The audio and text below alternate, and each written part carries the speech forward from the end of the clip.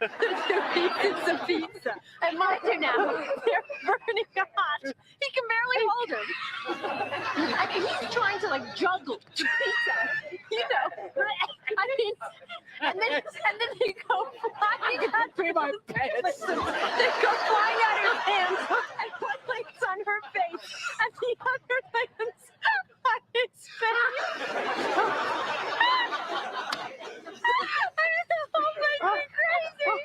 Oh, what a story. I know. Oh, that is one of the unbelievable. funniest stories I've ever heard. I know. Boy, this has been one hell of a night. Oh, I'm sorry Jerry didn't suggest this sooner. You know, you really are beautiful. Oh, well. Good night. Good night. Well.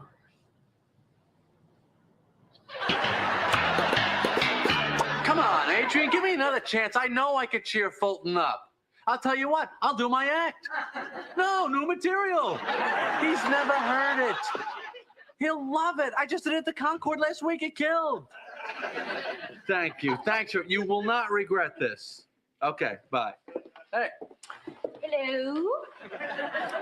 So? What? Come on, how was your date?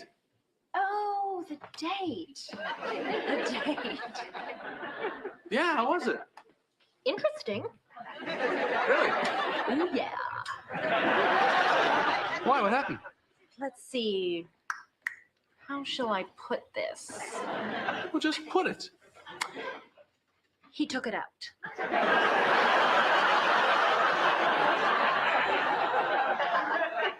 He what? He took it out.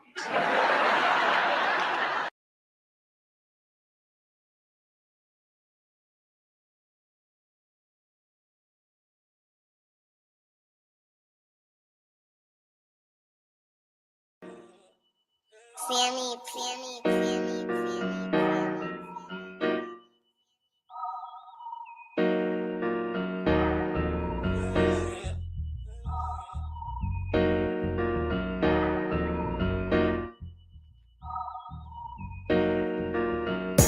Dear God, please don't let me relapse and return to the evil that men do.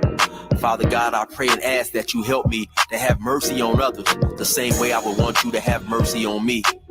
Father God, I also ask that you help me to be quick to forgive and slow to get angry. Amen. These young dudes out here don't respect shit until you put the barrel in their ear and let the text spit. I just might catch a case on my next hit, remove their whole face on some special effect shit. So show respect, Drake, or I'ma have a flashback. Digging through the dresser like fuck it, where my mask at? The mash back with the banger and damage shit and say fuck everything I learned in anger management. Hop back on some east side managed shit and push a nigga's top back when I let the cannon spit. Start planning shit, premeditation. I'm in love with the streets again, rededication. Casket or cremation when I shoot you down. I was built for the smoke like a hookah lounge. I keep big shit that sound like a bazooka sound, and I shoot quick and it ain't gotta be a hoop around. Dear God, please don't let me relapse and return to the G-Ride with 3 straps. A ski mask with the case, squeezing keys out, spraying everything from a nigga's brain to his kneecaps. Dear God, please don't let me relapse and return to the G-Ride with the 3 straps. A ski mask with the case, squeezing keys out, spraying everything from a nigga's brain to his kneecaps. Gun on me, it ain't never for show. Homie, I'm far from a bully, but I'm never a hoe.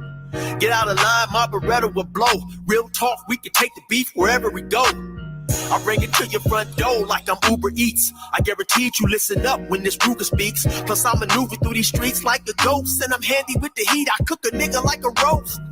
On me, homie, this is not a boast. I will still come through, boy, and stop a nigga's post. Play him close, man, Eric will ease it. Quickly off the waistband, man, and Eric will squeeze it. Leave you niggas laid out dead or paraplegic. Niggas playing in these streets while I'm very strategic. I come to your house dressed like the gas man. Shoot you 9 times, leave you stretched by the trash can. Dear God, please don't let me relapse and return to the G-Ride with 3 straps. With ski mask with the case, squeezing keys apps, spraying everything from a nigga's brain to his kneecaps.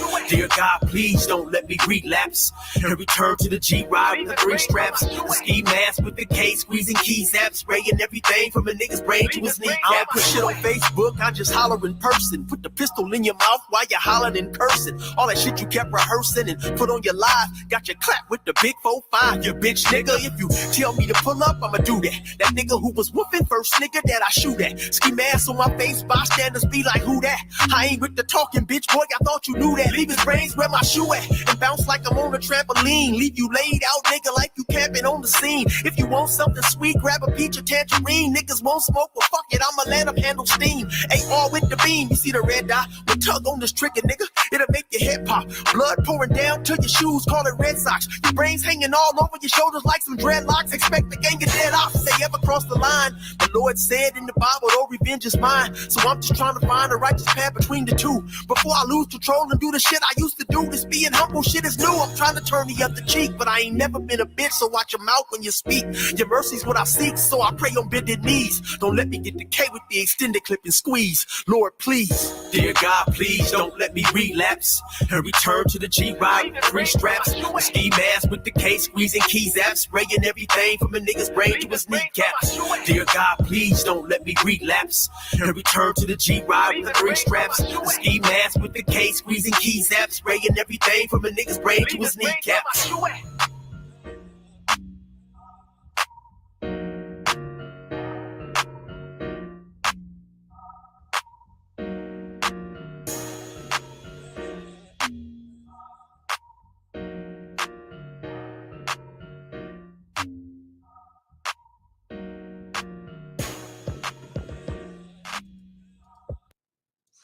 All right, y'all. Y'all know what it is. Y'all know what it is. That's Brother Eric. Brother Eric in the house. A shout out to Brother Eric. Brother Eric in the house, man. Better known as 16 to Life. Better known as 16 to Life, man.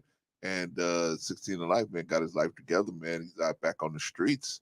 Shout out to him, man. And you know what?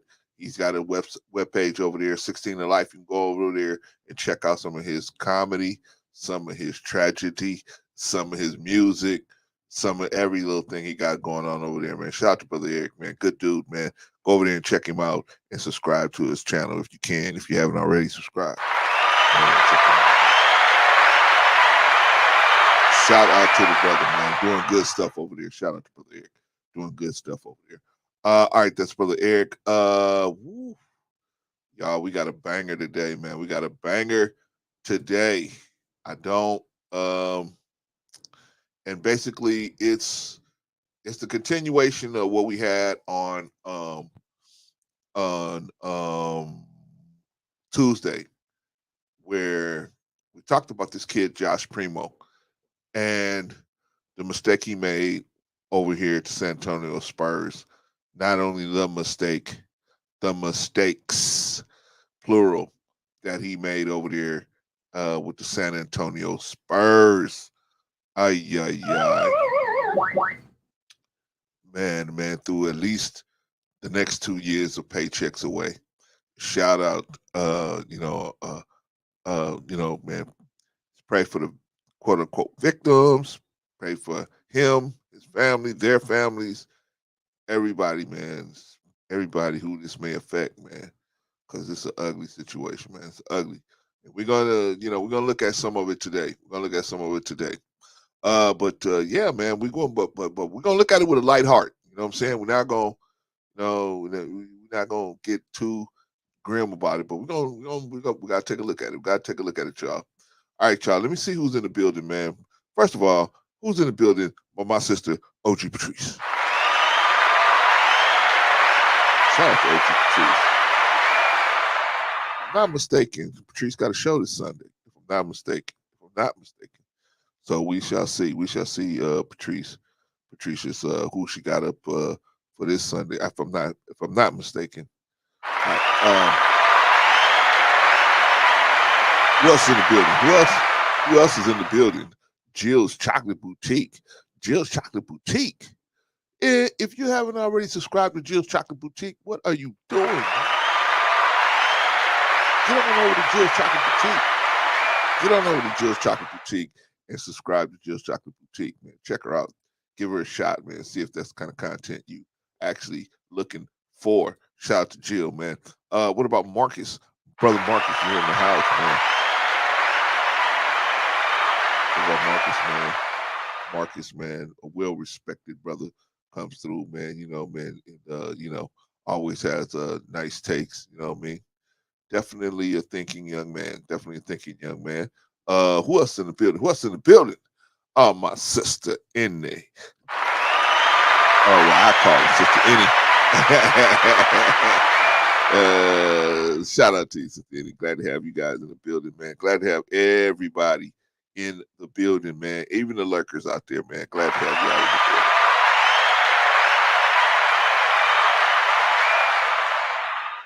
All right, y'all. Y'all ready? Y'all ready to take this nosedive, man? We're going to go down the rabbit hole, man. We're going to go down the rabbit hole. Okay. So today, one of Josh Primo's accusers, Josh Primo, guard that played, ex-guard that played for the San Antonio Spurs. Spurs cut him, released him. They let go of him, and they let go of him Friday and everybody was shocked. They didn't really give a reason why. And it's come to find out that allegedly he has been exposing himself to women in the organization and outside the organization, right?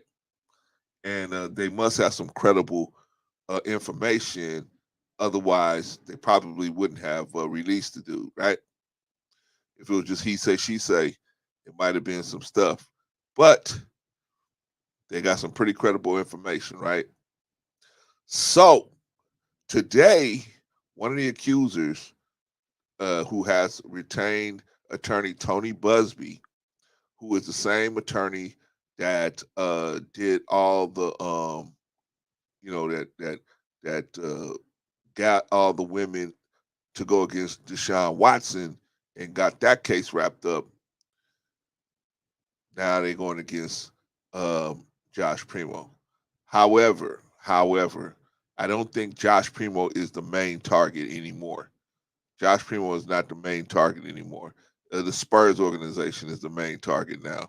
Because you see, when you listen to this press conference, they are shifting most of this blame over to the San Antonio Spurs, right? They're saying that the Spurs knew about this stuff way back and didn't really do anything about it, right? So we're gonna see how that's gonna go. But first, the criminal complaint. Oh, not criminal. Excuse me. The civil complaint has been filed. Civil complaint has been filed against the San Antonio Spurs and Joshua Primo, right? So let's take a look at some of the criminal complaint. Oh boy, it is ugly. It is ugly, ugly, ugly, ugly, ugly. Let me let you guys see what I'm looking at. Oh boy, feel sorry for the kid. Sorry for his family. Sorry for the women that had to, that were impacted by it. Oh my gosh. All right. Here are the full allegations against the Spurs and Primo from the lawsuit via Tom Petrini. A.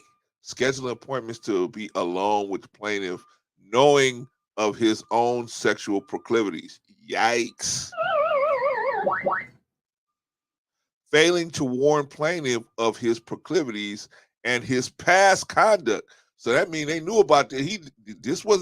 She wasn't the first one to know it. They knew about this stuff. Not looking good for the Spurs, man. Not looking good. Exposing himself to the plaintiff. Holy smokes. Holy smokes. This is not good, man. Not good. Failing to obtain plaintiff's actual consent before attempting to engage in misconduct. See, that's where the crime occurs, y'all. Consent. I keep saying this.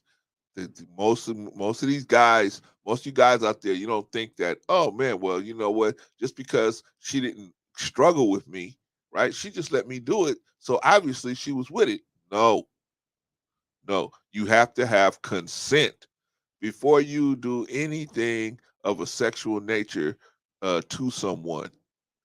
You have to have consent, right? You have to have consent. And this guy didn't have consent. Engaging in sexual misconduct, even though plaintiff did not consent. That's the crime. That is the crime right there, y'all. That's the criminal situation right there. That's actually that's violating their civil rights, but it's also a criminal act. It's a criminal act. Yikes. Failing to take affirmative steps during the appointments to control his unusual proclivities. Oh boy.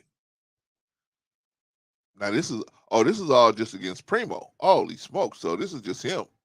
This is the stuff they got against the Spurs. Ay, ay, ay. Holy smokes. They got a bunch of stuff. Ay, ay, ay. Defendant breached the duty of reasonable case in one or more of the following ways, among others. Failing to prevent Primo from harassing plaintiff. So now he's out there harassing her. Oh, I guess he's chasing her around. Ay, ay, ay, man. Holy smokes. It's actually not funny, man. It's really a bad situation, but ay, ay, ay. Ay, ay, ay. Man, stupid. Man, I feel bad for the kid, man. Just made some really stupid mistakes. Negligently hiring, supervising, and retaining Primo. Right? It was a Spurs job to manage this guy, right? He was their employee. They were supposed to manage the guy, right? They didn't do that. Negligent controlling Primo. They didn't do that. Failing to properly supervise and control. They didn't do that. Failing to create or enforce policies to prevent misconduct. Oh, shit. Ay, ay, ay. Failing to take precautions prior to the appointments to prevent a reoccurrence of Primo's known prior conduct.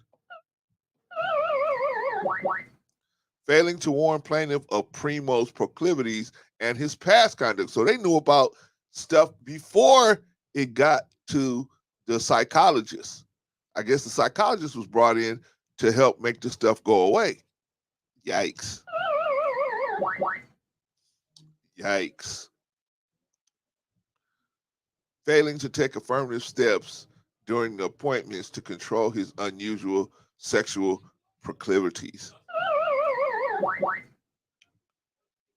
Providing Primo a safe haven so that he could continue his misconduct. Providing Primo a room where he engaged in illicit behavior. Oh, man.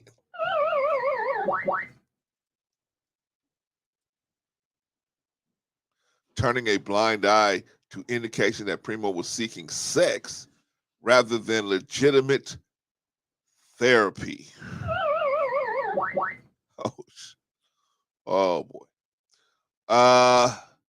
Failing to investigate complaints relating to Primo. Now this is right here where they really broke their back right here. Failing to investigate complaints. You're supposed to investigate everything, right? They didn't fail. They failed to investigate complaints relating to Primo. Holy smokes.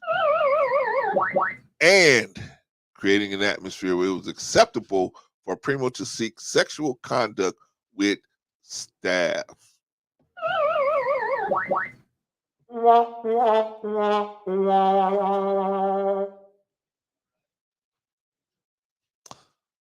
Okay, this is from the criminal complaint that the one lady, the psychologist for the Spurs has filed.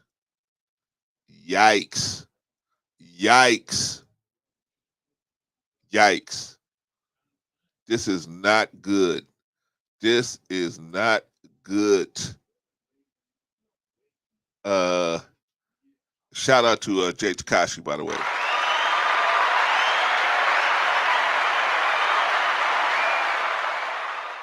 And shout out to the Great Field Podcast in the building.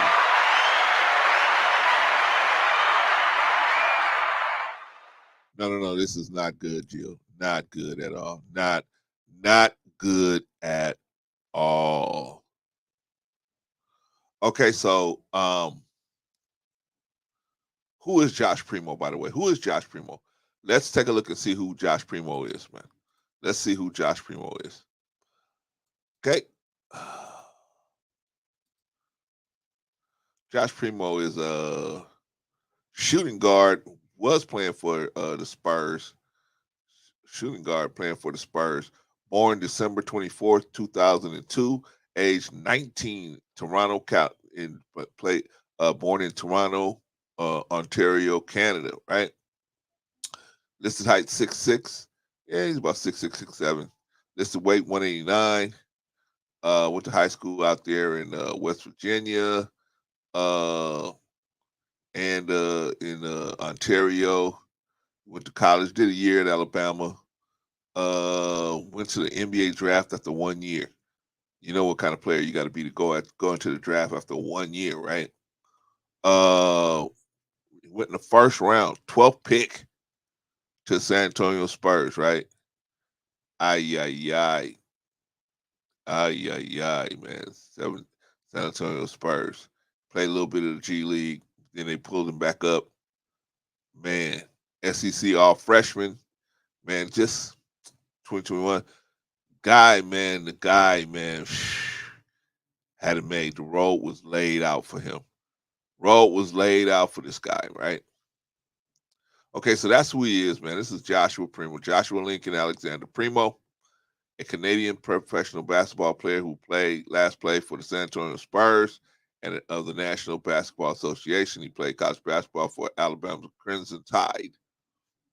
So that's who this kid is, right?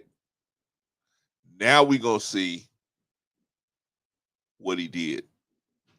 We're going to see what they say he did, rather, I should say, because only people that know what he did is him and these people that are saying that he did something, right? So let's take a look at the news. Let's take a look at the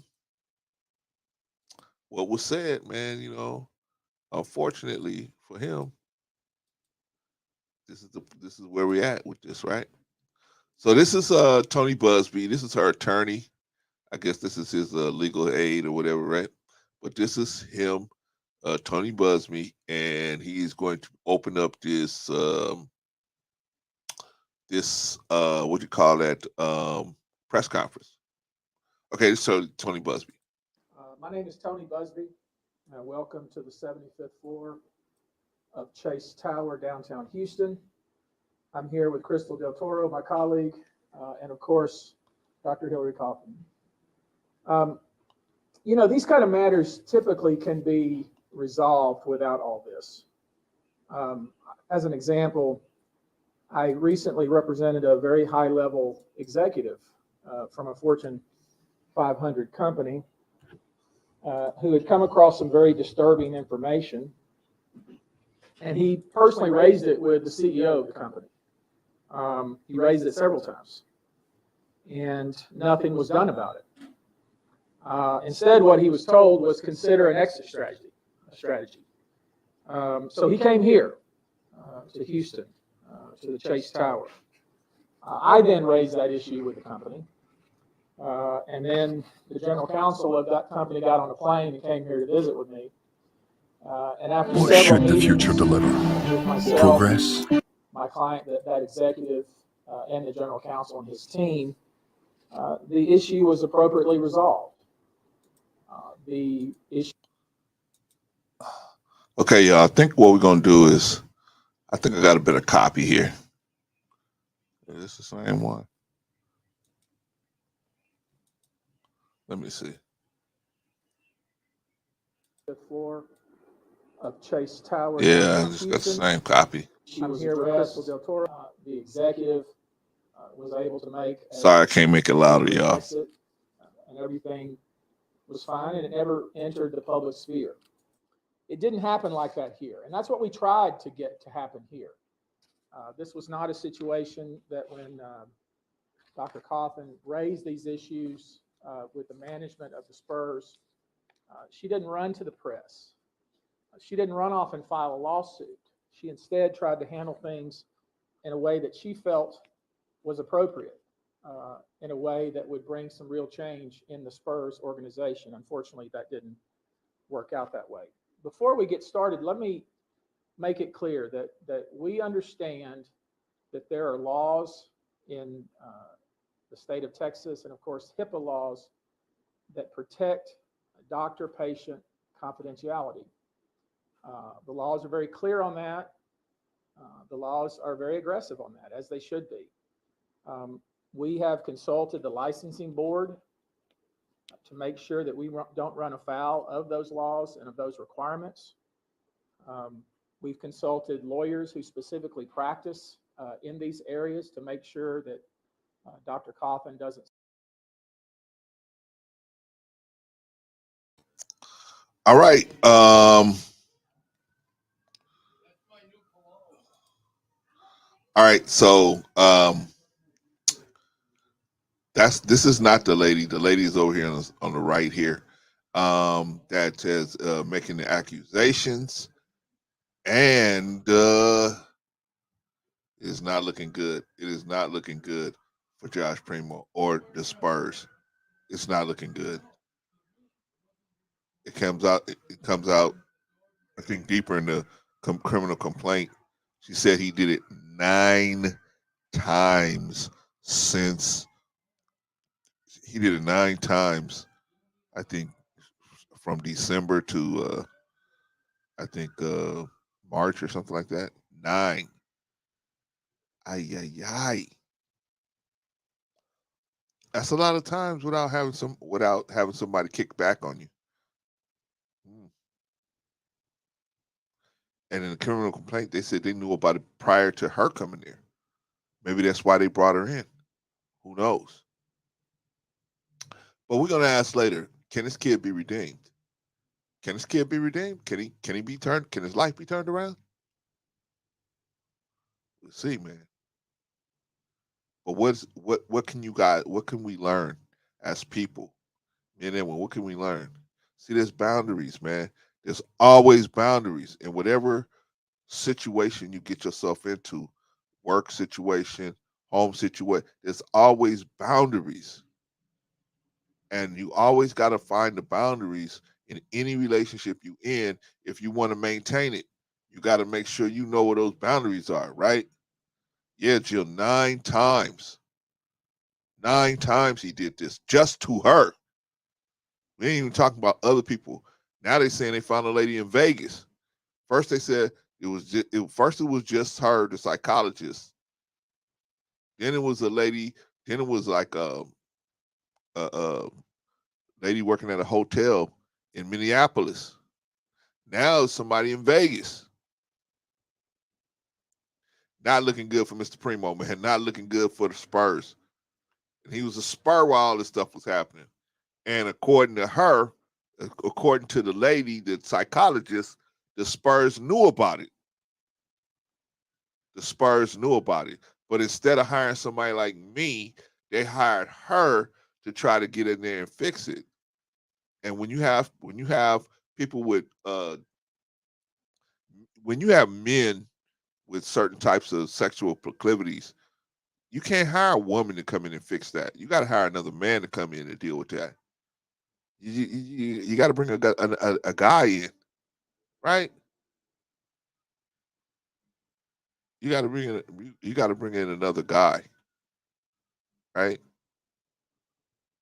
I remember I was making fun of this chick at school one day. I think it was either high school or middle school. I was making fun of this chick. Every day I would just make fun of her. Why? Because she didn't do nothing to me. She didn't do nothing. She just would sit there and just take it, right? One day we got out of school. I'm talking to some people. I wouldn't even think about this chick. Her brother comes up to me and says, "Hey man, I heard you are talking to my sister in this manner." I was like, yeah. He said, "Check this out. I'm gonna need you to come over here and apologize to her, and don't do it no more." Man, act like I would see that chick coming. I would go the other way. I said, "Yes, sir." I just said, hey, you know what? Because I knew I was wrong. Number one, I knew I was wrong for doing it, but I thought I was being cool by doing something like that. I was actually being an a-hole. I was being a jerk, right? But I thought, hey, I was being a jerk was cool at that time, and that's what I thought, right? But when the dude broke it down to me, I was like, yeah, that is pretty effed up, right? Because she wasn't doing nothing. She never said nothing to me or talked to me or anything. I just was talking about it just because she wouldn't do nothing about it. She never said nothing to me about it. So he told me, man, she comes home crying because you did. I didn't know she was crying because she didn't cry at school, right? So when he broke it all down to me, what was actually going on behind the scenes, I was like, damn. You know what I'm saying? I probably would do the same thing if it was my sister, right? So I was like, you know what? I had respect. Plus, I was like, I ain't trying to get no fight for somebody like, that I don't have no emotional involvement with. I definitely wasn't trying to scrap over her.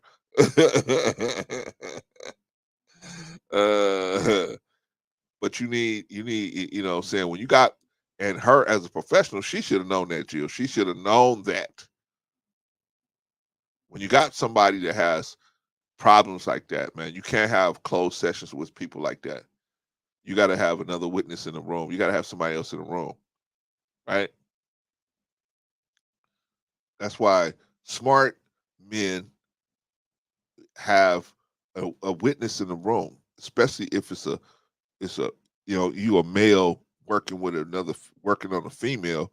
You're gonna have a witness in the room because you never know what the female may say something or may think that, or take something the wrong way, take something said the wrong way. So you never know. So you need to have somebody in there that say, no, no, no, no, no. He didn't do this. He just did this. Right? Same thing, man. You a female and you're working with somebody who has proclivities like that. I say, hey, I would have said, no. The next time that dude would have came to my office, I would have said, yeah, come on down. Right? If I was her, I would say, yeah, come on down. And he came in my office, there'd have been a guy there. No, sit down. We both gonna talk to you. Right? We both gonna do it. Huh?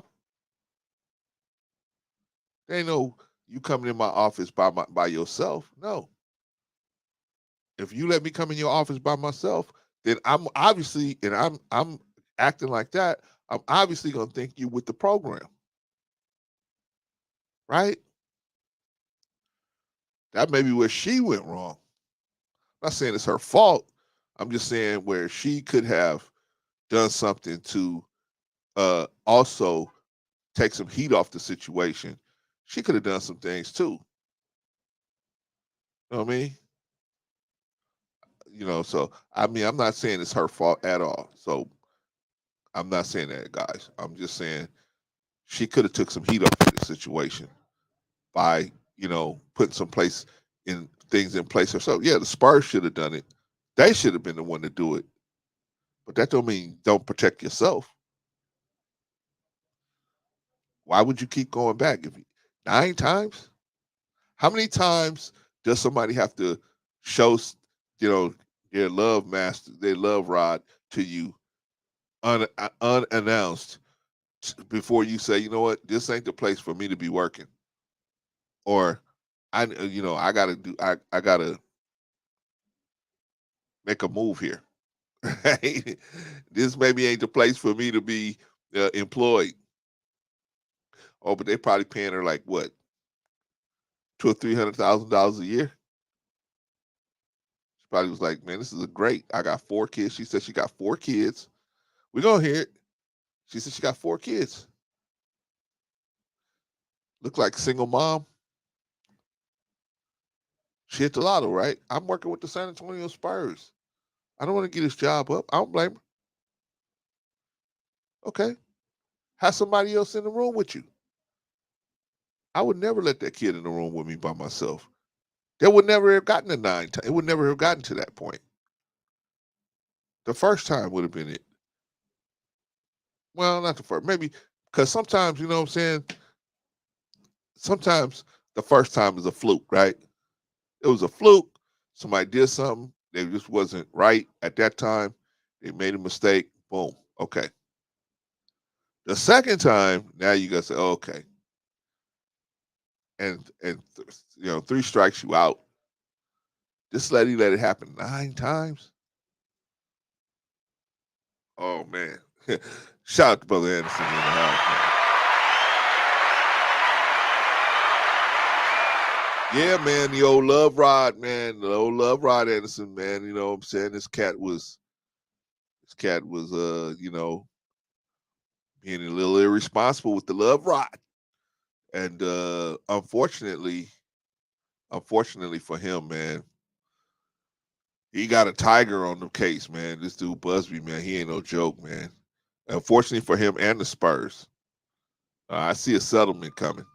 Oh yeah, it's gonna be a settlement. There's not gonna be no court case. There's definitely gonna be a settlement, at least on the civil side. Now here's where the kid got some real problems. This kid's got some real problems because they talking about they want to pursue criminal charges on him. This kid has got some real problems, man. Real problems. And man, the most sacred person in the courtroom of America is white women. That's the most sacred animal there. I'm not saying other people don't get justice, but if you look at um, punitive situations with white women, I mean, absolutely, bar none, the American court system favors white women, bar none, not even close. For favors women, period, but white women, bar none. And this lady's a white woman, single mother. They fired her. She not only has a claim, she's not even gonna sue them for allowing this situation. I think she's gonna turn back around and sue them for violating their civil rights by firing her. She's paid. She's paid. She ain't never gonna have to work another day in her life. She's paid. This lady is paid. Will this go to court? This is never going to court. He will be nailed to the cross, Jill, but you know what? The Raptors are looking at the cat already. The Raptors, they saying, come on home to Canada. Right? The Raptors, I think, if I'm not mistaken, the Raptors just worked them out a couple of days ago.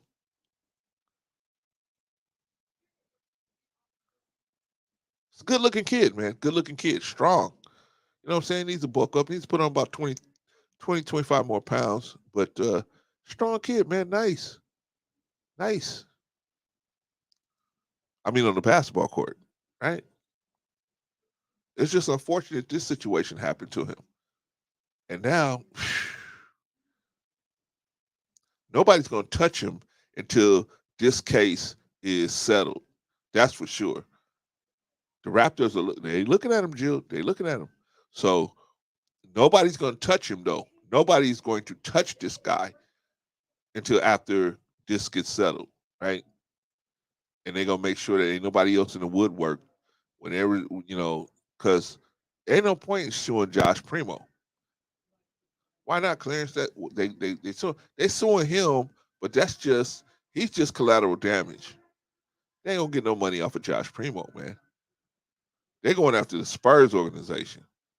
when you see and you listen to the language that the man is using and talking, and he's saying that the Spurs knew about this situation and they did nothing. They did nothing. All right, so let's listen to a little bit more of Tony Busby talking about Josh Primo. Say anything that is beyond what she's able to disclose.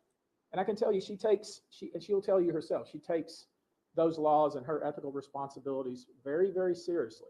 Um, she's got 5 degrees, she told me this morning. She's obviously very well credentialed, very well respected, and she wants to make sure that she does everything correctly.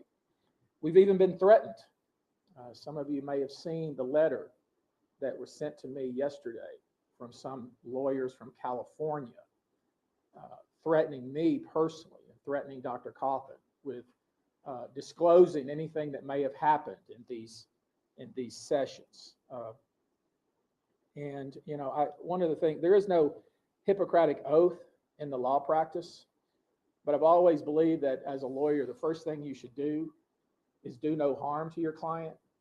When somebody sends me a letter threatening me that's baseless and silly, like the letter that I received yesterday, as I told them, perhaps they should follow the Hippocratic oath, because threatening me or threatening Dr. Coffin is probably not the appropriate way to go about doing what hopefully you're trying to do. All right, y'all. Let me get since the audio is so bad, the audio is really bad. I watched the whole press conference, so let me kind of give y'all the short version. Okay, so basically, Josh Primo's got a lawyer out here in California, right? And the lawyer said this guy, Tony Busby, her lawyer, letter saying, you better not. This is according to him. He sent a letter saying that you better not disclose anything that happened in the therapy sessions, right? Because now you're breaking client client privilege, right? Or that worker client relationship, right? You're breaking that, right? But it doesn't matter, man, because I think at 9 times it probably was not session time when he did some of this stuff. She didn't probably hadn't even started the sessions yet, or sessions was over and he was doing this shit. I don't know what happened. I don't know how he did it or what he did or how the important thing is that he did it, or that if he did do it, get some help. So far, everybody sounds pretty credible. She sounds pretty credible. Matter of fact, I'll let you hear her, but basically, she's just gonna come up and say, "Hey, man, she's a victim, and he never, and she just wants to get the situation right. Apparently, the Spurs knew about some issues, knew about some of these issues, and she went to them and told them about it, and they didn't do anything. And they let him keep coming in to the. Now, what I want to know is why would she keep taking his, uh, you know, keep taking his appointments? If he had done this 1 or 2 times, then okay, I'm not going to take you up. I'm not going to work with. Everybody else I will work with. Him I won't. Not alone. You got to have somebody else in the room with me, or have him work with someone else. Have him work with a guy, right? But she kept working with him. I don't understand that one. I don't understand that one. Well, anyway, it's an ugly situation. But let's move it along. Let's move the thing along to where she's actually gets up and starts talking. She speaks. Doctor?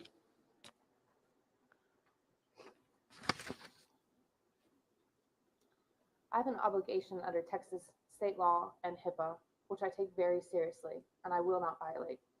I am disheartened to be standing here sharing the events of my story, but I'm also very humbled and honored to have the place to share words that others may have not been able to. I'm a clinical sports psychologist. I'm a mother of 4 wonderful daughters. I'm a woman, and I am a victim. I am many things, but I'm not alone in the fight to do the right thing. The right thing is say, no, this is not okay, to hold people accountable, to make systemic change, and to protect those that suffer in silence. The right thing is also saying, I'm sorry. I have failed you, and we need to do better. My passion is to help others learn how to thrive in their world and to help organizations develop a culture of care. The organization I worked for has failed me. And in turn, I failed those around me when I wanted to make change. I spoke up, I asked for help, I gave options. My voice and my feelings, my actionable items were silenced. Due to their inaction and protection of their assets, other individuals were impacted. And for that, I am truly sorry.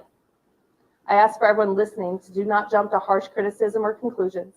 This is a sensitive matter, and these are humans who are impacted. We cannot assume, but we can take action. It took the Spurs 10 months to do the right thing. That's too long. My hope is that all who hear can learn from this. I hope through this I can be an agent for change. It's never too late for us to change and to be better.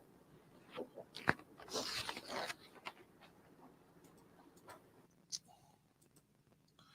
All right, y'all. That was his number one accuser, the team psychologist. What's her name?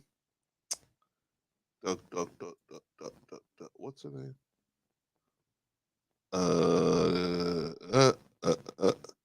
I forgot it. Hillary Cawthon. Hillary Cawthon. All right, y'all. We're gonna read an article. We're gonna read an article now. We're gonna read an article about Mr. Primo's situation. Man, not good. Not good. Not good at all. Mm, mm, mm. Just a shame, man. Just a real shame, man. Got to laugh to stop from crying. The Spurs allegedly ignored Josh Primo's sexual misconduct repeatedly before waiving him. All right, let's see what's going on. This is, of course, Josh Primo, 19-year-old kid. The San Antonio Spurs abruptly released Josh Primo last week and refused to share additional details about why they did it. The Spurs' decision to waive Primo was jarring because the team had selected him with a lottery pick in the 2021 NBA draft and had just picked up his third-year option.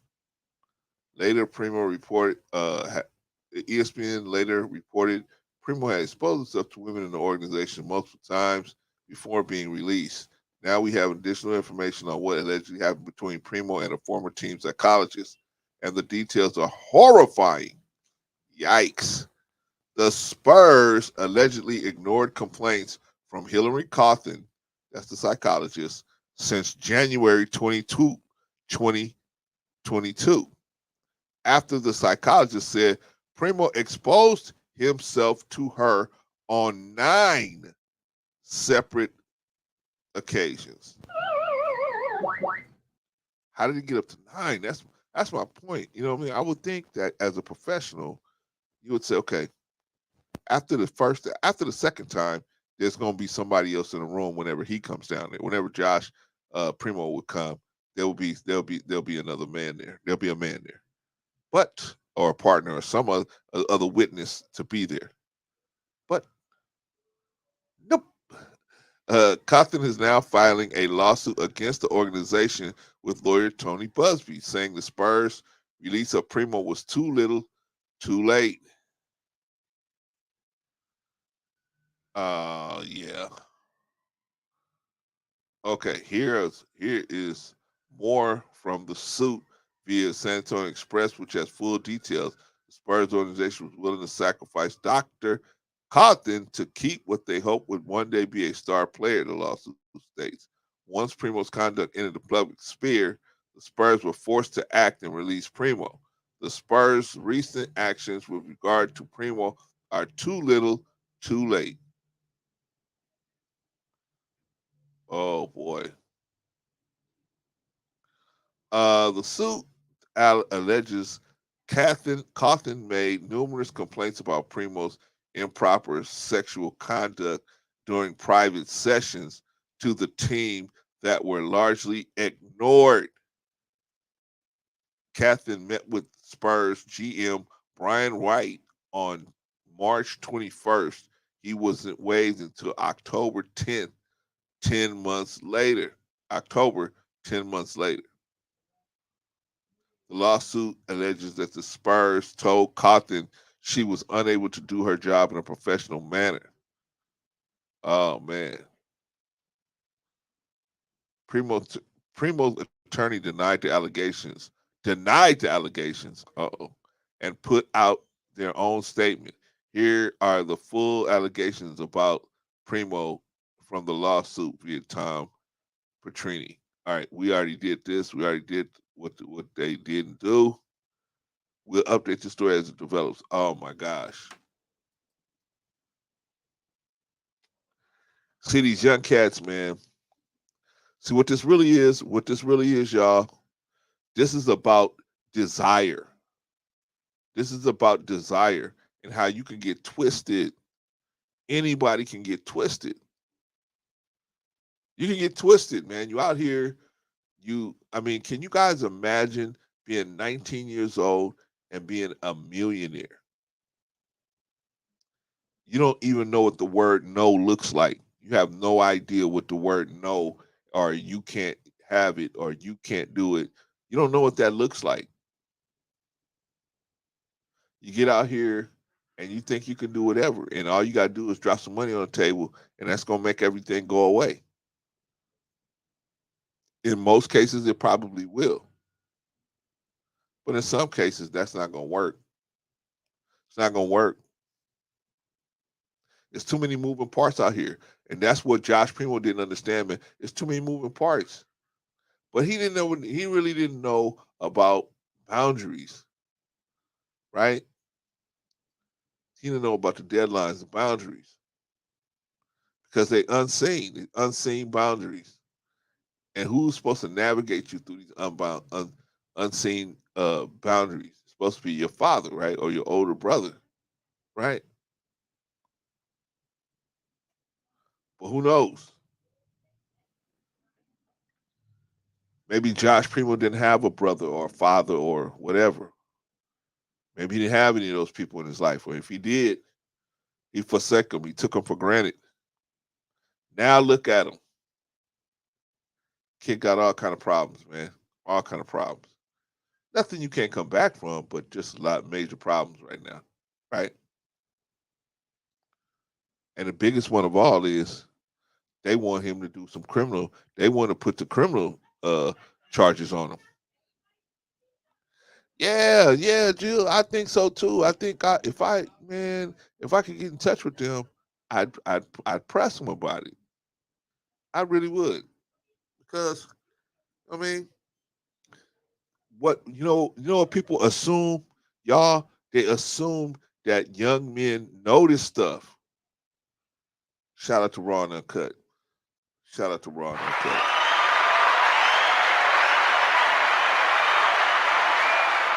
See, everybody they assume that these young men coming up, they know this stuff already. They know where all the boundaries are. Most of us do. But some of us don't. Some of us don't know what these boundaries are, man. We don't know what's the right thing and what illustrates this point is when men send pictures of their genital or their private areas to women. They don't even know, they haven't even met this woman, and they already sending pictures of their private parts. That's ridiculous, man. That's stupid. I know I used to think that made sense when I was possessed. I knew I know it. But it looks like you look crazy. You look crazy. It's not something, man. And most men that do stuff like that, I'm not saying you haven't. Maybe there's sometimes where people develop relationships. long distance relationships and stuff, and they do stuff like that, right? You develop that relationship and you talked sexually and everything, and you agreed that that's cool, right? I'm talking about dudes that just be like, hey, this is the first time I'm talking to you, or the second time I'm talking to you, and I just bust you a picture like that. I don't know what's wrong with us as men, man. I don't know what is wrong with us when we look at that and say, you know what? You know what would be a good idea? You know what would be a good idea, Patrice? A good idea is me. I'm going to send a picture of me of my private parts to some chick. That's what I'm going to do. I haven't met this chick. I don't even know if it's even a real woman, right? I just been talking to a keyboard, right, and a picture. Right? I don't even know if it's a woman or not. I don't know if it's a trans man, if it's a real man, if it's a trans woman. I don't know what I'm doing. I don't know if it's a real woman. I don't know what I'm doing. But I decide, hey, I got a great idea. Let me send a picture of my private areas to this lady, or what I think is a lady, right? It's absolutely ridiculous, man. It don't make no sense. It don't make no sense, man. We as men, we are caught up, man. We are so stupid a lot of times, man. So here it is. This is kid, 19-year-old kid, man. Probably never heard the word no, or heard so rarely, doesn't know how to come in and set up boundary and have boundaries, right? So, a lot of guys do, right? A lot of guys, they have in the NBA what they call the rookie symposium.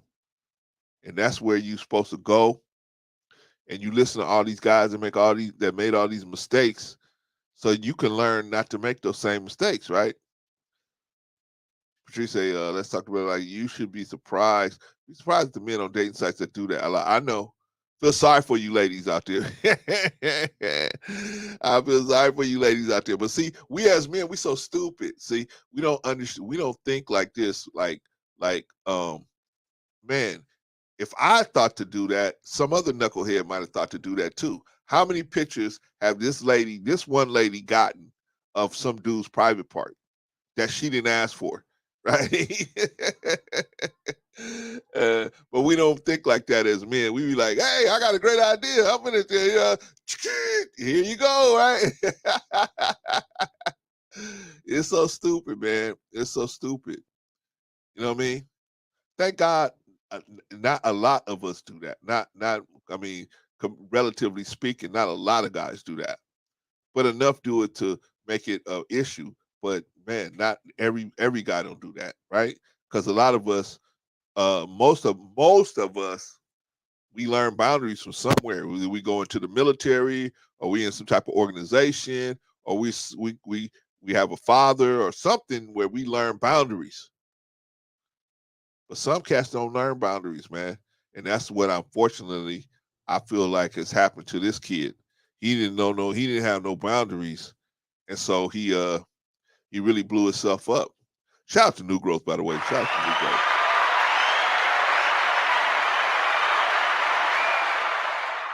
But I think we make mistake as people. We make mistakes thinking that these young men already know this stuff. Oh, they already know. Why? Because they don't do this stuff in front of you, right? A kid like that people like that ain't gonna do that stuff in front of you. They're gonna do this stuff in a secluded place where they can have a victim there and it's them there, right? It's like people on drugs. They ain't gonna do drugs at the on their work desk, right? They're gonna go someplace quiet and someplace secluded and then do their drugs and then do they whatever, right? People with addictions, they're gonna do it, you know. I got a family, I got a relative, man, been doing drugs for over 50 years. I ain't never seen them do it once. Why? Because they don't do that stuff in front of the people that they know gonna say something to them. They do it they do it alone. They go alone and do that stuff, right? Josh Primo was a kid, man. Just he needs somebody like myself or some other person, man, that can hold him accountable and then walk him through what he needs to think about when he's around women. especially ones he's working with. You can't you can't work with you know what I'm saying, you can't have we call that you can't be working with women and then doing stuff like that. You just can't do it. I'm telling y'all, man, back in the 80s, especially the sisterhood, man. The sisterhood would tell you, man, hey, bro, that's not good, man. Hey, come on, man. You got a family, you got your people. I know you got a mom and a dad, you might have a sister. Would you want somebody doing this to your sister? Would you want somebody doing this to your daughter? Your daughter's out there. You want somebody to do this kind of stuff for your daughter? They would get us straight. Now ain't nobody getting nobody straight, man. Ain't nobody getting nobody straight, man. They getting their money. People got to eat out here, man. People got to eat. And if you ain't helping them eat, man, you're going to be one of the ones that they're going to be trying to eat off of. Huh? You'll be one of the ones that they trying to come up on. I don't want nobody coming up on me, man. I don't. You know, we got to watch what we're doing as men. We got to watch what we're doing because a lot of women are just trying to go to work, go home. They got a man, they got children, they got this, they got that. So they just trying to they just trying to get this money and go home. But what do we do as men? We trying to mix do we try to multitask, right? It never works. All right, I'm gonna do business with this person, with this woman, and I'm also gonna, try to, sideswipe her cookies, right? You can't do it, man. It's a wrap.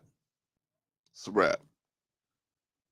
Nobody wants to be taken advantage of, especially sexually, man. Nobody wants to be taken advantage of. So what are we gonna do, man? What are we gonna do? We got to keep talking to these young men. We got to keep putting this information out. And here's what I'm gonna do, man. I'm gonna put the link out. I'm gonna put the link out, man. And whoever wants to get out can get out. Come on and get out. Anyway, uh, so that's Josh Primo, man. That's the Josh Primo situation. Pretty much waiting to see how it goes. It's been filed with the court. Is it gonna go to court? I doubt it. I doubt San Antonio tries to defend themselves. I think they're gonna settle. They're definitely gonna settle, man. And the number is not high enough. That's why this dude Busby went to the public. If the money was right, nothing never would have got filed. But the money wasn't right. So when they get that money right, that's when we're gonna say, oh, a settlement has been reached. Right? A settlement has been reached for Josh Primo. Matter of fact, where's Josh Primo? Let me find this. Did Josh Primo flush his all desired NBA career down the drain? Did he? I don't know. Did he? I mean, this kid, man, has such an upside. 6'6", 6'7", strong.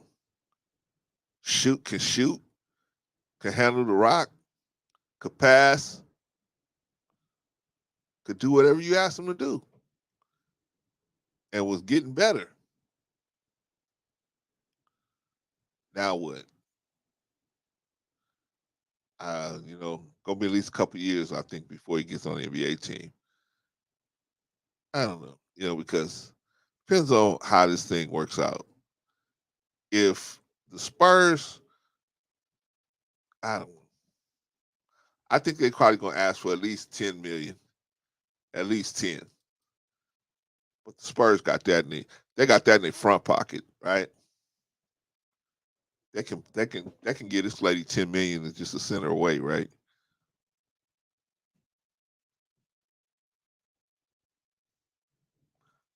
Tony Busby gets 30% of that, so he gets 3 of it.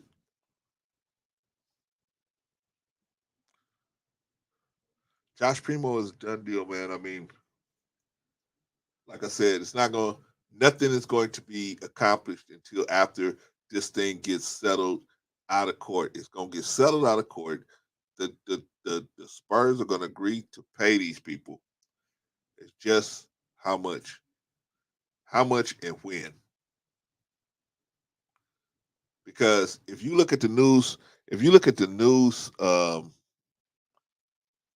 the news conference, right, that they had, they pretty much didn't even talk about Josh Primo. They talked about the Spurs. See, they trying to put everything on the Spurs. The Spurs knew it. The Spurs did this. The Spurs did that. See, they trying to put everything on the Spurs. And I don't know how they gonna. Maybe they got some stuff. I don't know, man. White women, they got a little hood in them, man. They know how to, get something that they want too, man. So she might have taped some of the situations. This dude would never know, right? Maybe she got cameras in her office. Maybe this dude never knew. And they got footage of everything that happened in there. If I was their lawyer, I'd be saying, hey, if I was Josh Primo's lawyer, I'd be saying, hey, everything is what do you call that? Consensual. Right? It was all consensual. That's the crux of the matter, man. What's up, brother Jay? How you doing, sir? Oh, good, man. How you doing, brother? I'm doing fine. Can you hear me just fine? Yeah, man, you sound good. All right. What do you think? I know we talked about this yesterday, which my goodness. I don't know. I'm trying. Like I said, I know I have more to say, but I'm trying to congest this correctly. So every action has an equal or opposite reaction. It's one of Newton's laws. When it comes to something like this, like, bro, if you intentionally go out and do something like this, prepare to suffer the consequences for your actions. And the thing is, see, it's different. If he was like outside taking a jizz or some shit and like away from some other places and shit, that's one thing. But you just constantly doing that shit is just wild. Yeah. So and actually, to anybody out there in the country, I won't judge you because there's no cameras over there. You're in the country. You're away from fucking like cities and shit. So they could literally do whatever the fuck they want to do. I don't know, like dead ass. That's why you can't judge them. Like, bro, that's the country. Anybody don't really give a shit about technology out there. But overall to the main point and everything, this is, like I said, guys, don't take up the attitudes of these people who do stupid shit like this.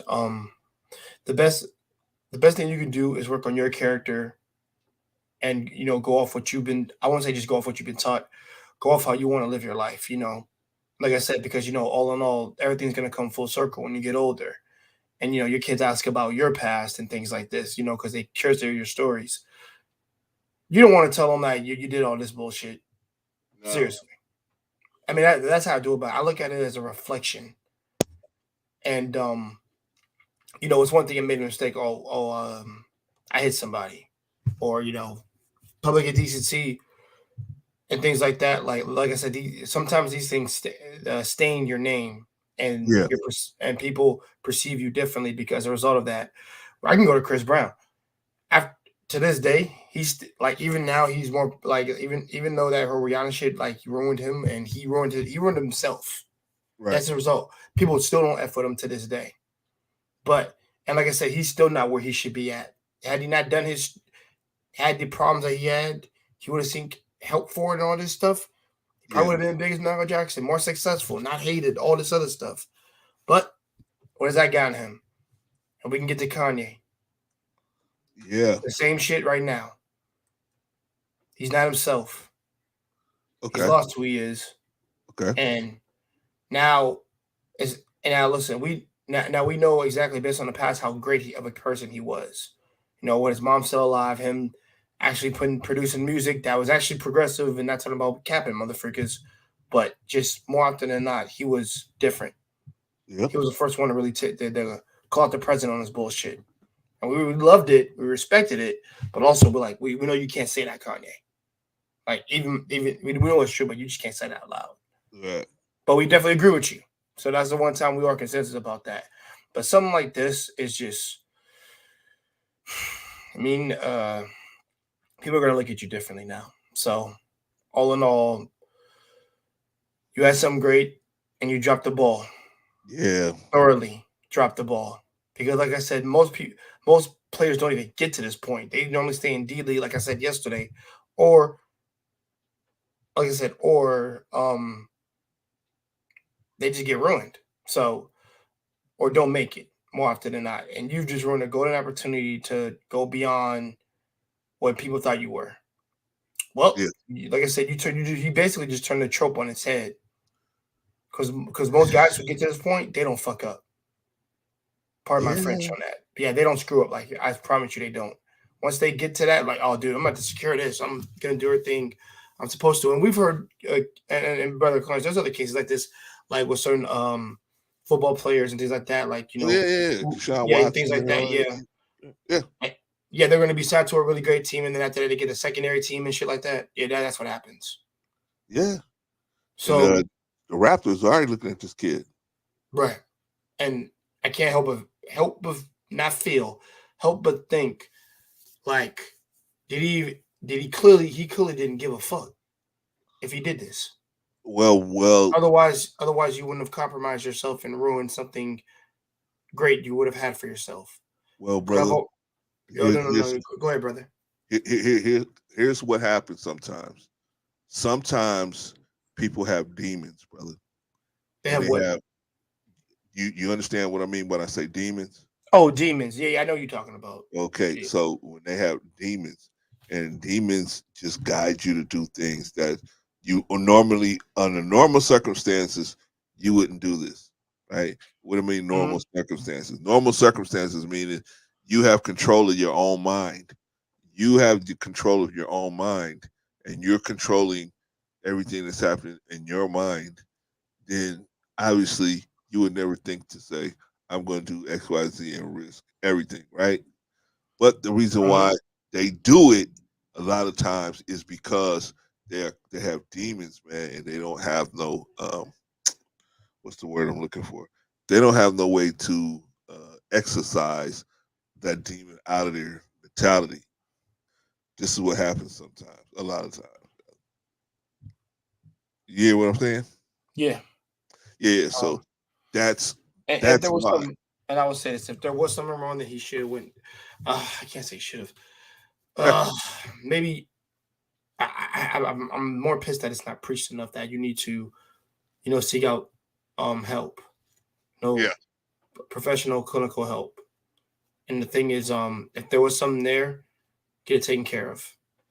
And I can't. And then the thing is, it's however long it takes. That's what it is. I'm not gonna say do it in a rush to get out. Like no. But see, it's like addiction, man. They don't do this stuff in front of other people. See, if they do it in front of other people say, man, oh my God, what are you doing? Let me talk to you. Let me help you.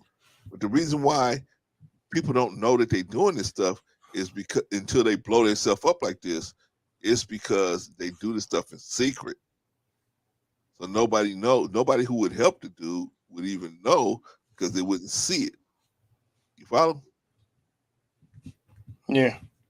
Yeah, that's what's going on, man. You know what I'm saying? The guy just doesn't have people in his life that he respects enough to say, if this person said this is this, this is this. You know what I'm saying? If these people, like for example, if I was there and I was doing I could actually do a class with these dudes and show them, hey, this is not acceptable. This is acceptable. We assume that these young men know this because some of us know it already, but not everybody knows that, right? Yeah. And so, what is better to take the time to pay somebody to come in and teach sexual misconduct, or to go through a situation like they're going through right now? right? Yeah. So that's my feeling about it. Now, my question to you is, brother, do you think this cat can be redeemed? I've always said, I've actually been recently thinking of a lot of different things when it comes to somebody being redeemed, and it's like it's not up to me if he can be redeemed. It's more often than not, does he think he can be redeemed? It depends on how bad it is. Like I said, if it was like a Chris Brown thing, then that's different. That, trust me, Yeah.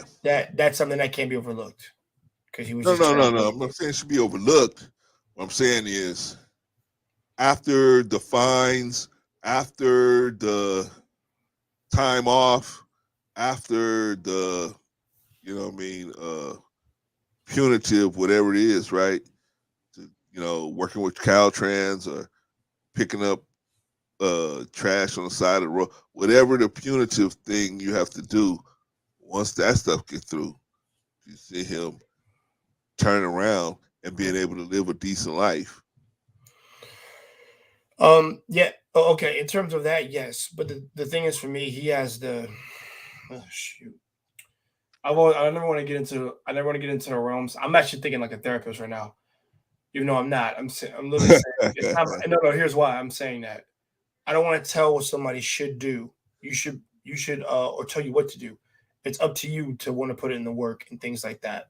Like I said, all I can do is sit here and hear. That's why I literally get into a mind of how a therapist acts and how he says. The thing is, you have to be willing to go to want to make a change for yourself to do it. I can't force you to. All I can do is sit here and give you advice. Similar to us who are not therapists, we could do the same exact thing. All I can do is give you the advice. Okay. And what you take from it, what lessons you learned from your past endeavors that weren't so great that you did, or I would say things you regret, you use it. I mean, you Yeah. move past it, but you use it as motivation to never do it again and to use it as a means to become a better person, a better, fuller person. Yeah. But I've always said, like, it's up to those people to redeem you, not me. Me, I don't know if he can. I'm not saying I don't know if you can be redeemed or not, because like I said, I did a lot of stuff in my past that I'm not fucking proud of. Yeah. It wasn't, and that's my thing, and I live with it every day. And the thing is, for me, I do what, like I said, there's a lot of nights wishing I could take back what I did. Like I said, I didn't take a life, I didn't hurt a lady, I didn't do anything of those, so I don't think they feel bad. I don't think anything to feel bad in that regards. But for me, something like hurting a loved one, even accidental, not by you putting hands on them, by them falling, and you not, and them chasing you and they fall and hurt themselves. That haunts me to this day when I was a little kid. So Right. I've always taken that, and it does affect me some days. Like you say, some days are better than others, but also, like I have to learn from that. I have to live with that. Even if you were a kid and you were doing stupid shit, trust me. When you hurt, like trust me, you grow, you really wise up. I won't say wise up, but you really understand that when you hurt somebody you really care about, or if you did something you really, really regret, it really sticks with you. And Yeah. and I'm gonna say this, the thing is, I am punishing myself, but the thing is, I'm learning from it. And the way I see it is, you have to, like I said, you have to live with the consequences of your actions, or like I said, past events, or the chickens that you roost. So, like I said, he's got to be willing. He's got to be willing to want redemption and push on through his life if he can. Now, the thing is, I do want to ask you, Brother Carnes, did he have like a psychological history or something like that? We don't know, man. Stuff still coming out about it. So Because a new girl said, he said, why we see a psychologist? That's a huge missing piece. Yeah. Because I know the explanation you gave me is what I responded to. And I'm saying, like, well, if that's the case, then there was something there that needed to be fixed before he even got into an NBA career, to be honest, because that should have been taken care of right away. I'm starting to think, because they said she said she had this happen to her 9 times. I'm starting to think that they brought her in because this had happened before, and they were trying to get a handle on it. I'm starting to think that, because okay, one or two, even 3 times, that's a lot, right? Yes, But it is. what woman's gonna let it climb up to 9 times? Not a lot of women That's gonna let it go that far. You know what I mean? So no, I'm no, trying I to figure definitely out why. understand, and I Right. think, yeah, Go ahead. I think it's just sort of something more beyond the surface that we're not paying attention to. Right. I don't want to cut you off when I said that right now because I was actually I don't trying to know. follow up with what you were going to say because like I said, there's more beneath the surface that we don't know, and there's things that we have to wait for to get more information. And I've always said, like I said, I've always said before, don't ever. I mean, yes, if you're concretely found to do these things, then you're concretely found to do these things. But the thing is, I'm not with this guilty before innocent. Screw that. You're innocent until proven guilty. But with this situation of what he did, where there's actual facts, evidence there, and all that. He's like I said, he's gonna have to live with that and actually and want to make a change for himself. That's all I Yeah, it can is. say on that. And get help. That's Yeah. another thing. Like literally, CC got the help. I don't care. I don't care what our quote unquote black culture says right now, which I don't really care for. Don't get help. You make sure you're a wuss, whatever. F all that. Miss me with all that bullshit because they don't know what the hell they're talking about. They're ignorant. There's nothing wrong with seeking help. Go get the help. It's there. Yeah. And like I said, it's to be used for a reason. And like I said, you'll be surprised of what comes out of that. Now,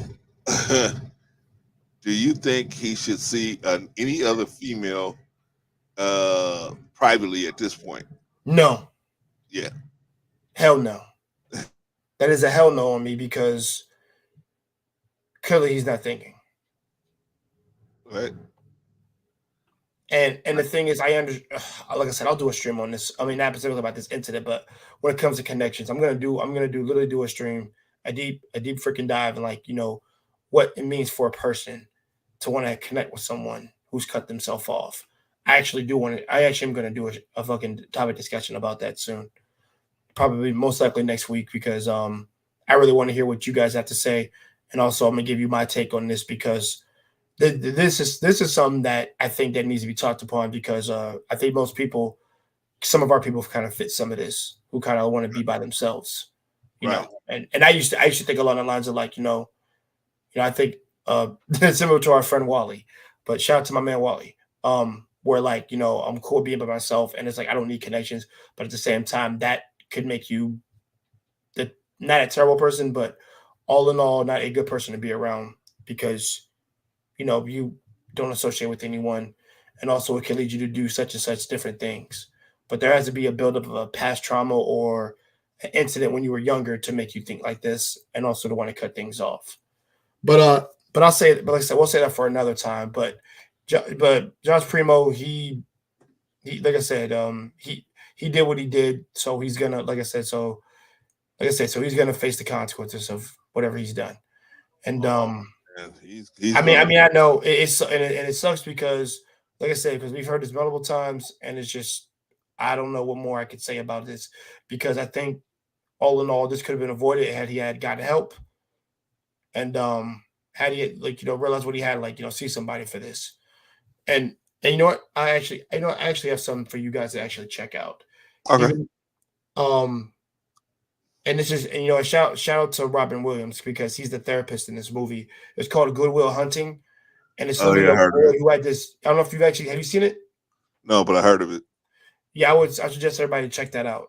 It's literally a boy with this who has these problems, who was abused all his life from foster home to foster home, and he turns into an asshole from his upbringing.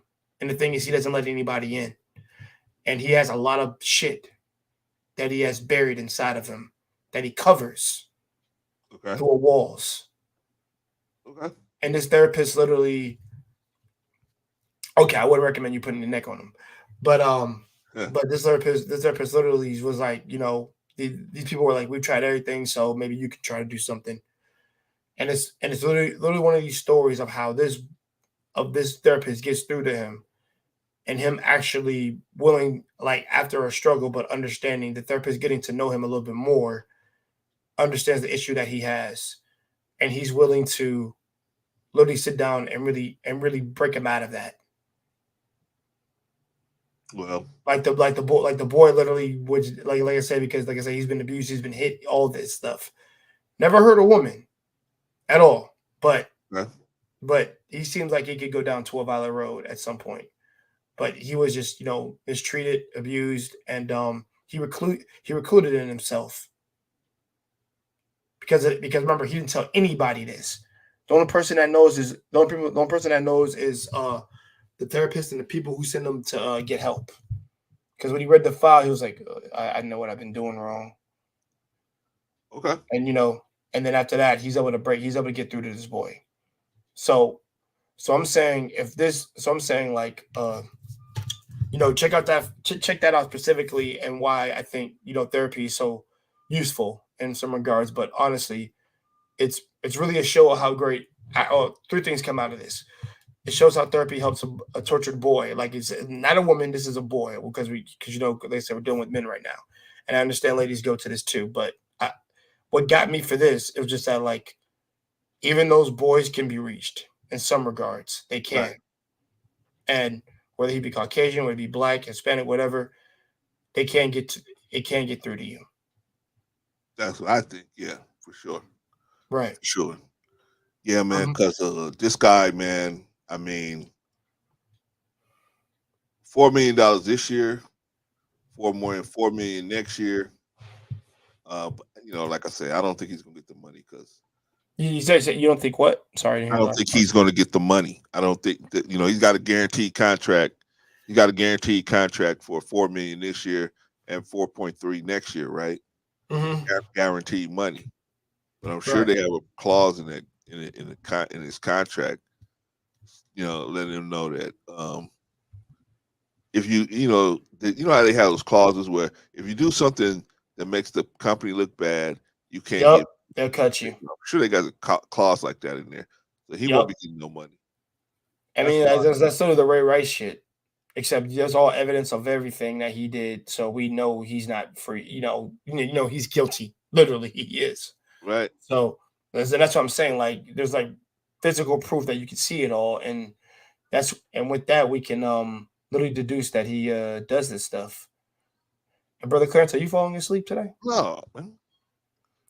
I can't tell because I won't lie. I really think that. Am I boring? No. No. What happens sometimes? Because the way your head just like kind of leans down, it's like you're tired. No. Guys, like I said, I get tired too. Let me tell you what's actually going on.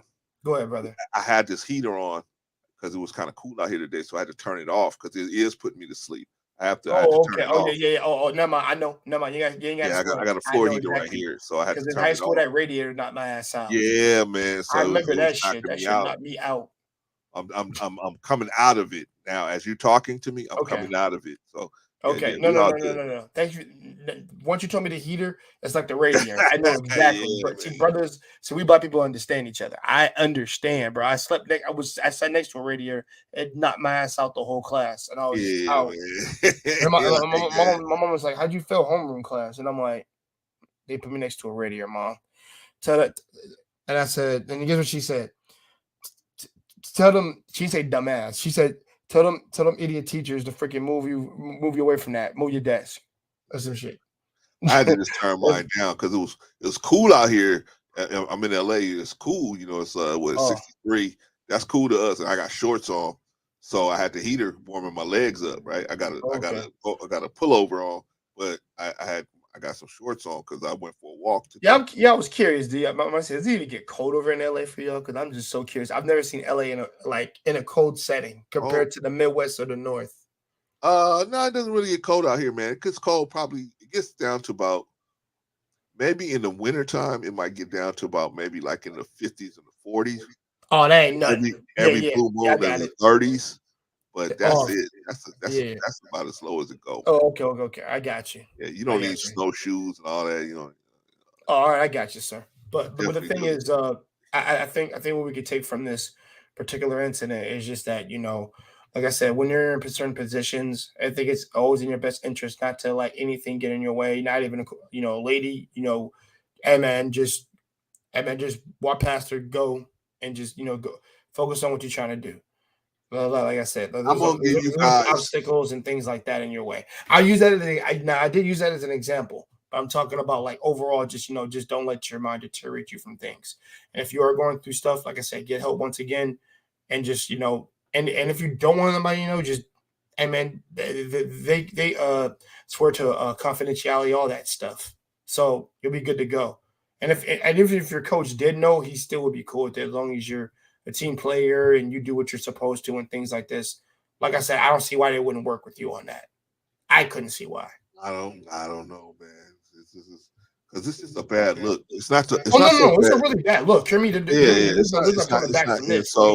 So what happens is everybody's gonna run from you, right? Everybody's gonna run from you until the chips fall. When the chips fall all down, and then everybody knows what's going on. Like this kid, I don't think he's gonna be out of the league for a long time. Maybe a couple of years, 3 years, maybe. But then they'll pull him back in, like the Raptors. Maybe they want him, right? But they can't touch him until this situation is over with. Or at least if they're smart, they won't mess with him until the chips fall. They might give him an option. They say, okay, they might let him sign an option that we have the first right of refusal, and then so they say, okay, if everything goes okay, then we got the first right at your we got the first right of refusal of your contract. That might work. They might do something like that, right? Right. But it's basically a option to buy, right? Okay, so maybe they might do something like that, but nobody's gonna put no hard money on the table until they find out what's going on. You're right, New Growth. That is a huge piece that's missing. But I think the reason why she was even brought in was because of him. Because of Josh Primo. I think he was the reason why. I mean, why would you need a psychologist on an NBA team, a traveling in-house psychologist? Why do you need that? No, really, these guys can get their own psychologist. Why do we have to have a team psychologist? That's very telling. There must be some issues that was going on there that they needed a team psychologist, right? Yeah. So they bringing this chick in, and I'm sure it was mainly to straighten out some of the stuff that was going on with him, Josh Primo. And she tried to develop a professional relationship with him, and he mistook that professional relationship for her having a sexual interest in him. And unfortunately, because his mind it was wired the way it was wired, he's a 19-year-old kid, doesn't understand that people are going to be nice to you because it's their profession, not because they like you. Not really, yeah. I mean, nice to you, right? But he, as a 19-year-old kid, wasn't able to put that together, right? So this goes to a deeper thing. Okay. If he really thought that, I'm thinking this boy never once had experienced love or some shit. I'm not trying to make a case or by the way, I want everybody to know something. I'm not defending anything that he's did. I'm not defending shit. Like I said, you roosted your chicken. But the thing is, this makes me think deeper. Like, was this boy never loved by anybody? I don't know, seriously. Man. I mean, I don't know.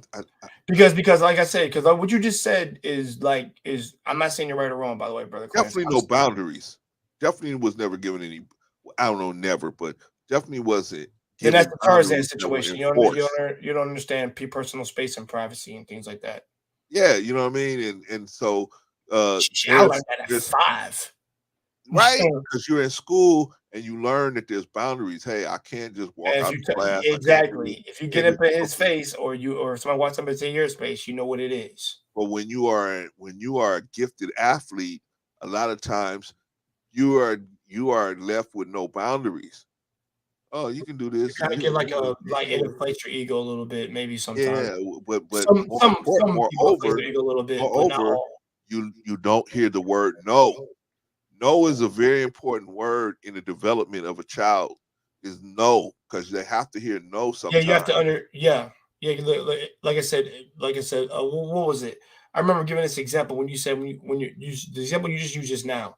It's literally like stupidity is the stupidity is the failure of ignorance. Like you don't understand. Stupidity is what? No. Stupidity is the failure of like like a failure of reason. Like you don't understand. No. Yeah, well, Is what it you know what I'm is. saying? Now, ignorance is something you can always come back to. There's a difference between ignorant, like I didn't know, or Right. things like that. Which Right. you know, like nowadays, you really can't. You have to be unignorant towards things. Well, But with him, it seems like he just didn't understand. No, like this is not well, what it is, and things like that. well, it was I think Jay, it was a bunch of different things. I think if she would have told him that she wasn't pleased with that behavior, I think he would have realized that that's something. I don't think she ever expressed that to him. I think she, like the average woman, she thinks he knows I don't like this. I don't have to express that. He should know that already. And it's because he's a 19-year-old kid and he couldn't put together that, oh, this person is being nice to me because this is their job. He mistook her niceness as a sexual interest in him. That's how he was able to put it together in his head that it's a sexual interest. On top of that, as an athlete that's probably been being red zoned in front of the line. When you go to college as an athlete, athletes get the first pick of classes. You know that, right? Yeah. The athletes they go to the front of the line as far as picking classes and having classes to attend and everything. Athletes go to the front of the line, right? And I understood they make most of the money for the school. They make most of the money for the school, especially Division I. They go straight to the front. So, with that being said, he probably has not heard the word no since probably around the 6th or 7th grade, right? Oh, you ain't got to go to school. Oh, you don't have to do this. You don't have to make that test. You don't have to do this. You don't have to do that.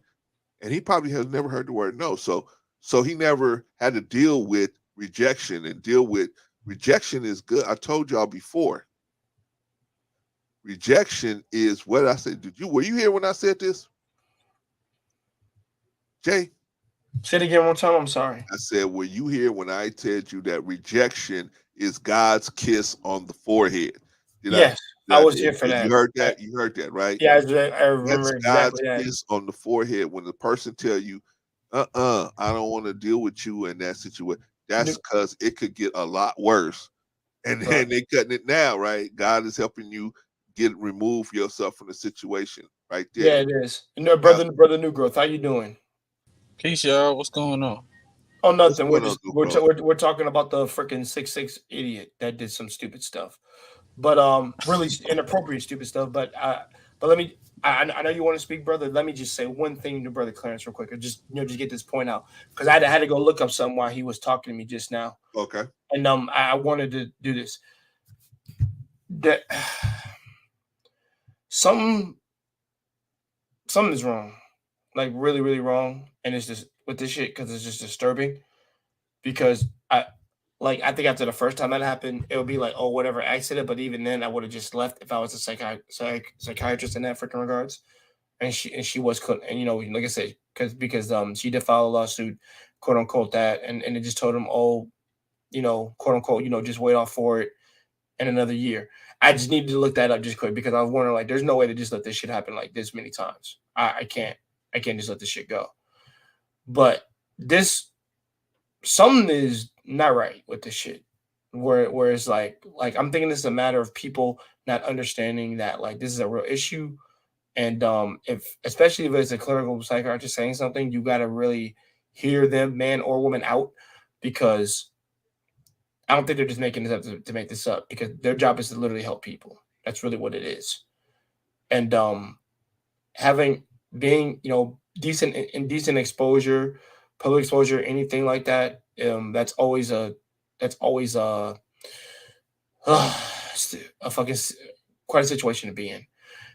And let's say this was a reverse. Let's say it was a freaking male freaking psychiatrist and a female, let's say freaking which would be weird, by the way. Like I said, a female basketball player, And then he filed a report like, okay, I can't do this because like, dude, this is already in a bad situation. I guarantee you he would have left the first freaking week if he cares about his career and not have some nonsense be done to him. He would have left like, I'm out. I gotta go. I can't freaking do sessions with this person. There's some issues they have that I cannot fix. No, I don't think that. I think it depends on if they're making the kind of money that this chick was probably making. I would say she's probably at least making about $200,000-$300,000 a year, right? The Spurs were paying her. Right. But I think good they money, they right? do I think they do So have the she right to wouldn't have just refuse walked away clients. from that. He probably wouldn't have walked away from that. No. think No. think It's what not. he would. It's not more so like he wouldn't have walked away. It's more so like your image. I say your image, and also being put in a situation that you're in because patients who have weird habits or anything like that was never talked about or that was never in their file or anything like that. And of course, like I said, this was spurred on her like multiple times. It like I said, that can't happen. 9 times. 9 9 times. like Shit. 3 to 9 times is just freaking ridiculous. And I'm saying, like, dude, like this, no. Like I said, I would just I'll be honest, I would just freaking left. Like, can I get a new client, whatever? And it's like I can't help this person and just walk away. Because I don't think your contract is probably paying her like $200,000-$300,000, so she wasn't gonna walk away from that job. But what she should have done is said, okay, when he comes in, I would have made an appointment with him, had him come in and have everybody there, have all the people there, the general manager, all these people, have them all there and say, hey. Oh, okay, yeah. In terms of that, but not for a session, because that's an intervention, right? That's an intervention. You intervening in that situation. And saying, hey, they intervene in there. Yeah, and they could have broke that thing up, but the Spurs dropped the ball. It looks like based on what she was saying, the Spurs dropped the ball. It seems like they just let this shit happen multiple times. Right. And I don't know why. I think you know what I think it is. I think these motherfuckers just didn't give a damn personally. How it seems, because there's no way they can happen 9 times. Y'all don't do shit about it about 9 times. Hell out of here. No, I think what they thought. I think they thought that she was just going to take it on the chin. They thought because they was paying her. This is the mistake that most men make. They think because you're paying a woman. Roger Goodell shit. They think because you paying her, the Sean Watson. They think you paying them a whole bunch of money. They're just gonna take it on the chin and keep walking. But not today. When why should they take a little bag when if they can get a big bag, right? I mean, if you telling them, hey, take this on the chin, and we're gonna give you this much, they could just look around and say, well, shit, if you want me to take it on the chin, then give me the bigger bag, give me the big bag, right? That's what I would do. I would just say, if you're gonna give me a bag, you give me these peanuts and tell me to take it on the chin, and the bigger bag is right there. I'm gonna go for the bigger bag. Anyway, hold on one second. Let me New Growth. I know you want to dip in real quick, man. Let me deal with Sister Annie's comment real quick, and then I'm gonna let you dip in, man. Okay, so Sister Annie said, Brother Clarence, and I'm glad, Sister Annie, because I wanted you sisters to really tell us what it's like to deal with stuff like this, so that we can understand. Because see, I know a lot of us as men don't understand, right? We think it's no big deal, right? Because we look at this stuff every day. Y'all are the one that don't, right? So anyway, Sister Annie say, Brother Clarence, honestly, sometimes it's uncomfortable when men show different behaviors. I get you. Sometimes you're hoping it will magically stop, right? You're just saying, well, maybe if I don't acknowledge it, he'll recognize that that's not something that I want to deal with, right? If I just don't acknowledge it, I just act like it didn't happen, he'll see I'm not interested in that, and he'll just leave it alone. Some dudes are like that, but then there's some type of dudes that's not. They're real driven, right? And then let me say, unfortunately, sometimes when it's not stopped right away, it can give the impression that's what happened. That's what happened. See, there was never pushback on it, so he felt like, hey, she's with the program because she ain't saying nothing. She let it go 8 other times. We're good. This is my routine with her now, right? She let the routine develop instead of 1, 2 times, hey, I'm not meeting with this client anymore. That guy I'm not meeting with anymore. Not unless all of you guys are in the room here with me. That would have been simple, I think. But I think she tried to do something like that, and the Spurs dropped the ball on it. Like I said, I think the general manager, like the people in charge, didn't give a fuck to me. That's what he keeps. Like she I said, told he the just keeps general coming to manager, she told the deputy general manager, she told a lot of people. She say, quote, according to her. But anyway, let me bring New Growth into the conversation. New Growth, what's going on, man? Peace. What's happening, man? What you think? I think is you know me. I just think it's a little slippery right now because we don't know the full story, the full intent. Because she was a psychiatrist, so she was working with him personally, one-on-one, confidential.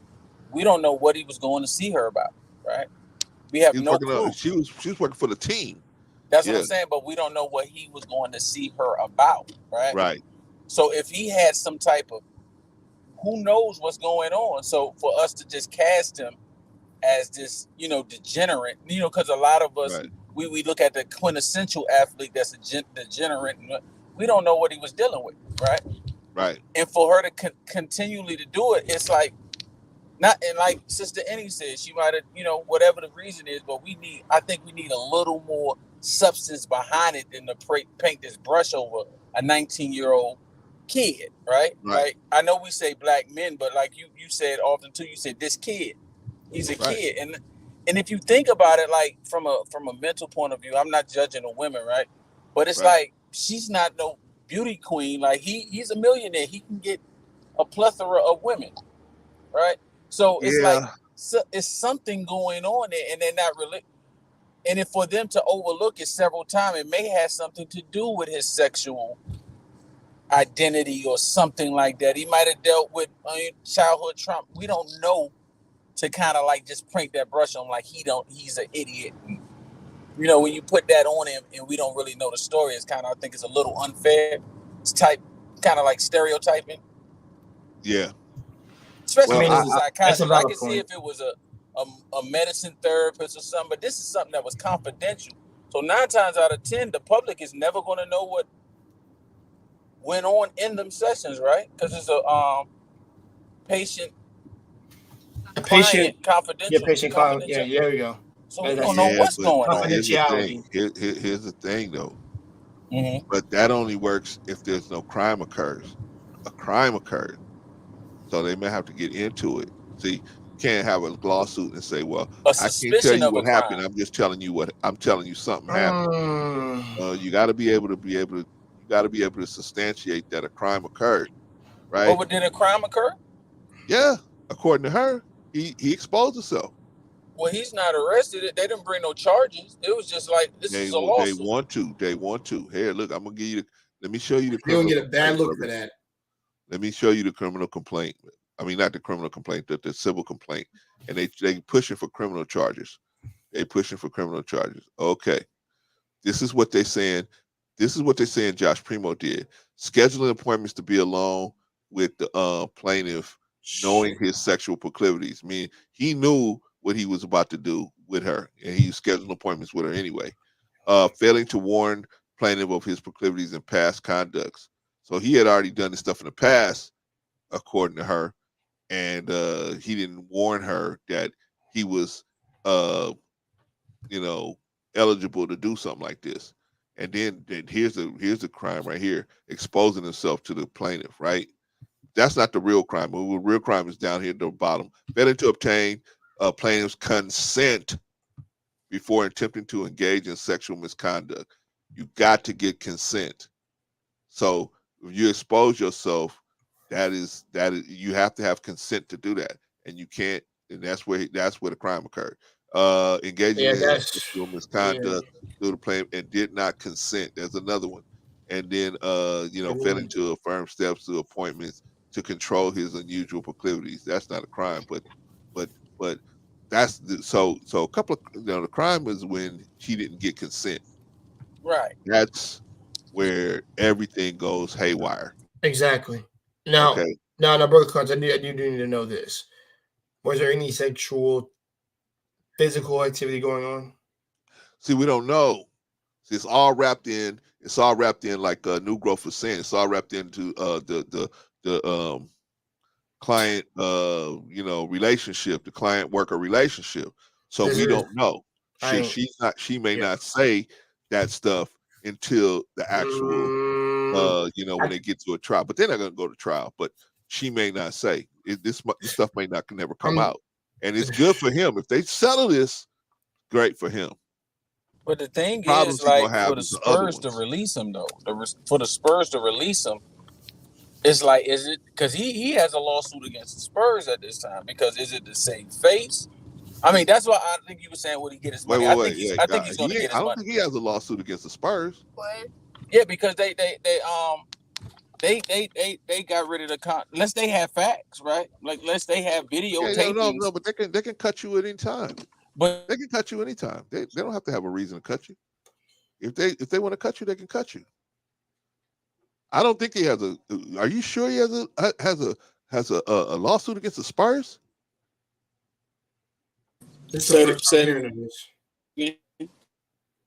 What? Repeat it again, brother. New Growth. New Growth. Can you hear us? I think he's driving, man. Say it again. Yeah, you went out. You said something and you went out. Can you repeat what you said, brother? Oh, I was just saying. Hold on. Yeah, I don't think that's correct. I didn't say he had a lawsuit against the Spurs. Oh, okay. I said he could possibly have one if they try to refuse to pay him, because a lot of things are circumstantial right now. So they have the right to cut him, but they have to pay him. Well, it's nothing in facts. But they're gonna make him pay. They're gonna make him get a lawyer to get that money, bro. I don't think they're gonna. He might get a lawyer. I agree with you. He might get a lawyer, but I don't think he's gonna get all that money. He might get some of it, but he ain't gonna get it all, because I'm sure they got something in the contract saying that if you bring some kind of negative attention to the team, we don't have to pay you this money. I'm sure they got. But if it comes out, let's say they put him in that psychiatry, we don't know what they put him in there, right? He might have had sexual issues, and the lady complained about him 10 times. So they took on the ability to say, okay, we're going to deal with this guy's issues. And the lady complained 10 times. How's he at fault? How's who at fault? The young guy, Josh. He's at fault because he committed a crime, brother. And you know what the first thing they're gonna say? Ignorance of the law is no excuse. Don't matter that you didn't know. I didn't know. I thought everything was good. It doesn't matter. You did it. And but brother, I mean, we all, like, I work in like the psychiatry field sometimes. And you got people out there, who have certain issues, and you go in the ward and they pull out their penis right there. That's not a crime. If a person is mentally. It is. Now, you may not want to take them and go to the police and call the police and charge them and all that and have that go through that whole process, but it is a crime, brother. It's a crime. I guess it's different in different states, I guess, because here that's not a crime. If a person is seen to be mentally ill or mentally unstable, they're not regarded. That's kind of like with he was unable to face charge because they pleaded temporary insanity. It's not that degree, but certain things, if somebody's in a home or in a situation with an illness, okay, they don't consider that. To me, brother, what you saying to me? Let me see if I got understand you. If I'm on the street and I decide to expose my penis to some lady out there on the street, right? No, that's not what I'm saying. I'm saying if a person is in an environment, like if I'm in a psychiatric ward or whatever. Oh, that's a different situation. You in a place where you've already it's documented that you have a situation, right? Right, and that's what I'm saying. And you're in a place where you're trying to get treatment for it would all be there. Yeah, you're trying to get treatment for that. That's and the same thing he was doing, right? I mean, if he's in a psychiatric, he's seeing a psychologist, right? And if we find out that, go ahead. I'm sorry. It's not the same thing, because in a psych ward, you're being restricted, and you are not under your own care. You under someone else's care, right? You under the state's care, right? You're not under your own. You don't make your own decisions at that point. You're under the state makes decisions for you. when he's out in the public, maybe he have an issue, but he's on his own. He's still responsible for himself, right? It would be. I would agree with you if she was coming to, and he was in a psych ward like Keon Dooling, right? Keon Dooling was a basketball player that a man grabbed him in a bathroom, right? Grown man grabbed his private parts in a bathroom, and he broke down. Keon Dooling broke down, had to go into a mental ward, right? Mm-hmm. Okay. In that situation, okay. And she came into the mental ward and he was doing stuff like that. Okay. Then I'm sure she would say she would be less ready to pull the trigger on the situation. But she say she went to the Spurs. She went to them several times. Went to many different people to say, hey, this is the situation. They basically said to me, in my mind, every time you keep, I'm not saying you're saying it, Brother Clarence, but every time you said she went to the Spurs, you know what kept going in my mind? When they didn't do shit, they said, fuck it. Deal with it. Or they saying that's what I'm getting from this. Me too. Or they saying that's what we have you here for. Help him with that. That's what you're getting paid for. I think they brought her in for that. Right. I think that's what they did. Okay, that's wild. So she said, she at some point probably said, hey, this is going on. Can you guys do something about it? And they didn't do nothing about it. Nah, that doesn't. No, I mean, just imagine having to be the team psychologist because what's the other team? I think the Lakers had one for Ron Artest and his issues, and a lot of these teams have these things, the psychological diet. I mean, even these big corporations now, like Apple, the high execs, they have this because they deal with so much pressure. Some people have those on payroll. So they go in there and they give you, hey, I went out last night, man, and I snort so much cocaine and this and this and that. Right? He committed a crime, but yeah. I mean, new growth. I'm agreeing that there's like they have issues, so they deal with them. Of course, that might be for the team or special psychiatrists or personal psychiatrists or family ones. But with this stuff, bro. They said this is so wild, it's demented and sick in my mind. I don't care what anyone says. You're telling me she was let's just call her and have her deal with his shit. And we know he has this. It sort of means if you knew, that makes you an accessory to this bullshit. I think like what? How did he get up to 9 times? Though? Yeah, please, someone's gonna have to explain that to me because they don't just happen 9 times and then. Yeah, y'all didn't do nothing, and if she isn't I swear, everything about this case is all effed up. But just think about it from a workplace environment. She's okay. I don't want to say the therapist is all effed up, but if there was an issue, just report that shit. Like that's ridiculous. Like report it enough times to the point to where it's like okay, this is a serious issue. I got to get out of here, and I'm not taking any further. I'm not. Or you relinquish yourself of that position. You say I cannot do this if you're not. She never came to that position. Her contract was not renewed. Therefore, allegations come out, in which they may have all been true, right? Well, I'm not saying it's not true. They told her she can't work. It sounds like they're trying to cover their ass because what they did first. When she told them after so many times of telling them, they said, "Okay, just work from home." They just let her just work from home. And Repeat that again, brother. You said her just work from home. She told them so many times. Finally, they told her, "Hey, you just go work from home." So, right? like FaceTime the patient or something like that? I guess so. Right? But I mean, it's not unheard of. But I was just like, so then that's compromising. She said that's basically compromising her. Her working from home was compromising her ability to do her job, right? It was compromising the ability for her to be more effective. So she said, "Why do I have to work from home? Why don't you get rid of? Why don't you deal with the issue, which is Josh Primo? Deal with him instead of me having to. Why do I have to go work from home? And then the people that really need me in person, the people that's that I'm trying to That help. works better. That worked better on hands-on. It sounds like Yeah, she's more that's what hands-on she than was saying. distant. But keep that in That's what mind, that brother sounds Clarence. like. You said that she had may been brought in strictly for Josh. I So believe that's what happened. okay, I mean, on what the argument did she surface, probably on the have? surface, he's a team Right. psychologist on the surface. But I think that she was brought in to deal with that issue, and when she wasn't able to address it, then and I don't know why they brought a female in to address that issue.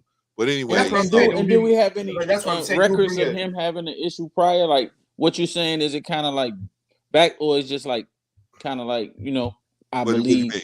like him that she was brought in for him? Like, did he have do we have records or anything of him having No, I don't think we have problems prior? record, but I think Or rumors or something? there was some prior issues because she stated to him, she stated in the complaint. We looked in the complaint. She said it was prior. He didn't let her know about him doing this prior, and she found out about prior instances. She obviously found out about prior instances, right, of this happening, or maybe she found out in the in the sessions. She found out about it. Okay. And so there was some prior issues according to So her. the Spurs didn't let her know, or he didn't let her know? Both of them. Well, he's not going to let her know. I mean, how you going to hold him accountable for not letting her know? That's what she got in the complaint here. She got here. He fell into warn the plaintiff of his proclivities.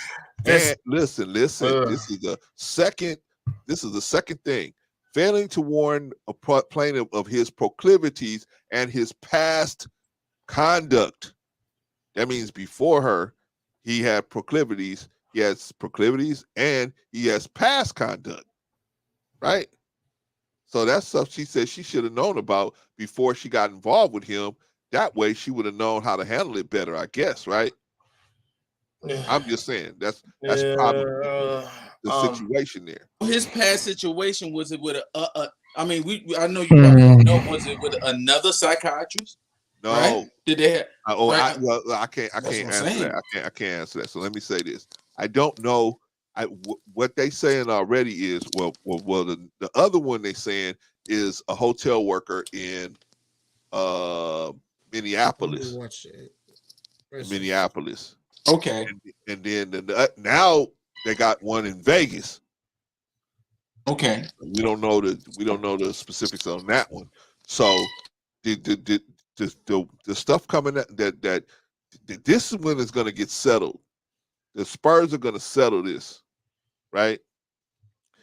And so they're going to settle this thing. They want to clean themselves up, right? Yeah. They're going to just settle. They're not going to go to court and try to, because Spurs are that kind of organization does not want. Spurs are beating up on this poor woman. The Spurs are beating up on this poor woman that's with 4 kids, single mom that's out here trying to raise her family, and the Spurs are beating her up. They don't want that kind of publicity. They're going to fold like an old card table. Remember those card tables? Listen, I really hope they do, brother. I really hope they do because they fucked up. Yeah, they did. They dropped the ball. To me, because to me, it's not just bad on him, on the player. I'm talking about bad on the whole team as a whole. That's why I said, like, consequences as a whole. Like, this shit is just like, it's batshit crazy to me.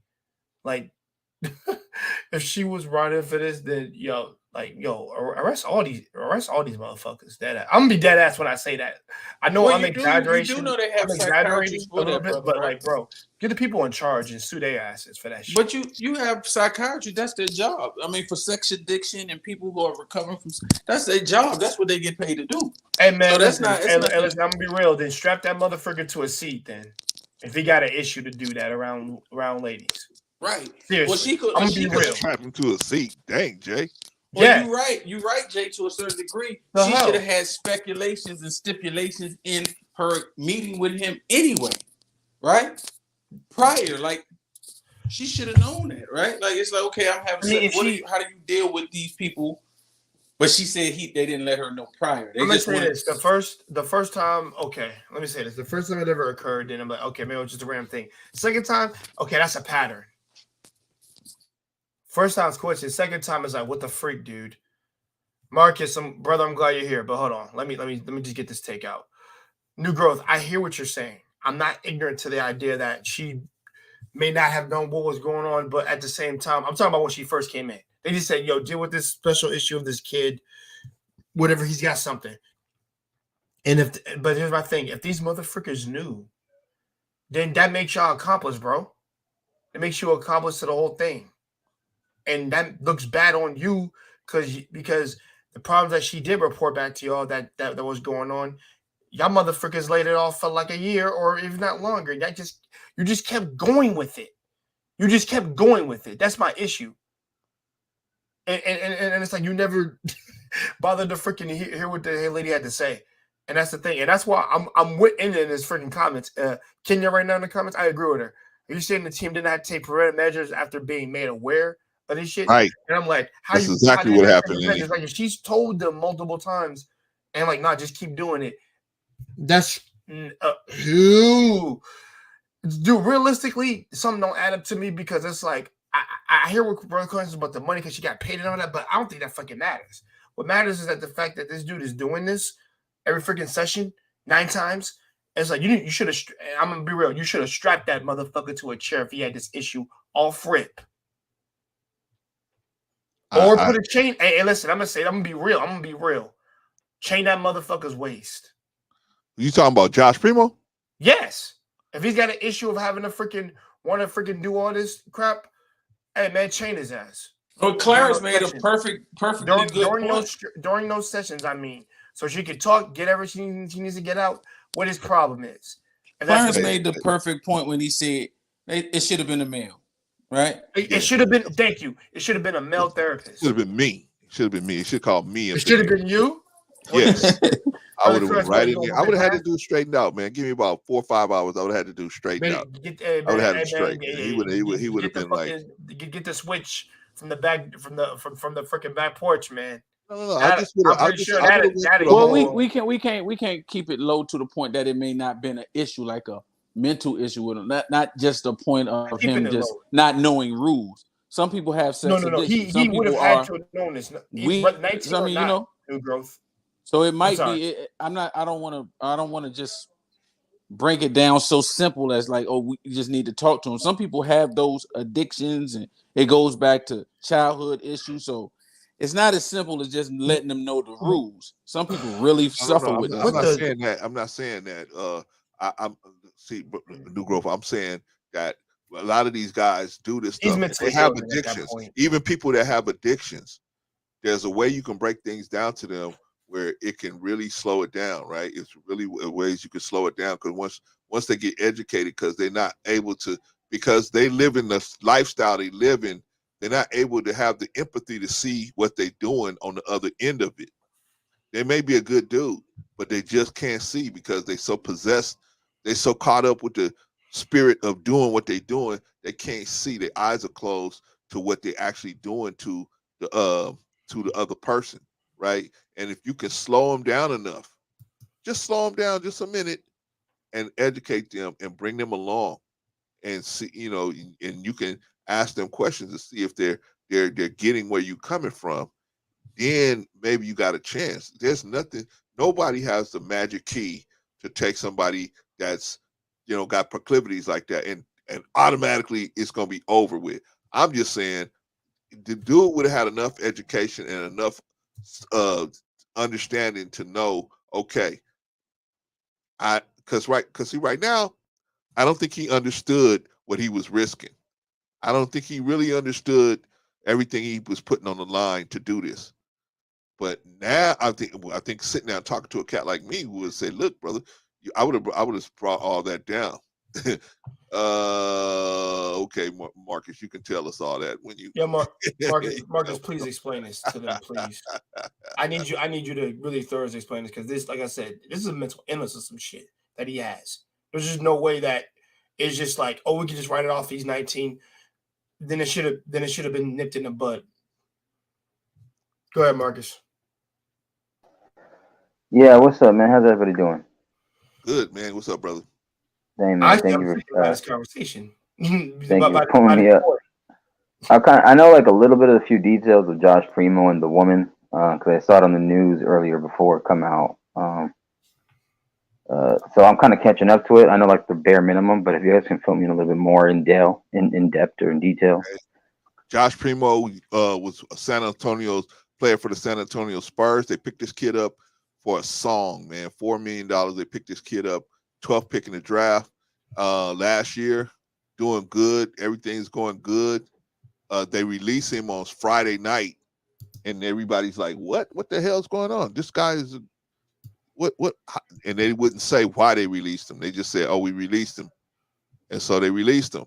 And so now it's coming out that he was running around exposing himself to at least now it's up to 3 people that we know about that's alleged, but mainly the team psychologist. He would go in and schedule appointments with her and go in and show her his love stick, right? And she said she went to the team about it and the team didn't do anything. So that's where we're at right now. We're just talking about where it went wrong, and so she said it happened she said it happened 9 times. 9 times, right? She said she went to the general manager, she went to the deputy general manager, she went to and then she was told that Popovich was told. She never got a chance to talk to Popovich, but she was told that Popovich was aware of the situation. Right? Yo. This is sorry, bro. You said Popovich. This is so bad. That's what she was told. She said she was told that. She can't really verify that, but she was told that. Okay, let me read this comment real quick. Sister Annie says, it's really easy to say, oh, you should have done this. Doing it is another thing. And when you finally get the courage to ask for help and help doesn't come, it's not good. I agree with you. I agree with you, sister. We agree. But the thing is, I still would have changed his ass. But there's like what Sister Enya Kenya said though. I hear what you're saying, Sister Enya, but at the same time, there are some people that are being offered the help, but they shoot themselves in the foot and turn their back on the help that's being offered too.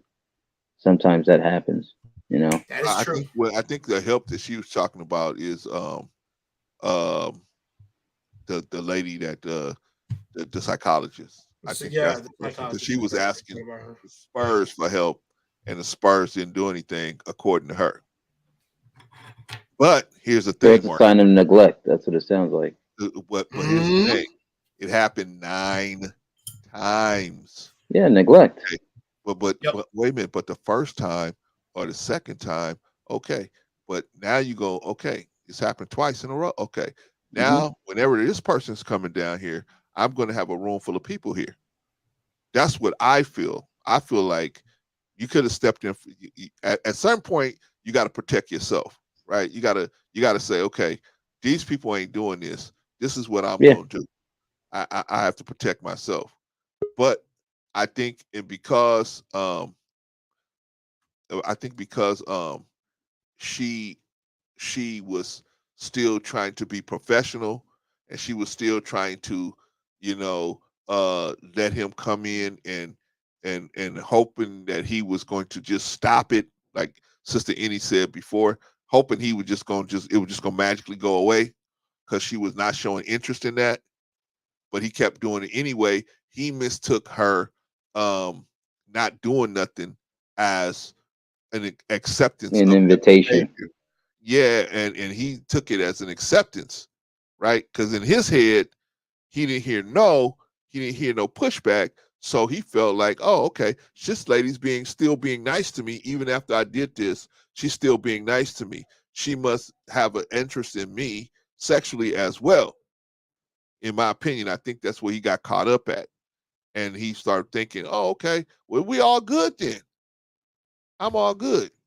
And then it just progressed, like they said. It got even worse. It progressed, whatever that means, right? Maybe he just did any of these women ever have an intimate relationship with him? Since he said he did it more than once. I don't think so. I don't think so. I don't think anybody did. I think it was just random people. So wait, hold on, Brother Clarence, that's crucial information I missed. You said it was different ones or just one? It was different people. It was a more than team one woman. psychologist. It was a team psychologist. Okay. And Okay. then it was that's what I'm saying. Still wasn't adding up to me when you said just 9 times, and I'm like, with the same No, person? it was 9 times with just the psychologist. 9 times with just her. Okay. Then there's other instances with other people. Yeah. Oh, dude, yo.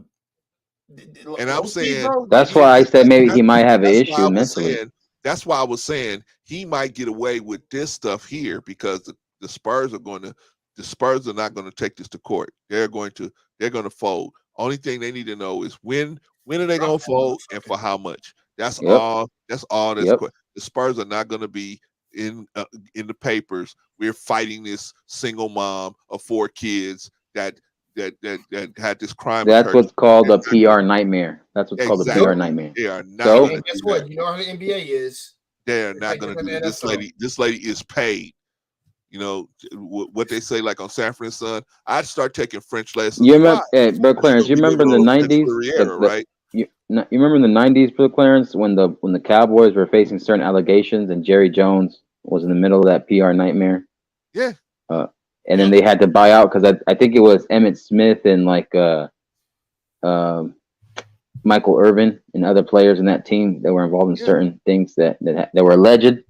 Yes. But then they opted out in court and they paid financially. You're never gonna go to court, man. You're never gonna that was a party. I think that was a party. That was a party. They had all type of drugs and everything in that party. He said that was gonna be party. These NFL teams are never going. This is America's sport, man. You're never gonna see the NFL trying to drag some lady into court. It's never gonna happen. So they're gonna but see, here's the thing. Here's where this is gonna save Josh Primo on this point. So because they're gonna settle it, she's not gonna have to go into the specifics of how it went down, right? It's because it washes away. Yeah, right. The problem he's gonna have is with the other people that's not gonna be no client. That's not no worker client agreement there. So they're gonna be able to go into. Yeah, he came into the room and did this and did that. They're gonna be able to go into exactly how it happened, and that's where he's going. That's where the nightmare is going to be actually continue. This is a nightmare here, but the Spurs are going to wrap this up for him. And once they do, cool. But it might be like the Deshaun Watson situation where people are just coming out of the woodwork. That's what's going to be because the same lawyer that the victim of Deshaun Watson is the same lawyer that she got. Right. So they going to. And he's going to publicize as much. He's going to do it as much as he can in the public. But it's a lot of things. I think it's a lot of things that's not. She's a psychiatrist. We don't know what she was capable of doing and what words that she said. Remember, he did come out with a letter saying he was dealing with mental issues. Yeah. So that's why I said what I said in the private chat because I don't know if he's dealing with chronic, masturbation. If he's like a serial nymphomaniac. Right. If there's people who are sick in the head that are into necrophiliac, what makes it think they won't be into stuff like that? Right. So we don't know and she's a psychiatrist too. So she's able to look at a person and diagnose a person and know. And he's 19 at a naive state. So we don't know what she said to him, the things that she did to him. We don't know that. Did she write a letter to to him and say, hey, because she's a psychiatrist. Did she write a letter saying this person is blah, blah, blah, this, like this? We don't know. How was he raised? What was his mother like? What was his father like? What type of environment was he raised in? It's so many things to look at into this and what steps did she take? Yeah, she might have mentioned something. How did she mention it? And then we know as far as the Spurs is, look how they treated Kawhi. So they have things in now as far as what they have done. So it's a lot of things that is missing in here. They digging in their wallet, definitely. No, Vaughn, I want to ask you a question. What about the Kawhi thing? Shout out to Southern Charles. The thing with him and Popovich? No. Did you mean the thing with him and Popovich? Him and Popovich and the Spurs. As far as Popovich has a problem as far as how he talked to people. Oh, yeah, then that's just talking. I thought you No, meant no, not just that. And then he had a problem with politics. And then the Spurs, when it came to diagnosing him, as far as when he got hurt, not only he said it, Green said it, and it was a couple other players. So the Spurs is not what you call clean. Von Erich is bless you, but Von Erich is talking about the sports team doctor who diagnosed Kawhi out of being out, and then Kawhi suddenly some personal stuff was happening as well on the outside. That's why he was purposely missing games and seasons and stuff. Okay. Yeah, and but Green, the guy Green, remember when he got traded? Green back Kawhi. Green back whatever what Kawhi said. Green backed him because he said they misdiagnosed me and tried to get me to force me out there, back out to play when I'm still hurt. That could damage my career. So it's not like the Spurs is they gonna look out for it because she did tell him 9 times like she said, and they didn't do nothing. Yeah, that's a big case. Yeah, that's a big case. But I'm thinking too, brother Clarence. I'm thinking too with the Josh Primo thing because that could be considered a sex offender crime if you expose yourself like that. That's what I was saying. The kid got bigger problems. He's got bigger problems because they said in the press conference that they want the district attorney to prosecute the dude criminally, and that's going to be a bigger issue. But I don't think that's going to work. I don't think that's going to work in her case. Now the other two cases it might work. Because she has a client, so she can't say what happened in those sessions unless she decide to break that HIPAA law. She can do it if she do that. But if she decide, hey, I'm going to stick with this is client worker relationship, I can't break it, and so therefore I'm only going to say it if I have to get sworn in, right? So if she don't say nothing, that's going to go away from her. But the other two girls can come in because there's no client relationship there. What you said? What criminal did you think that it could come to now? What you mean criminal? That's what I'm trying to get. He committed a crime, brother. In what way? He exposed himself to her without her consent. Exactly. So in Texas, I think in almost every state that's a crime. Every state, man. But we don't know when they say exposed, right? It's a crime if it must be a crime, Von Erich, because they're asking for criminal charges to be filed. Well, they asked for criminal charges. They asked for criminal charges to be filed with Deshaun Watson, and it was no criminal. Just like his lawyer say, it is not against the law to pay someone to extra to what he did. It was no law for that. Just because they wanted, yes, they may want it, but is it a law? Is it in the law and enough there to prosecute him? It may not be. Just because she said he exposed, that doesn't mean it with exposure. If it was some, just tell me this: 9 times, and you mean to tell me that they didn't say what you're saying? Well, it's a criminal. That's criminal. Well, it's her.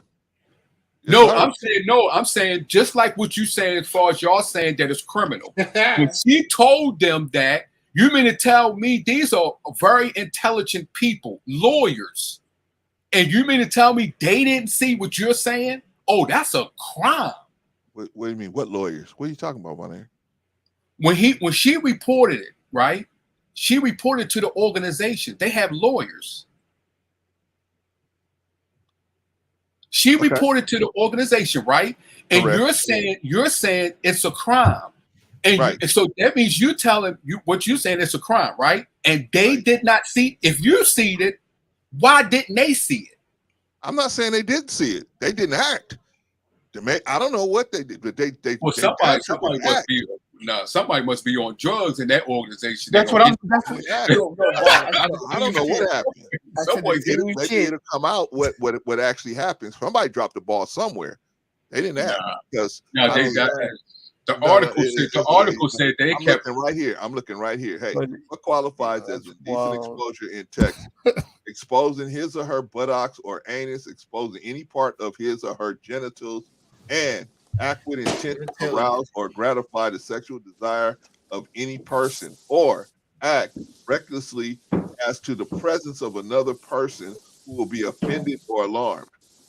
There it is, So- right there. Let me ask you a Okay, question, so brother she- Clarence. Is that a misdemeanor or a felony? Let's find out, brother. Let's find out. And remember, she's not just a psychiatrist. She's a psychiatrist. Then don't she do like body massages and things like that? What? Yeah, she's not. No, bro. Yo, no, that don't make no I don't sense. think her. Look, Not yeah, her. pull the article up. She's not a what you call a psychiatrist that you go in and talk to people. She's not that type of psychiatrist. What? It's a misdemeanor. It's a Class B misdemeanor. Yeah, she's Okay, not. okay. She's not that. Pull the article up. Matter of fact, came out yesterday. There should be an article in there. She's not that type of psychiatrist. That she's a clinical psychiatrist, but she's also, when it comes to your body and things like that, dealing with your body. She don't massage people, brother. Listen. I guarantee she does something. She does something when it comes to the body. Oh, I don't know. Maybe she might have like a. Let me pull it up. Like Southern Trolls. Let me pull it up. Pull it up. Let me pull it up. She's not. There you go. That's true, Southern Troll. Don't do it. Don't do I it. agree. Don't expose nothing to nobody. Right? Yo, I'm not gonna lie. This is Only thing you treat them is with respect, kindness, and respect as much as you can. Because brother Clarence, do you think that you don't know that men? He might have do you been. think men should be able to say these same thing about these girls with their booties all out on the? I'm scrolling down the internet. So let's get together as men and do that. How about that? Right. Exactly. The question is, will the police come pick them up, right? Because you gave we got to demand it. You gave a great example, right, brother? If you have somebody who clearly has some mental issues on the street, and I've worked downtown LA where there's a bunch of different people with mental issues down there. Are the police really gonna take them in? They're gonna put them in the car, take them around the corner. They're gonna do what they call take them past Broadway, where all the homeless people are down there, and they just gonna drop them off. Oh, can I jump on your example real quick? Huh? Like I'm gonna jump on your example. It was a perfect one, but I'm gonna use another place you always talking about, Figueroa, right? Okay. Figueroa. They're fighting for sex workers to be able. They're enticing men by that's what they do. They advertise and they showing me the that some parts of Atlanta down here, they're just you riding by the spot like they'd pull their leg up and they ain't got no underwear on. Yeah. Right. So we look past that and we have a society that's saying push for sex workers to be protected and this and that. We're not calling them the same sick people like we're calling the man the sick people. So I really think if we're gonna, I men have a certain responsibility to win. But if we're in a society that's holding people to accountability, we have to hold our women to a certain. And this has nothing to do with the young lady with the Spurs thing. I don't know too much about that. But I know we get on the men for their sexual urges or they're sending the penis pics. But these girls are busting it open and doing all this on. I said, good Lord. Y'all talking about, we ain't even got to DM them. They just sending that to us. That's what makes them send us certain pictures, right? You think to a certain degree? I think that the misunderstanding of like different women, like certain women want that type of energy, that had that kind of energy, and so but sometimes we as men, we could think that every woman got that kind of energy, like every woman deep down has this kind of energy, right? Even though she might be a little reserved, more reserved than this person, that person. If she's a woman, she really had it. She deep down, she got this same kind of energy. When in actuality, every woman is different. Every woman is different. You gotta get to know the person, right? Damn, we're getting beat up. Huh? No, somebody getting beat up in the background. What the heck? Yeah, I don't know what's going on with that, man. But anyway, Fuck, and they asked for it. you know what? I'm just saying, so it just depends on the relationship you have with the woman, right? There's gonna be a certain time where maybe she's gonna be open to looking at you, from the waist down. Right. But do you think women feel the same way? Because for me as a person, I'm a supervisor in my position when I work. I've had women like, I've seen the way they grab my hand. I'm like, yo, that's super sexual. And I gotta pull it away, right? Right. And it's like, do I go and say sexual harassment, or do I? You know what I'm saying? What? I mean, because we're in the world now where we're playing a game of one-sidedness. They got our brains looking from one section, but it's coming from the other one too. Because women are out here. I have women that's, I'm a married man. So women, they flirt or whatever, and right. work in the workplace. And next thing you know, they start to test your manhood. Like, oh, it's okay if you're gay, right? Almost putting you back. Like, if you ain't getting on me, that means you gay, right? So these are things that they do. Women are very, very. They just as strong as us. They just have a different strength. So when we sit around here and play like men are, it's a world. Like it's coming from both sides. And I agree with you. Us as men, we always got to be the leaders. But let's not think that these women are sitting back. Oh, I'm appalled by dick pics, right? Some of them like them, right? I mean, well, let me say it like this, brother. Okay, well, I'm gonna tell you. Let me ask. Let's ask the female. If you're okay, at what point would you be okay, sisters in the chat, if y'all don't mind? At what point would you be okay with having intimate discussions, pictures, contact, stuff like that? At what point, I mean, would you need to, because I think most women are going to want to know first, if I open up like that to you, am I going to be safe? Are you a maniac or something? Yeah, I mean, if they're going to start sharing, pictures of, themselves in, nude or whatever, right? They're gonna want to know. Okay, Southern Troll is tripping. I'm just or you're having conversations like that with you. You're not gonna show up on their door. You know what I'm saying? Or you're not gonna be sitting in their apartment when they come in, when they come home, right? They're gonna want to know. I think that safety is what they're gonna want to know first. Is that that's not gonna be a mistake to do that. And once they feel comfortable enough that you're not gonna be some maniac, in front of the apartment, you know what I mean? Hey, what's going on? Now, she was with the team on April 2021, right? Her contract ended on August 2022. Okay.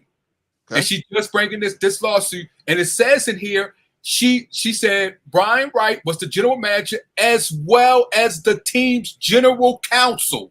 She told them, and they didn't. And so that means when she told them, they didn't look at it as anything as far as he broke the law. Matter of fact, if you read this article, they didn't see anything that he broke the law.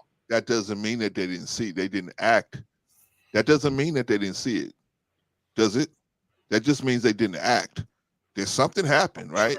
Right. They didn't act. Okay, if something happened, but then hold up.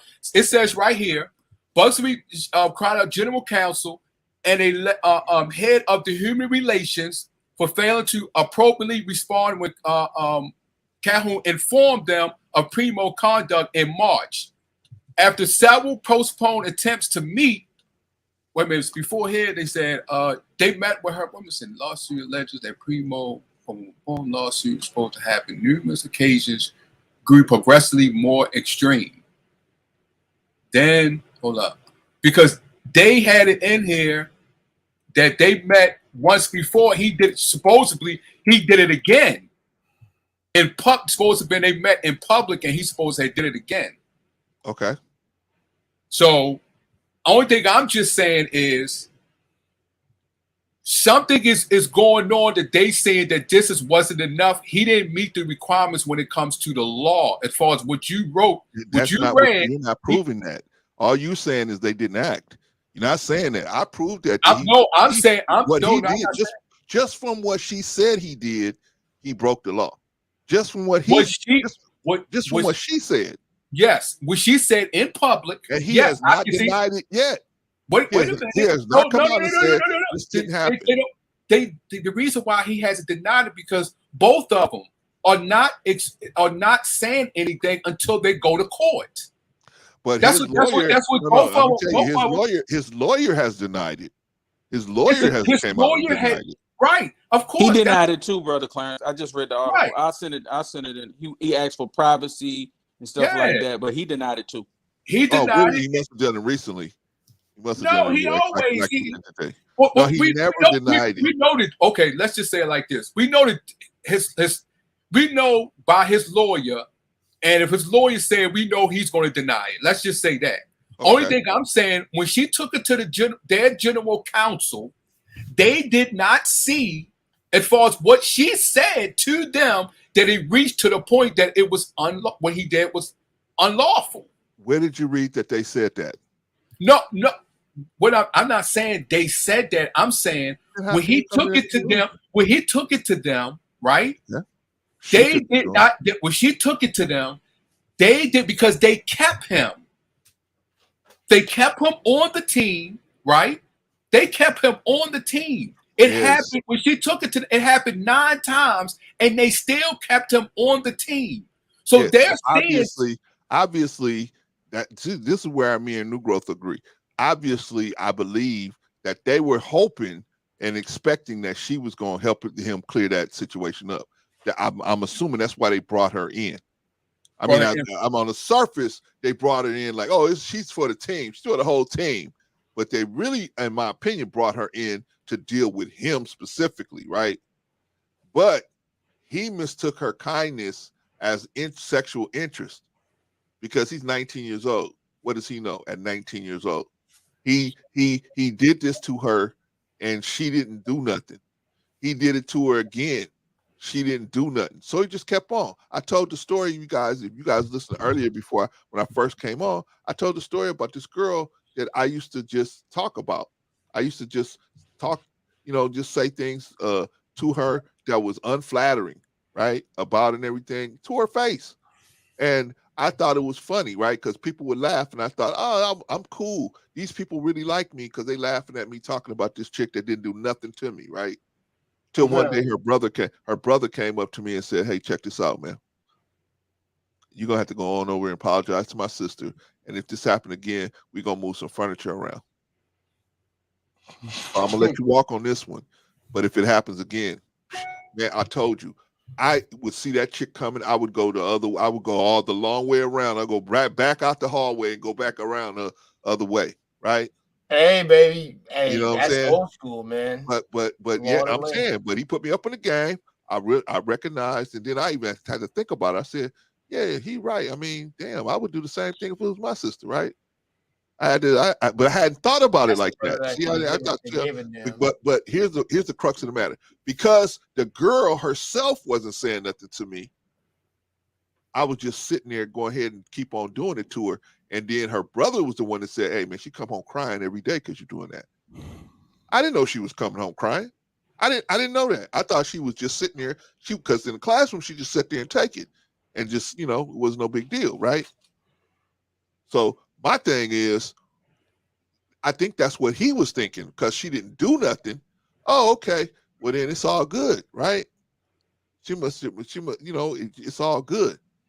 No, it's hard for me because it says the team asked him to meet, and she met with him in public, and she did it again. So it's so many stuff in here that it's not adding up on both ends. Correct. That's why I got. That's why I said before. I give you that more evidence, of course. It's not enough here to say he's this or it's not. The only thing I'm saying now, her contract was from 21 to 22, and he did this in December. He did it in March 9 times. So her contract was up in August, and now she's suing. Right. So to me, just like Brown, she should have took that when they didn't do that 9 times. Oh, we going to court. forget this. I ain't gonna even sit up here and wait for my They contract. tried to do well. See, that's what her lawyer was saying today. They tried to do it behind the scenes. Right. They tried to do it behind the scenes, but instead of trying to, they didn't want to cut the check, so they just wanted to get rid of him and her to let her contract expire, and they cut him. And they said, "Oh, we ain't got nothing to do with it." So that's why because they was going to sue Primo, but now he ain't got no money. They ain't gonna pay him that contract. So he got $4 million coming this year and $4 million coming next year. They're not gonna give him that money, or at least he's gonna have to get a lawyer to get some of it. No, he he might gonna get a get lawyer that. to get some of it. Oh no, he gonna get that. That's his. Well, he's gonna have to get a lawyer to at least get some. But No, my he gonna point get is, that. that ain't no money. That ain't no money. This girl is gonna get paid. She's gonna get at least 10, 15 million from the Spurs, in my opinion. In my Well, opinion, she might get that from. Yeah, she might get that from the insurance company. Well, whoever. She taking the silver court. She taking the silver court, right? No. It's never going to get there. They filed already today. They filed the complaint today. I got it right here. They filed the complaint today, but it'll never get to court. The Spurs are going to settle this thing. It's just a matter of how much money they're going to give her. 10 million. What'd you say, brother million. Clarence? Huh? He's sitting on top of a gold mine. Yeah, that's it, man. You like Fred Sanford, you sitting on top of a gold mine, right? You sitting on top of a gold mine, man, because I mean, she ain't got nothing to do but just let her lawyer do it and just keep on moving, man. Keep it pushing. Now, what to do, Josh Primo, if he's smart, he's gonna keep his mouth shut, let his lawyer talk for him, and then just leave it alone. Let it die out. Let the Spurs pay. Let him pay the little fine he'll have to pay, and then maybe in a year he'll get picked up by maybe the Raptors, maybe some other team that can use nice guy, because the kid looks good. He's a strong kid, looks good. So he's gonna be picked up by somebody. He's not gonna. He'll be back in the NBA. It just will it be next year or a year after that? It might be a couple of years before he. He might play overseas though. He could still play overseas. Yeah, the kid's only 19 years old, man. He'd be back over here by the time he's 21, 22. So my question is when the evidence come out, are we going to see that he's been suspended prior or he was fined for misconduct? Right, those things gonna play a major part in substantiating the allegations, because if he has those things, then it can. But if it's nothing there, and 10 times and there's nothing there, he hasn't been reprimanded, nothing like that. It's gonna make it hard on the Spurs, bro. He going to silver court. It's easy. I do agree. I do agree with you. They may settle because silver court is so easy to win in there. It's the win. It's only win. They're gonna get together. They're gonna look around and they're gonna say, "What do we got to lose?" Okay, put a number on the table, and this dude Busby is gonna say, "Here's a number." Bam, and then they're gonna say that's too high, and they're gonna negotiate from that number. He's gonna put a high number on the table, $20 million. They're gonna say, "No, that's too much." And they're gonna will it down to maybe about 10 or 15, maybe even 9 or 10, and then that's it. Yeah, I can see. I can see that. Be out of here. Yeah, I can see that. The Spurs are not going to want the press of dragging a single mom with 4 kids to court and they fired her, and I mean they're just not gonna want that press, man. They're gonna. They didn't fire her. Her contract ended. I know, but that's the way they are going to put it out there in the press, like the Spurs with their big old boots are stomping on this lady. That's what they're gonna make it look like, right? And her lawyer is already out there making it look like he's getting threatened, and the Spurs. I mean, they making everybody look. They made everybody look real bad. Now you only hear one side of the story, but they making everybody look real bad. And I don't think the Spurs see. It's like we were saying, do the same thing with Kayleen Walker. What he did, he made the mistake of trying to make the accusers look bad. Hey, I had a relationship with this lady, and this lady was no good, and she always doing this kind of stuff, and he tried to make the accusers look bad. That's never gonna work. That's never gonna work for men. Women can do it, but who did that? Who did Kayleen Walker, the actor Kayleen Walker, just got 50 years for ARPing all of these. got 50 years, right? So his strategy was, I'm going to go around to all these different. He went to Fox Soul. He went to Mr. Let Go. He went to all these different people. He went to Umar Johnson. He went to all these different people telling them, "Oh, I'm innocent. I didn't do anything." And then when they tried to explain to him that how the crime occurs when the person don't give you consent. He thought, oh, because they are laying back, they are with. This is consensual. No, sometimes a woman be so scared, bro. They just gonna let you do let you get it off, so they can get away from you, right? Yeah. He didn't think about that. He just thought, oh well, you know what? They let me do it, so we're all good here. Yeah. And I think that's the same thing that Josh Primo was thinking when this lady didn't confront him. She didn't confront him the way he was expecting that she would probably confront him if she didn't desire this. So Maybe but the thing, brother Clarence, is she had a job. She never had to confront him. She never had to confront him. All she had to do was confront the Spurs, right? Especially if this is what she was brought. That's what I'm saying. So especially if she was brought in, according to our assumptions, that she was brought in to deal with his problem in this certain situation, she had to go to the Spurs, and her as a professional, she had to know, okay, is this something I can deal with, or is it making me uncomfortable? And I think we have a responsibility. I love the lady, but we all have a responsibility to walk away from it, right? Even if you have 4 kids, walk away from that position, right? Because I have a certain type of job that I don't think she should have. I don't think she had to walk. She necessarily had to walk away from it. I think she just had to just structure the situation to where when this particular person came in, just like me and you, New Growth. Let's say we were both psychologists for the LA Sparks, right? And one of the girls comes in there, man, and she just starts stripping her clothes off. Every time she meets with me, she strips her clothes off. Every time she meets with you, she strips her clothes off, right? Right. So what we do is we say, okay, I'll check this out. I bring the GM down. I'm gonna say, hey, whenever this player comes, you got to come in there with me, or I got to have a witness there with me. I'm not gonna be in the if this person is doing this, I'm not gonna be in there with. I'm not gonna be with the person alone anymore. Right. But the facts showed us that she's went several times, and they said, hey, maybe just do it from home. At that point, she has an obligation to herself, right? And to her family to walk away. They told her she still could have filed the lawsuit and did everything that she did. Huh? Say it again. They told her to work from home after the fact, after the 9 times. I know. Right, but after the second time, if she told them one time and they did nothing the second time, she had the same lawsuit she has today. Am I right or wrong? Yeah, she got the right. They definitely dropped the ball. She had the same lawsuit that she had the same. She had the same lawsuit after the first time. There was no consent. The second time, she had the same lawsuit that she had today before they told her to work at home, before they told her that her contract wouldn't be renewed. Right. So I'm not blaming the victim at all, but I'm saying in a world where we have so much, we cannot, I love women, but we cannot make them seem like they're angels, right? Because we have history of false allegations, right? We can't make them seem like they're angels because everybody is innocent until proven guilty.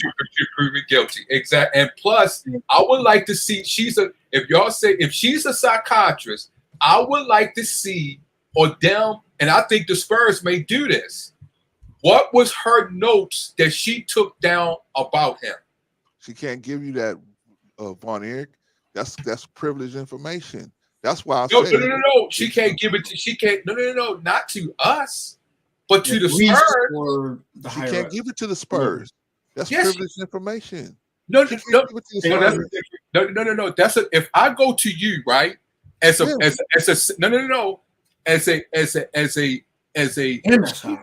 separate psychiatrist away from the team. Okay. Right? Away from the team.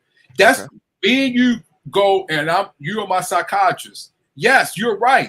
But I'm saying when you work for a team, she's advised them.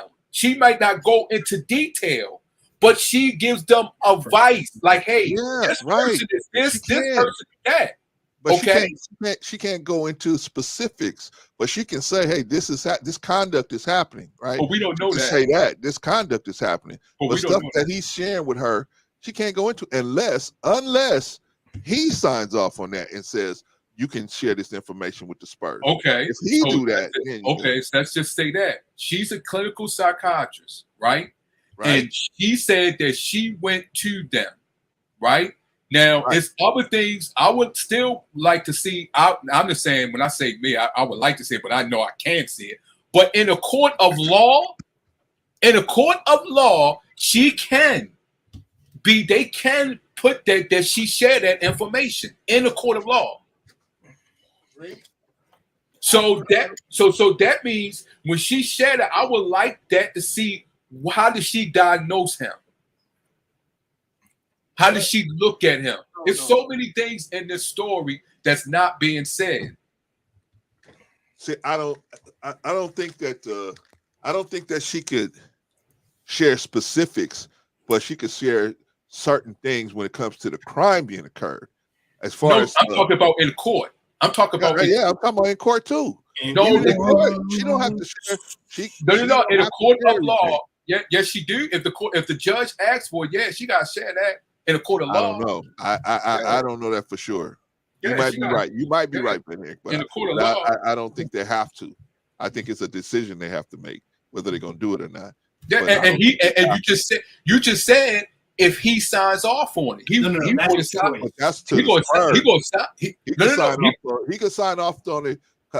Because you know, Von Eric, you got a child, right? You got to sign off to say, hey, the school can contact they can look at the records to make sure that the vaccinations and everything. So you can sign off on it, and I can look at it, but you can't just go to court and have that information.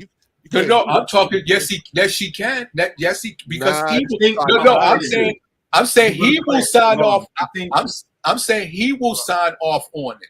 He will sign off on it he can't sign off of it for the court. He's not going to sign off on it for the court. Why would I sign off on something that's going to make me look bad? It may make him look bad, or it may not make him look bad. It could be. Were you there, Vaughn? Were you there? Wait a minute. No, that's what I'm saying.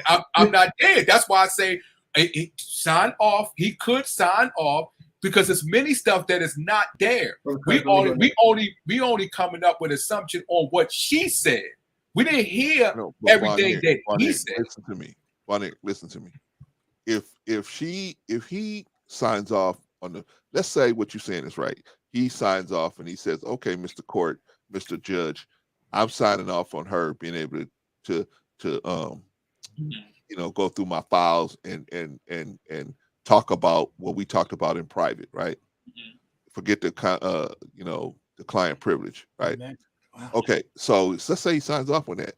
Now she can open up and they're going to talk about every detail of what happened from the beginning of the session to the end of the session, and how he did it and what he did and what she said and what he said. They're going to talk about all of that, and he's going to look real bad. You don't know that. You don't know that because you haven't read the what she diagnosed him. You don't know that. It could go his way. You don't know that. You don't know. It could go if some magical situation happened. It could go his way, but I don't see how. It don't have to be magic. Wait. Listen, Bonnie. I don't see how it could go his way when she has said that he did this. He just today through his lawyer. I haven't heard him say it, but through his lawyer said he didn't do it. He just started denying his allegations today, right? Through his lawyer. Okay. And so he didn't do it. That he didn't do it. Well, because the lawyer knows that if they settle out of court, they're never going to be able to open up, and she's not going to be able to go through step by step what happened because they're going to settle it out of court, and that stuff is never going to get exposed. So that's him saying, "Hey, this never happened." That's the first problem, is to get that out the way. Now, then the problem he's going to have is he don't have this client relationship with the lady with the hotel worker in Minnesota and the chick in Vegas. You don't have that situation going on with them. So how's that gonna work? What you mean? No, I'm not talking. I'm not. You talking about most people are going to be able to go into detail what actually happened. Right, but the only thing I'm saying, Brother Clarence, you only hearing one part of the story. You don't know his side. You don't know the Spurs side. You don't know his side. You only going by what she said. What's his side? Tell me. I don't know. Story. I don't know because I don't know the conversation that they had. I don't know what words that she said to him that could. Unless she said, "Pull your penis out." There's nothing. What else could she have said? Brother Clarence, you don't know what went on. You only go by. You don't know she may have touched him. She may have did anything. You don't know. You only going by what the Marcus lawyer said. And let me say this: have you investigated that lawyer? Because you know that lawyer got a shady past too. No, I haven't investigated. Okay, well, you should investigate that lawyer. Money though, he gets money. I called your name, Marcus. I don't know about where did he get money from? He's like the blackjack table. He just got money from Deshaun Watson. He cleaned out. He cleaned out Deshaun Watson. How much Deshaun Watson paid out? You know? I don't know, man. A couple million. Exactly. You don't know. No, bro, you gotta wow, bro. This is a wild. Yo, listen, your brother Clarence. Brother Clarence, getting paid. That's for sure. Hey, listen, brother Clarence. The psychiatrist is a massage therapist. She's funny, bro. She's a massage therapist. Is she? No, she's a psychiatrist. She's a psychiatrist massage therapist. Yeah, she is. That's what he said. I told you, Bonnie, pull that up, and I will put it up here. I'll put it up right here, right now. Hey, brother, you go do it. Okay. Hey, I know y'all was asking, right, sister. This is wild. Sister Annie's answer, right, was in reply to the question of how do women feel about that. I think that would be, a good thing to touch on because the women are saying that they don't like it, right? Of course. There's a consensus, right? Okay. So Deshaun Watson paid $1.5 million to $2.5 million per plaintiff. That's somewhere between $55 and $35 million for all 22 plaintiffs. All right. Hey, but hey, you can afford that when you're making $46 million a year, right? He said I didn't know I didn't know that the civil was done. It was done. Oh, they settled. You said they settled? They said, yeah, they settled it. They settled it. Okay. Yeah. Oh, okay. But they have one new one that just came up. Yeah, I seen that. I see that. They settled these other ones. And they said he will be paying. They say for each person $1 million. In the previously settled lawsuit, got paid $1.5 million to $2.5 million per plaintiff. That ain't bad. And it was 26 of them, right? 25. It was 22. $2 million, y'all.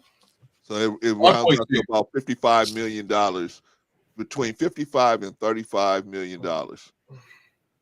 Not bad, considering he signed he got a 5-year, $230 million contract. Yeah, guaranteed, fully guaranteed. Yeah, fully guaranteed. So that's a spank on the hand, right? Man, that's a lot of money, man. Yeah. That's a lot of money, man. It is. But what does it prove, gentlemen? Keep your junk in the trunk. Well, he's not going. You think he's going to pay that? Somebody's gonna pay it. It doesn't matter if he pays it or not. Somebody's going to pay it, right? It doesn't matter who pays it. Somebody's going to pay it.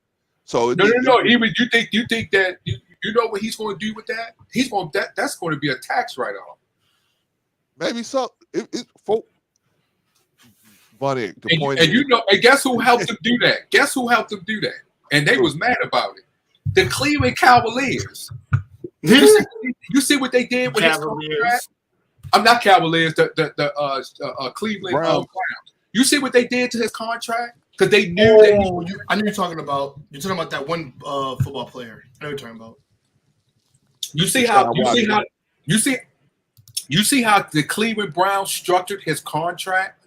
No. Because they knew, look that up. How they structured his contract because they knew he was going as far as those lawsuits coming. That's what pissed the NFL off.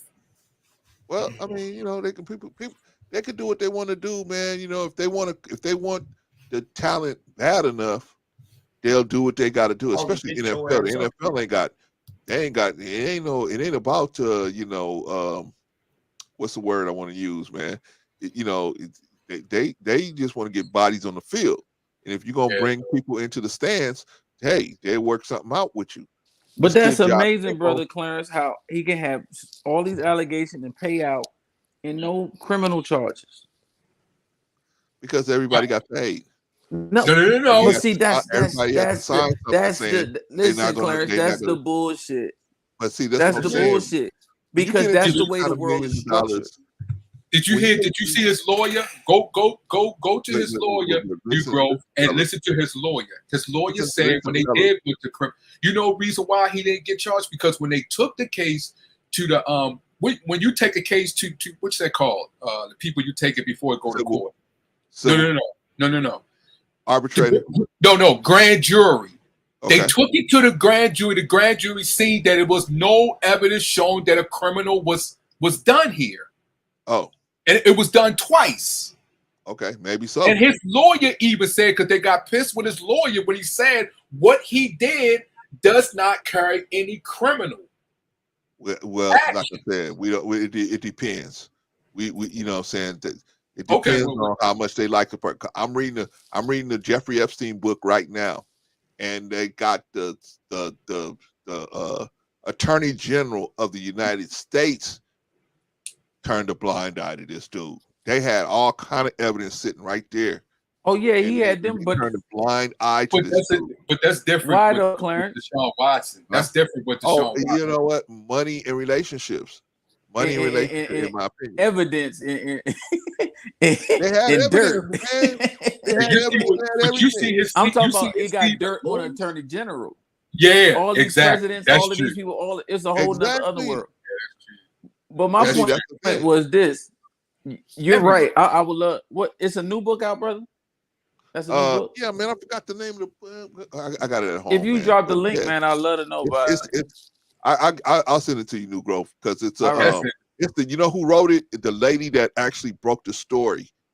The lady that actually broke the story. Oh, that biography. She broke it out of Miami.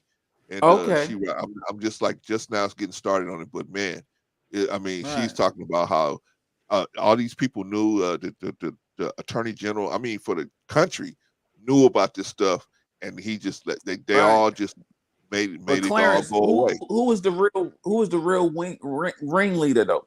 Right? We all know it was the female, right? She was the one going out there grabbing them. She made him. She was the hired gun. Yeah. She made him. She had the money. She had the. Go ahead. Jenny's got a gun. But what I'm saying is, Jenny's got a gun. She was definitely a helper of his in this little scheme that he had going on. But he was definitely the chief director. He had his own island that he was flying everybody in. She was the money person. She had the connections. She was the one hooking them up with she people. was the one going all over the world finding destitute girls to fly over there, right? Right. So that was her role in the whole thing, right? Right. But it's kind of like showing you the double standards of our society. And I understand. I don't think we can really. I love what you're saying about teaching our boys how to use they love guns, they love whatever, but we cannot have the discussion without the females present, because we're in a society now where it's allowing the women to really, really roll on. I can do whatever I want to do, anything. And it's like you can't have it. You can't have the guys because you're going to force men into isolation, right? And the women can still, it's no, what do you call it? You're not holding them accountable. We're not holding them accountable just as much, because like you said, it's always two, huh? Okay, so how are we gonna hold them accountable in this situation, though, New Growth? On this situation right here? Yeah, how we gonna hold them accountable? You talking about with the basketball player? Yeah. Yeah, we're gonna have to we gonna have to go out there and we want to know every fact of it. We can't just jump off the boat and say this little dude and these young dudes and this right here. No, we're gonna say, hold up, what's going on? What's her history? What's her life? See, we in a society now where they will shield the supposed. I mean, and she's the victim in this situation, but we will shield her. Like even with the guy from the Boston Celtics, they don't need their identity known. She was sleeping with this guy right prior to the situation going on with Boston Celtics. She is an accomplice in it. So if it goes wrong, she's still an accomplice in it. He's ultimately wrong, but we're not holding them accountable. So therefore, they can say, "Hey, I can do it." At the end of the day, it's his fault. I agree. I agree. In that situation, I agree. Right. Right. There was a woman that they was gonna stone to death. Right. And you know, Jesus said, "Hey, what's going on here?" Mary Magdalene, you talking about?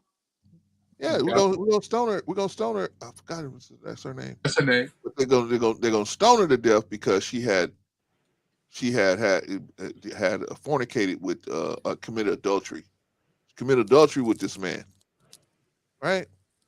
Mm-hmm. And he said, "Hey, you know, why y'all stoning her?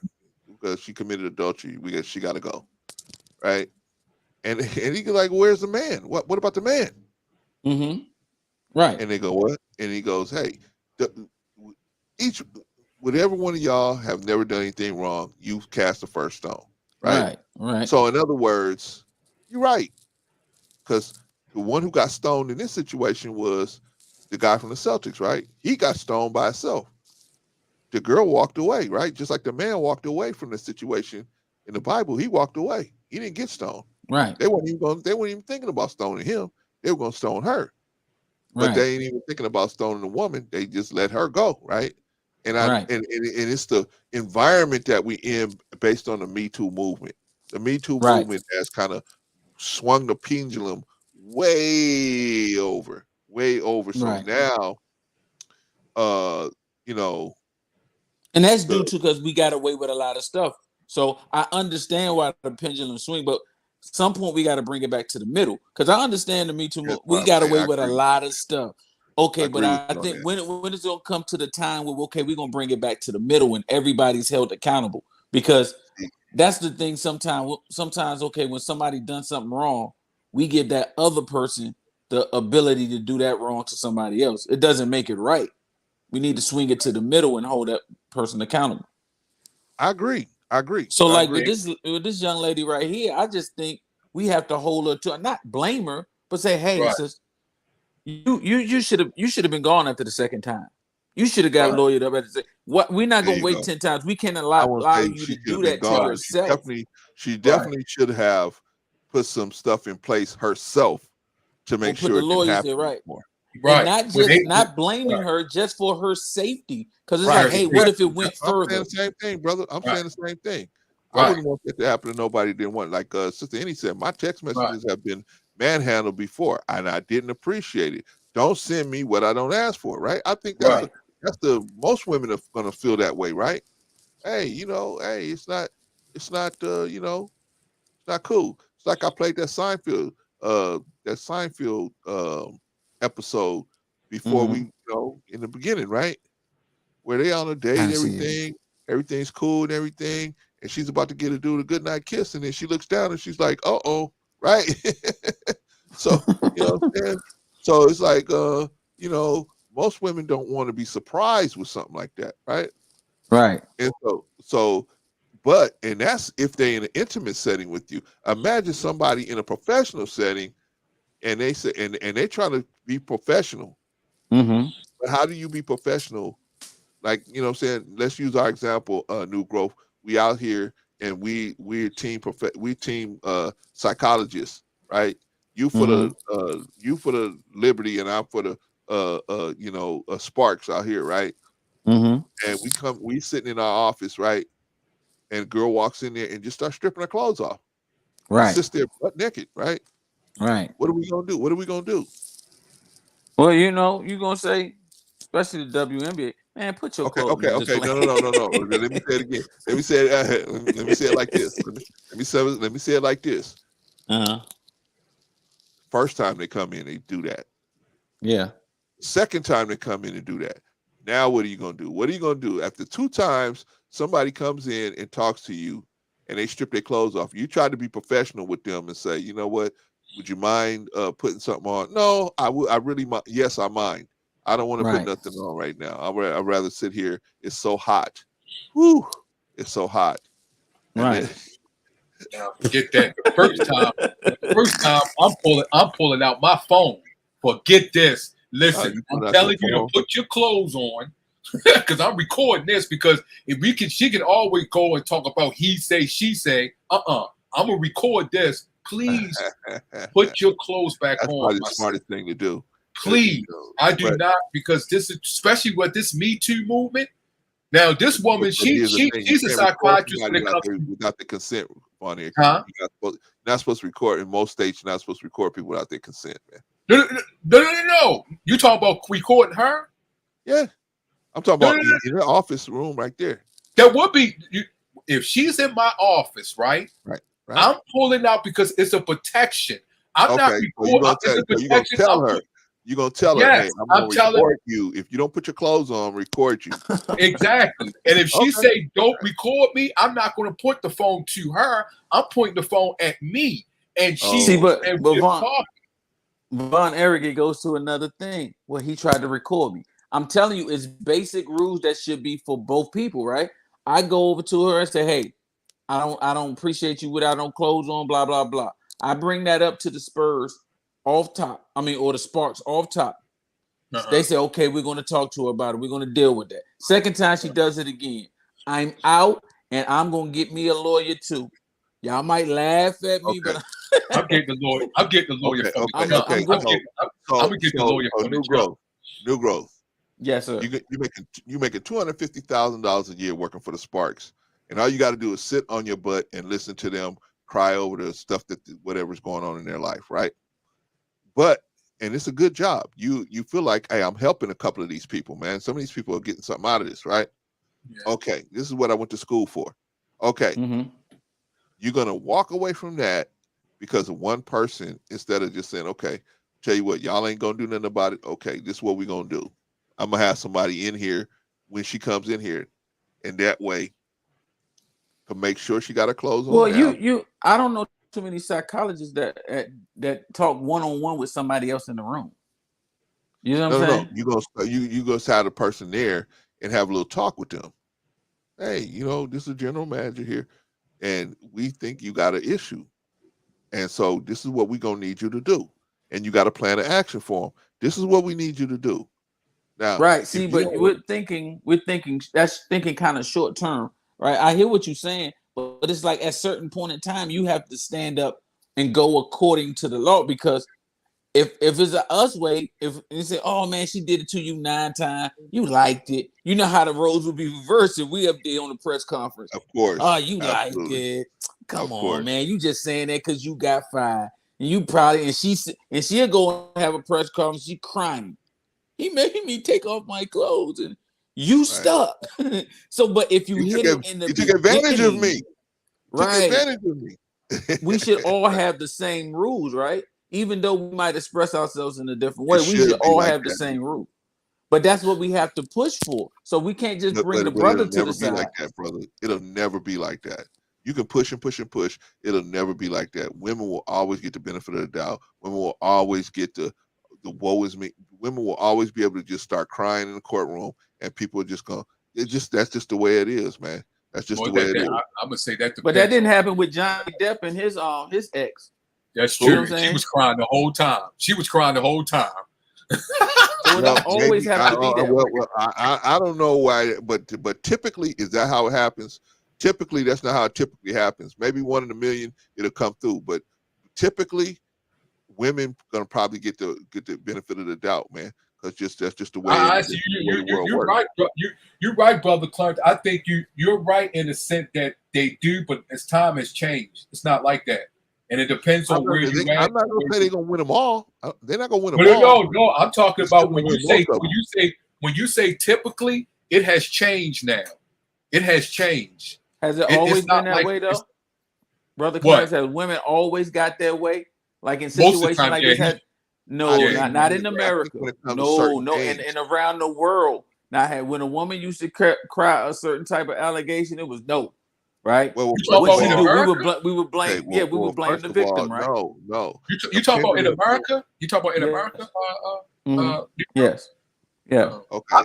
I think Brother Clarence is right because the way, and I think especially the way in our era. I'm just talking about the era that we grew up in. Oh yeah. I was just talking about historically. You know, back in Okay. the 50s okay. and the 60s when the women couldn't vote, it wasn't always that I they see will what you're saying. automatically be. Yeah, So I see we what you're can, saying. so I we see can swing, the pendulum. So we I can't see. sit here and say it's always going to be that way. I We see can what you're saying. swing it. It's about how we're going to saying, swing it. I'm not saying that, but brother, it's not going to go back to the way where you could just, there was a time, like you said, New Growth, there was a time in history in America where, women just like, whatever, don't even bring it up. Don't even try to charge nobody with it. It's never going to go back to that. I don't want it to go we're at back a to place there. where we're at a place where women are, because of their alliances with the alphabet community and other communities, they just are too vocal, and nothing is going to go back to that. Now, can we get the pendulum to swing a little bit more our way? Yeah. Sometimes we're gonna win one, right? We're gonna get, you're gonna have your Kevin Federlines and your Steve Harveys and your, you know what I'm saying, and your Kevin Harts. Oh, They're gonna Kevin win their Federline. You talking about the dude that got Britney Spears? Yeah. See, but that I ain't don't see, think that's that a was bad that's a bad that's a example bad because yeah. I think he took advantage of her. I don't Right. want it to get to a point where we can take advantage. I want to No, get Right. to the talking point about where taking we advantage. I'm not even talking about taking advantage, brother. I'm just talking about where the man has to look at the person. Like in that situation with him, he looked at her and said, "There's no way she can do what she's doing and have 2 kids on the road with her. There's no way she's gonna be able to take care of these kids. I got to take care of them. I got to take them. And then, okay, if I'm gonna take care of them, I ain't got no job, so you got to pay me to take care of them, right? Right.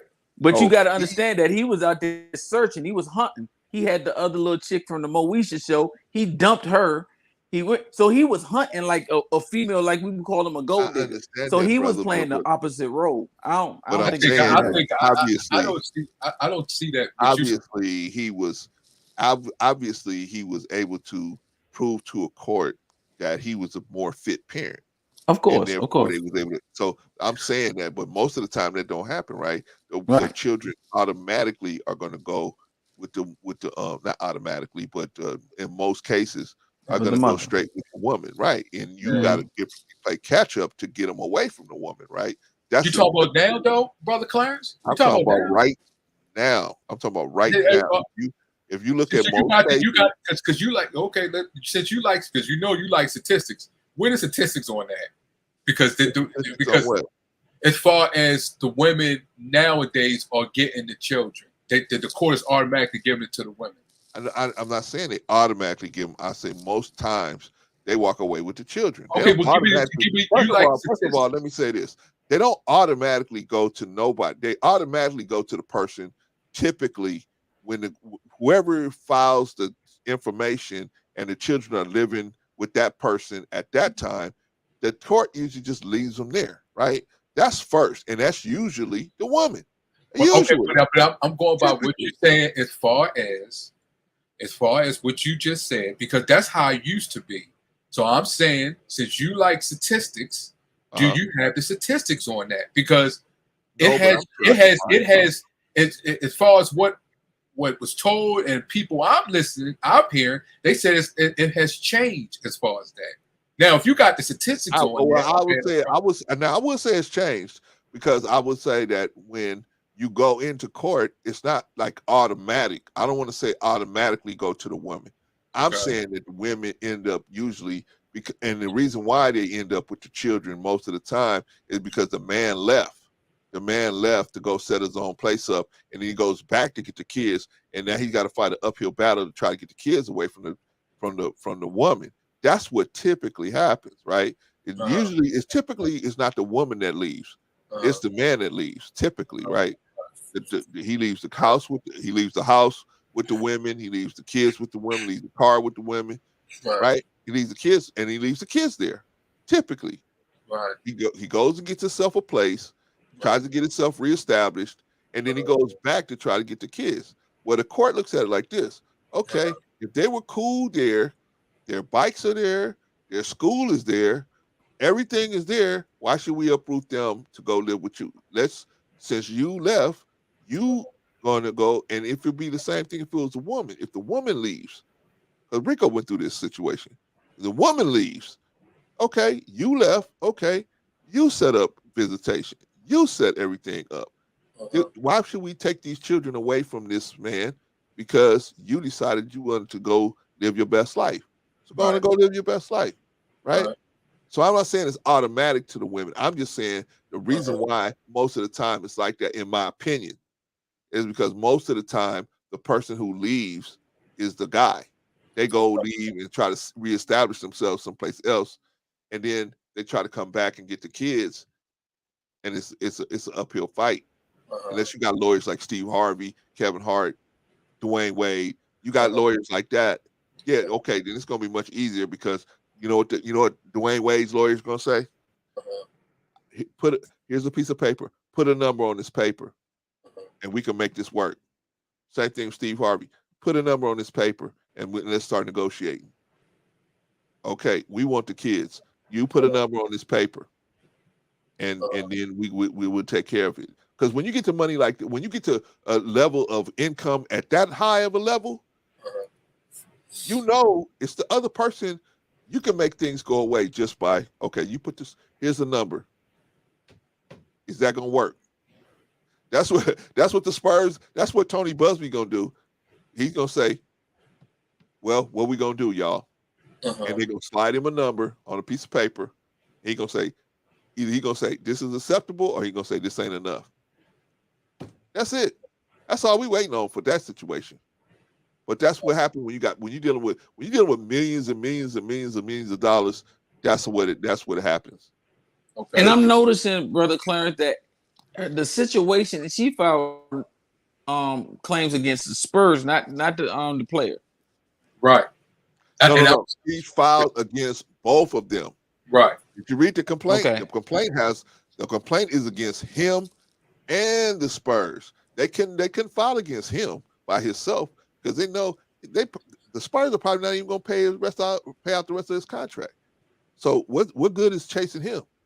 What does it say? What did you read in the complaint, Negro? Does it say just them? No. I was just asking. No. I was just I'm asking. I gonna didn't show know. you the I was complaint, just brother. asking. I'll show you a piece. I thought you read something, but okay. No. I'll show you a piece of the complaint right now. Okay. So this is this is part of the complaint. This is the part against Primo. This is all the stuff that they're alleging that Primo did, right? This is the part that's against the Spurs. This is all the stuff they're alleging that the Spurs did. Okay. Ho. Go back up. Okay. Go back up. So what? Wait a minute. Knowing his own sexual failing to this. Oh, okay. Failing to obtain. This is where the crime occurred right here. Well, this is where the crime occurred really right here. This is where the crime first occurred, and this is really where the crime occurred because he didn't get consent to do all this stuff. This wouldn't be a crime if you got consent, but this proves that this is a crime because he didn't get the consent to do. But I see your point as far as what you're reading on that of what they given, but we don't know as far as what he did. So yes, what that right there, that does fit as far as what they are saying, what she is saying fits in crime. But we still don't know what he did as far as his participation, that it will add. We won't never know, Ron Eric. We won't never know because they're gonna sell it. They're gonna sell it out of court. Well, so she ain't gonna have to give up. But you know what though? I'm not saying that you're wrong on that. They may sell it out of court. Maybe they are. When you go down, well, we don't know yet because they haven't said it yet. But I'm just saying that's why I said take this lady to court, man. They're not. Okay, no problem. I'm not going. But you saying are we? The reason why I say may because they haven't done it yet. It's okay if you want to say are, no problem. But I'm saying you corrected me like I'm saying something wrong. No, I'm saying may. You're right. Yeah. It hasn't happened yet, but to my best intuition. This thing is not going to go. It's going to court, no problem. I mean, but why would you think they wouldn't go to court though? I mean, so if they took her to court, would they be wrong, or would the perception? No, they wouldn't be wrong. They would be just defending themselves, right? But in the public eye, they would make it look like that the Spurs are stepping on this poor, defenseless woman, single mother. That they are okay with this behavior. See, that's the wiggle spot that they're in. That they would have to try to live within that little spot, and they can't do it. It's not big enough for them to wiggle their way out of. But I want you to point this out. I want you to wait a minute, Negro. I want you to pay attention to this first thing on his. The first thing on his, and this is more so weighing on the Spurs because it says schedule an appointment to be alone with the plaintiff knowing of his sexual. Listen, this right here is more leaning, or that's why she had to go with the Spurs because especially what he did. That's why they got to go with the Spurs. He got money. Yeah, he got money. She got money. This dude ain't got no money. That's a guaranteed. His contract is guaranteed. That's a guaranteed contract. But it's only guaranteed if you based on your conduct. If you you don't know. We don't clause in there somewhere. Okay, but so let's not respond. Let's not respond on something that we don't know because we haven't read the contract. So we can't say I haven't read the contract. Right. So we can't say an organization as big as that. They're going to have some type of conduct clause. All of them do. Yeah, but we don't know how the conduct clause is written in his contract. Does it meet to the performance as far as he doesn't have the money? So we don't know that. So I'm saying is here, just look at they brung this here. It's more so on her due to the first one, number A, how they said she must have warned them, and then they still sent him to her. Okay. Correct. Then look at all the things that happened when she named on their side. It's much more on their side than it is on his. So she had to break it because I think if she just would have brought him alone, he would have. It's something that he's going to her or something mental issues because that was a good move. I'm saying his move legally when he came out with that letter that he was dealing with mental issues. Yeah, he was dealing with mental issues before she came out. When he was let go, it came out as far as he was dealing with mental issues, and he needed to. Okay, so right there, he brought that out in public for a reason. I agree. That was a good move.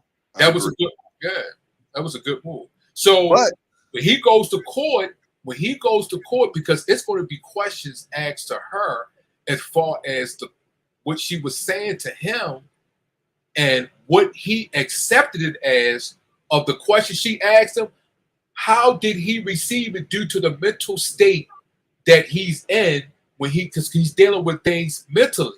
That's why he was the average person, if you listen to people that's talking about this situation, the average person, they don't care. They think that he's just throwing out an excuse for his behavior. Yeah, so the average person don't even care that he got mental issues because the new growth might be right. You guys might be right. He may have a serious mental issue, right? Yeah. And but the people ain't gonna care about that. That's true. It's a lot of people that's not going to. But do y'all believe at a tipping point, like at a certain point where people say you're not going to do this no more? I mean, because we're seeing in a lot of things where the tide has changed, like where we thought this never would happen, and all of a sudden things started to happen, and the public changed dramatically. Like, oh my God, the public is not believing that person no more. We can't believe that the public is going in this direction. So it could come at it can come at any moment, but as long as we avoid it, it'll never come. It's like a lot of people rest on their loins of, hey, I can do this. I know they're gonna believe me no matter what, right? But at some point they get a wake-up call. And I don't think we in a society where it can come to a point where people say, okay, well, we're gonna have to check this out. We're just not gonna take your flat out word for it. Right. Because I think do you think we're gonna come to that point? No. Or we're close to it? No. What do you think? What do you think, Negro? Because I mean, I absolutely do, because I mean, I'm not bringing up the but with the Kanye and the Kyrie, it seems like the pendulum is changing a little bit and outlooks on certain things. It's like even with the Me Too movement, the pendulum changed, the tipping point came, and things started to swing a little different way. Even with the civil rights movement, society has always told us that things will always change and come to a point where people get tired of certain things. So I think it can come. I don't know if we're here now, but eventually people will get tired and people will rebel. Because if that guy get hired by the Nets, if he gets hired by the Nets, oh my goodness, that is going to I think that's when the change is going to start. It's going to start to change if he gets hired by the Nets. If he gets hired by the Nets, it's I see your point is well taken, but it may come after. Well, the Raptors are already looking at Josh Primo. The Raptors are already thinking about bringing him over. Yeah. See, if they is, Brother Clarence, because I would like to know when she told them about him, right? And what did she say to him that the reason why he might have did what he did due to his mental issues? I would like to know, well, did they ask her and say,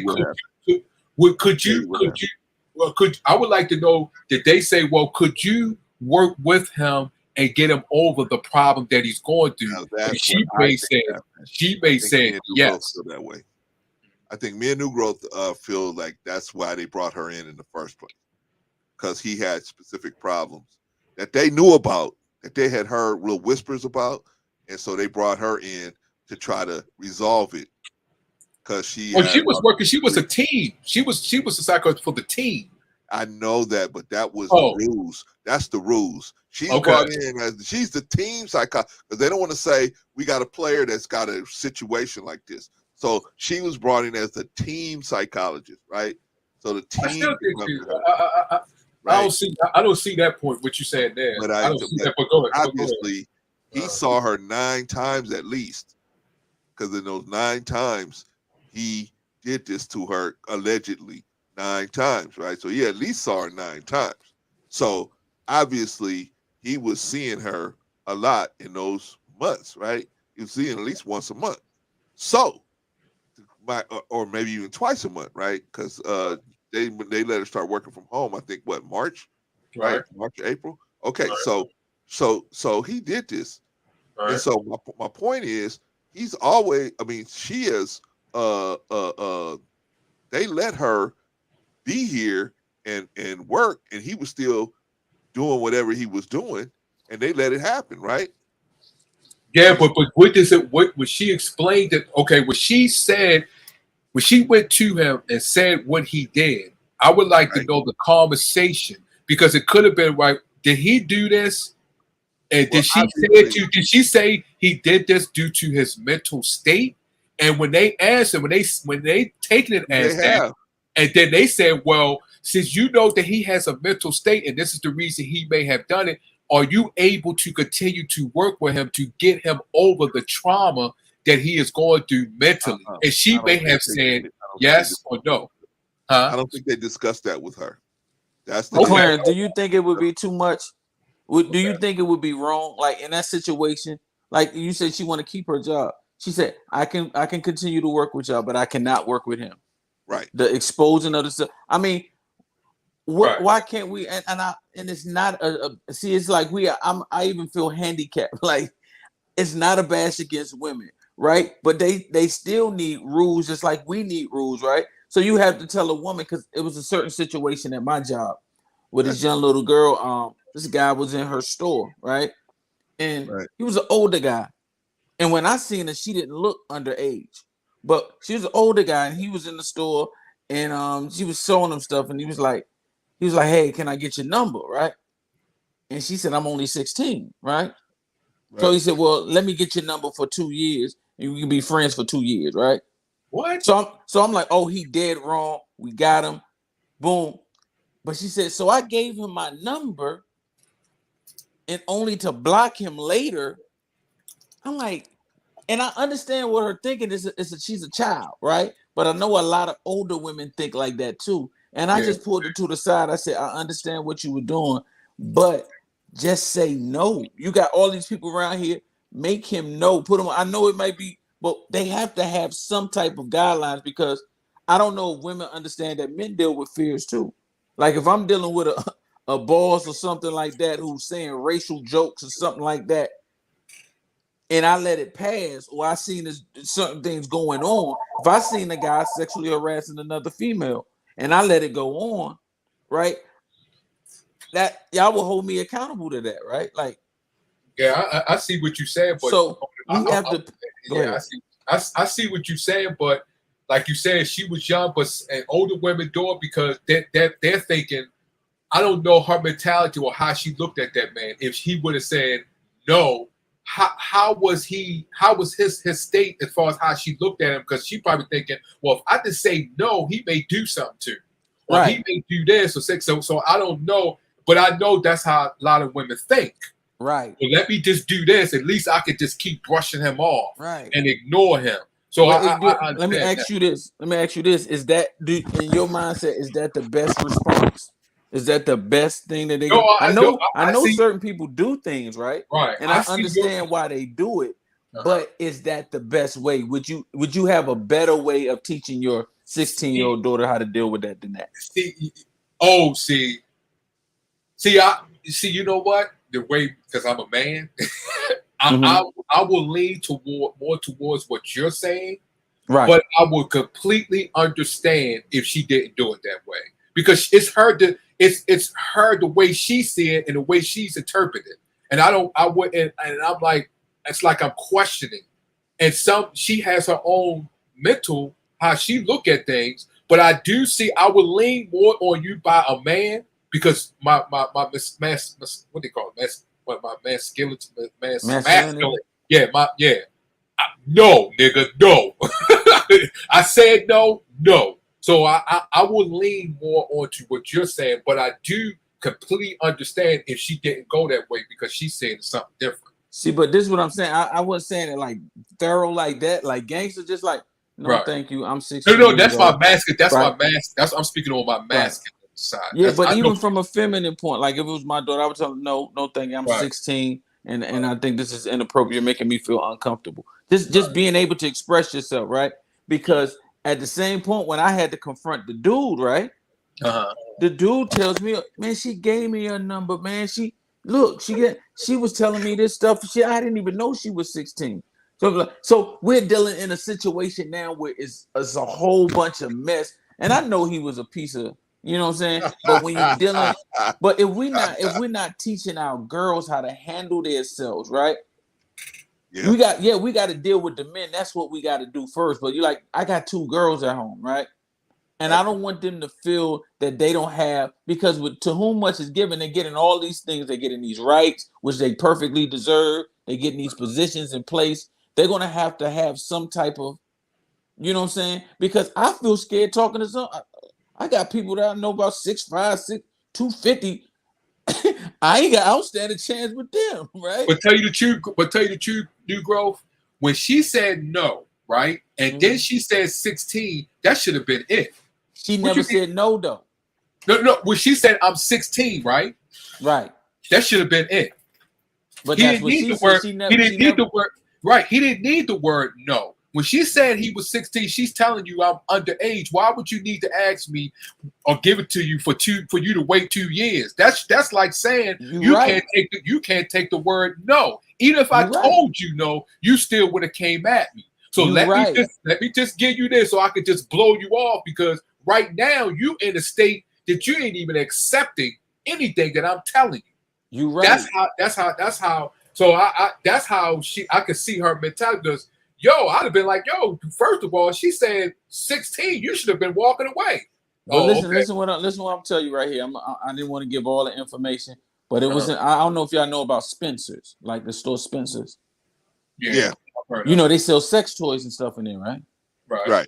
So he's talking to her. She's telling them about the sex toys, and it's like, bro, I would never have my daughter working, and it seems like they're so oblivious to the consequences around them. And I understand that they deserve to be protected, but if we're not teaching them how to protect themselves to a certain degree, right? I remember we used to have, when I was growing, they had female self-defense classes. Yeah. It wasn't like that they could whip a dude, you know what I'm saying? But it was certain things that could protect them, right? And I think like if a woman has a job like that, I know you said you teach a lot of this to the men, Brother Clarence, but maybe they need to have a female that go in and say, hey, this is how you say it, not be mean, or this is what you do. You document it. You go to somebody immediately, you know. I hope you listening, Jill. I hope you listening, Annie. Oh man, you say, oh man, listen, Patrice. So she was in Spencer's. She was in. Troll. Wait a minute, you changed the whole dynamic of the conversation. That's what I'm saying. I didn't want to give so much information. Oh my goodness, was like, it's a whole doggone. Yeah. That's a main part right there. It changed the whole conversation. And you know the age of consent in Georgia is 16. Right? Oh, it is. It is. So all of this crazy stuff is going on, and it's like, I look at the young sister, and I can't really. When I looked at her, I didn't know she was 16. You know, I didn't know it was 16. I didn't know. I looked at her. She was 16. Yeah, it's 16. I thought it was 18. It's 16. Oh, 16 in Georgia, in the South. Depends on the state. Yeah. So I know you saying, Clarence, it does, but I was thinking, because I was on another what's the name, and I could have swore I thought Georgia changed theirs to 18, but like you just said, it didn't. That's how Kayleen Walker got people that was 16 and cool. Their age is cool in their state. He brought them to California. I got you. The age of consent in California is 18. I got you. Oh man, it's 18. It's 18 in Maryland too. But I got you. I thought it was 18 in Georgia. But okay, no problem. I got you. Yeah, only reason I'm saying is, man, because being a father of girls, man, I'm trying to protect them. I don't want them to even have to deal with, because the press and people say, because people gonna start questioning you. I'm not saying this lady did anything wrong, but do you think we should teach our daughters at an early age, hey, stand on your morals and your principles, right? Don't think about the $200 job, because you're gonna get humiliated. The press gonna come after you. It's gonna be man groups. It's gonna say how she act. So it's like avoid that by standing on what you. That's what I'm saying. And we get the boys. But here's how, in my opinion, New Grove, what position she was in. She's a single mother of 4 children. Right. I mean, somebody hand you a $200,000 job. I mean, she that was like, that changed her whole life, right? Right. Change most of us. If we made $200,000 a year, that would change our lives, right? You're right. Okay. You're right. You have 4 children, right? You talk about the especially in San Antonio. You talk about the psychiatrist? Oh, okay. Yeah. You're right. So I feel. I mean, I'm sure she was like, man, this is a good gig, and it was a good gig until all this stuff started happening, right? Right. So she was there from April to December, all good, right? Right. They drafted my man, probably in July, right? Mm-hmm. They drafted him in July. Oh, so she was there before he got there?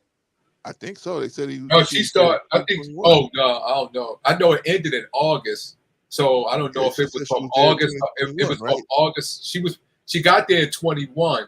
But I don't know. April. I think somebody said April. Was that you, Brother Clown? You said April. I thought she got there in April of 2021. Let me see. Okay, so that kind of like denies the thing that she was brought in strictly for him, right? Right. And she was there before him. I didn't even think about that. That's why I said. That's why I was like, let me double check and see when she got there. That's why I was like, that didn't make sense that they just would have just What's her said, name? well, it could have been a team because they a team. So yeah, they could if they could have said that and said he I see what you're saying. It could have been just for him, but by it's being a Spurs, it's looked at as she's looked at as a team psychiatrist. So yeah, I see what your point is. I see how you say it. That was what I was thinking, but yeah, I see he what was you're there saying. that long before him. Then I see what you're saying. If it was just for him, I see why you saying that it could have been worded by the Spurs as a team. She would be looked at as a team psychiatrist. So yeah, I can see that. I can see that. Spurs. Let's see what time. I'm gonna try to see if I can get a line on when exactly she got there. Let's see. But yeah, I agree totally, brother Clarence. Like, we definitely need to talk to the men like what you do. But I also, I just think we still need a little prep for the women, because sometimes when one side's getting it, they feel like they can be loosey goosey, right? In a Right. lot of areas. So They got we it do in for both. September. So he got there in what, probably June or July. Yeah. Okay, they got it after you got there. So they And got she got there in September a team. 2021. Right. So she So probably was he first exposed himself to her in December 2021. Oh, okay. So yeah, she was a team as for the team. I don't know, man. I don't know. He got there probably around June or July. So they probably had these issues. Okay. Okay. You said she started at you said he was there first. He was there first. So he got there first. What is it? What does the draft is in the summertime? So the draft is like what, June or July? June, yeah. So so she got there. So they both okay. So they played. Maybe they brought her in, knowing that he had these issues. Right. Yeah, maybe they heard some little birds chirping. Yeah. They probably right. I understand. Help the situation. Right. But, I understand. I understand why she would be still called the team psychiatrist. Because, right. You know what I mean? They didn't want to draw no major attention to, because I'm sure it would be a team psychiatrist because she works for the Spurs. So it would be a team. But a lot of guys are doing this. A lot of guys are doing this. So it's not like, and they just not nobody saying nothing, right? People got a lot of different problems, right? A lot of these guys are, they're just a step away from, falling off the edge, man. It's a lot of pressure playing at this level, right? So I mean, they might be doing all kind of different silly stuff, man. So let me ask you this, brother Clarence: if this job was open for the Sparks, right, and they came you in it, they say, hey, we want you to deal with such and such and such. He's having a problem with sexual issues. Would you take the job, knowing the complexity of the environment? Right. I would take the job but I would spell out a couple of different situations that this is how I'm gonna handle it. I would tell them this is how I'm gonna handle this situation. This is how I'm gonna handle that situation. Right. And so, do you think she had that in her contract? Did you think she went in there to spell it out? She never dreamed that this kind of thing would happen to her. In my younger days, so that is that a problem, right? Because me and we work for the Sparks, so we work for the lingerie football league. We have to be very aware that hey, there's gonna be some situations going on. It probably will be, right? I would, yeah, right. I wouldn't be able to work. And in my younger days, I wouldn't be able to work because I know how. I see that girl Cooper walk into my office. Oh, I wouldn't be. I wouldn't. And in my younger days, Cooper. I don't know. Yeah. I don't know the players. What that was very. Eric know the players. Yeah, I could. No. What do you mean? You wouldn't be able to work with her? Why? Because she looked too good? Daggone right. Cooper, the one that was married to the Dwight Howard. Was it Dwight Howard? Okay. Jeez, yes. I thought you were talking about Cynthia Cooper. No, the one that was married to Dwight Howard. Not in my younger days. Now, since the Lord got me where I am now, yeah. But in my younger days, no, I wouldn't be able to do it. No, I would go work there, but like I said, I would set a lot of ground rules. Hey, I'm not gonna meet with none of these women. And if I feel any kind of vibration that's not right, you're gonna install me a little button. I can push this button and somebody's gonna be able to come in there. Right. So we should train women who are going into predominantly male environments to think like that as well. Right. Right. They had to set their price prior. Right. Right. But I mean, you would think somebody who is a psychologist would know that, right? Would have already at least have that kind of training. But I'm thinking she probably said, "Man, I hit the goddamn lotto. I'm working. I got 4 kids. You know, she probably was working out of her house, hand to mouth, right? And here she gets a Why job she with got the to be Spurs hand them out, bro? because she didn't want to leave Psychiatrists the make job with the Spurs. If she make was good making money. so much, if she felt like she could make the same amount of money, she would have left, right? But One you said time, hand 2 them times, out. been gone. What? If she had 4 kids living in San Antonio, she could make it with 120,000 a year, right? Maybe, and maybe that's what the Spurs probably gave her. You know, I mean, that kind of money changed her life, right? So she was like, Right. "I'm gonna try to see if I can make this happen, make it work."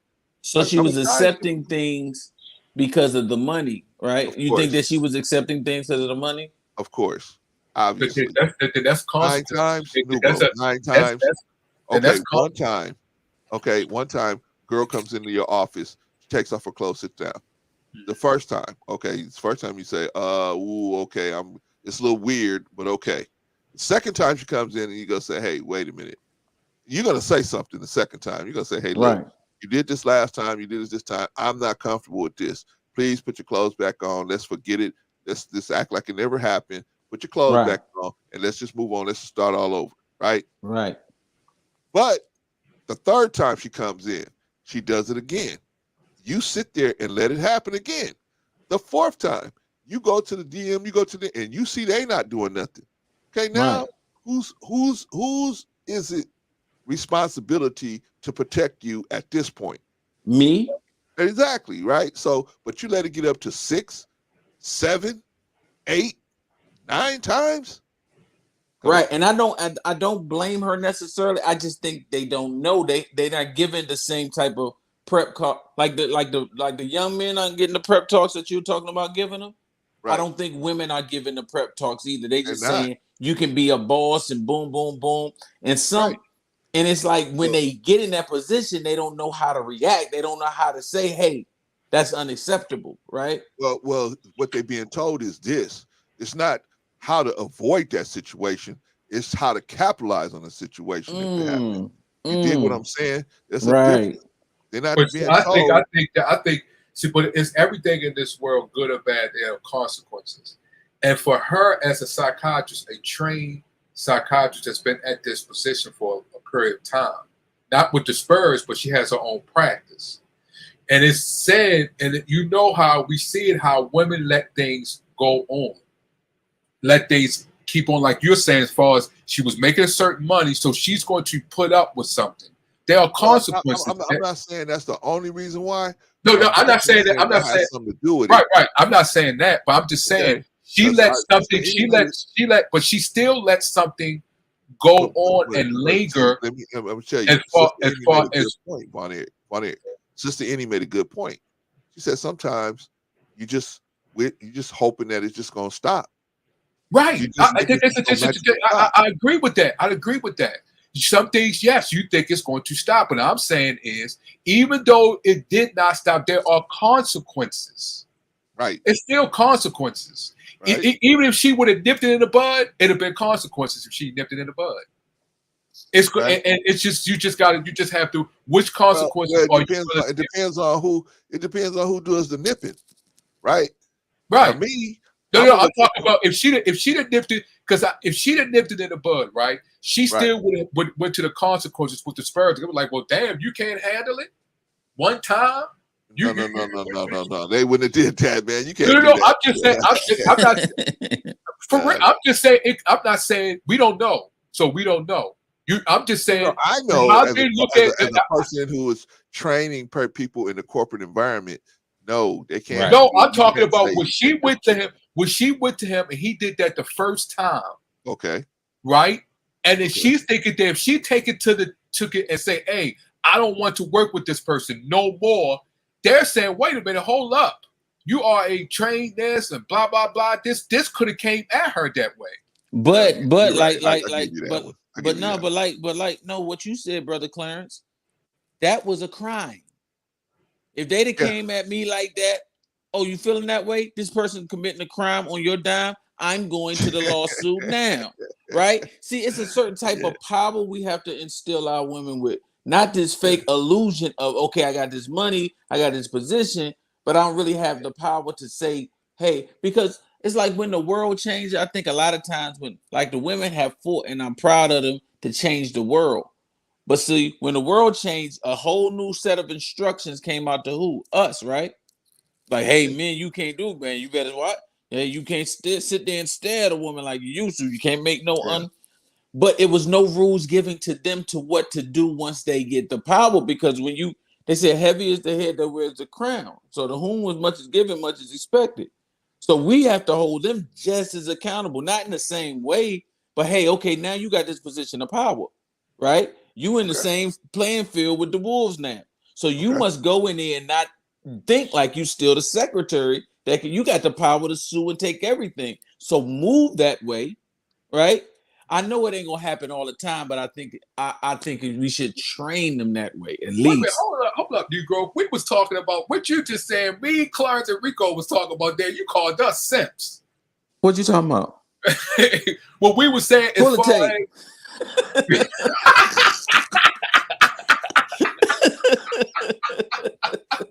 No, you right. I mean, I agree with you. I agree with you, New Growth. You right, because I got a granddaughter, man. Yeah, he is right.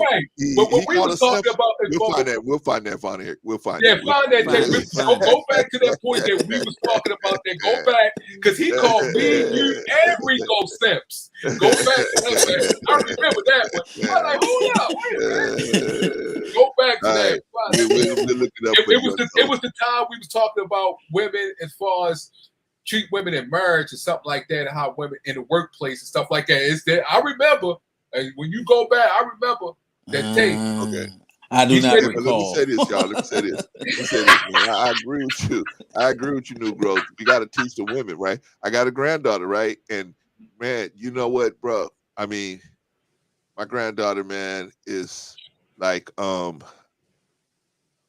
you got daughters, man. You know what I mean? She's just like, she doesn't even understand that there's evil people in the world. She can't even contemplate that, right? She just doesn't even understand that there's people that will do you harm just because they can, right? And so I constantly have to break it down to her. Okay, there's good guys and there's bad guys. Oh, there's bad guys? Yeah, there's bad guys. What's a bad guy? Or bad guys does bad stuff. And they say bad things, they do bad things. You don't want to be like that. Oh, okay. You know what I'm saying? I got to constantly, as I bring her up, and not to have like she's better than somebody, but to just watch out for people that try to just, want to use her. And sometimes she'll come home and say, one of her friends, Crystalline tried to make me say bad stuff, right? So I see that she's understanding that there's a difference between good stuff and bad stuff. And that's where we got to start, is that separation. And once we get them to understand that separation, now we want them to say, okay, you want to be in this group. We want to get them to want to be in the good group, right? We got to get them over there. And then in that group, we got to instill, like you said, the virtues, right? Right. You don't take advantage of somebody just because you can. Right. You can't just because you can do it. No. You treat people right. You treat people good no matter what. Like I'm going through that now. My granddaughter's 4 years old, right? Mm-hmm. She don't even have a concept of, doing people bad, right? She doesn't even understand. I got to teach her. I'm still constantly teaching her. Hey, that's not a good thing. Don't do that. Don't do this. And she learned. Oh, okay, Papa. I see. But the whole point is we got to see. The problem is, New Growth, is that, and I'm sorry to the sisterhood, y'all might want to get me on this one, but unfortunately, the mass media tries to grow up, especially Black women, quick, man. They try to make them be grown quick, right? And they try to show them stuff, and Black boys too, really Black boys. They try to grow them up quick and get their appetites for things that they shouldn't even be worried about. Started at 6, 7 years old, they got sexual appetites, right? Yes. And so we got to step in and we got to constantly be hitting them with the other side of it. Like, nah, that's not. no, this is the road you should be going on, man. It's hard, man. It's hard because they got the Cardi B's out there, they got the Megan Thee Stallions out there. Right. Gotta They go got the against all that. twerking. Right. The twerking. And Yeah, right. Brother Clarence, I was just thinking, that you were saying about the personal like conduct. He was waived. He wasn't let go of his conduct. They didn't pick his contract up. So how would he not get? I'm not saying that he was cut for his contract. What I'm saying is because of the criminal situation, they may not have to pay him. Because of this, it's a criminal situation. They may not have to pay him. That's all. I'm sure they got a loophole in there somewhere. I think those NBA contracts I'm sure they got a loophole in there somewhere that says, oh, well, if you have a conduct issue, which that clearly was a conduct issue, right? That's why they waived. But I don't think that. But was he let go? He was let go. He was let go because he was underperforming. He wasn't underperforming, so that's not why they let him go. No, they waived him. They didn't want to. They obviously they did. They waived him. They didn't want to pick up his contract. But they waived him not because of his underperforming. Why they waived? Because usually they waive somebody because they're not performing. Did they say they waived him because even though his performance was good? They didn't give no reason. Okay, so the contracts, in those contracts, they can do whatever they want to do. I think they waived his performance. They want to do. His performance wasn't. He was a number 1 pick, number 12. His performance did not. He did. He was a first round pick. He was first round, and he did not. He was not, and he was coming off the bench. He was what is his first year? He got 26 points. He got 26. That was only. He didn't get that. I think he averaged like 5 or 6 points a game. Yeah, 5 or 6 points. Yeah. But I mean, I'm saying he had a game like a couple weeks ago. Where but that was only like one game. I think he did 2 that he had 20 points. The season just started on there. Damn.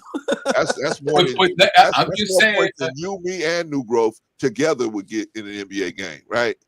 I mean, all 3 of us together wouldn't get 5 points a game in an NBA game, right? Right. So I'm just saying, he is, he's a good prospect. He's a good young prospect. He's strong, and he's only 19, Von Eric. He's only 19. No. But I'm just saying, right? New Growth said he just started, yes, but he was number 1. He was in the first round, right?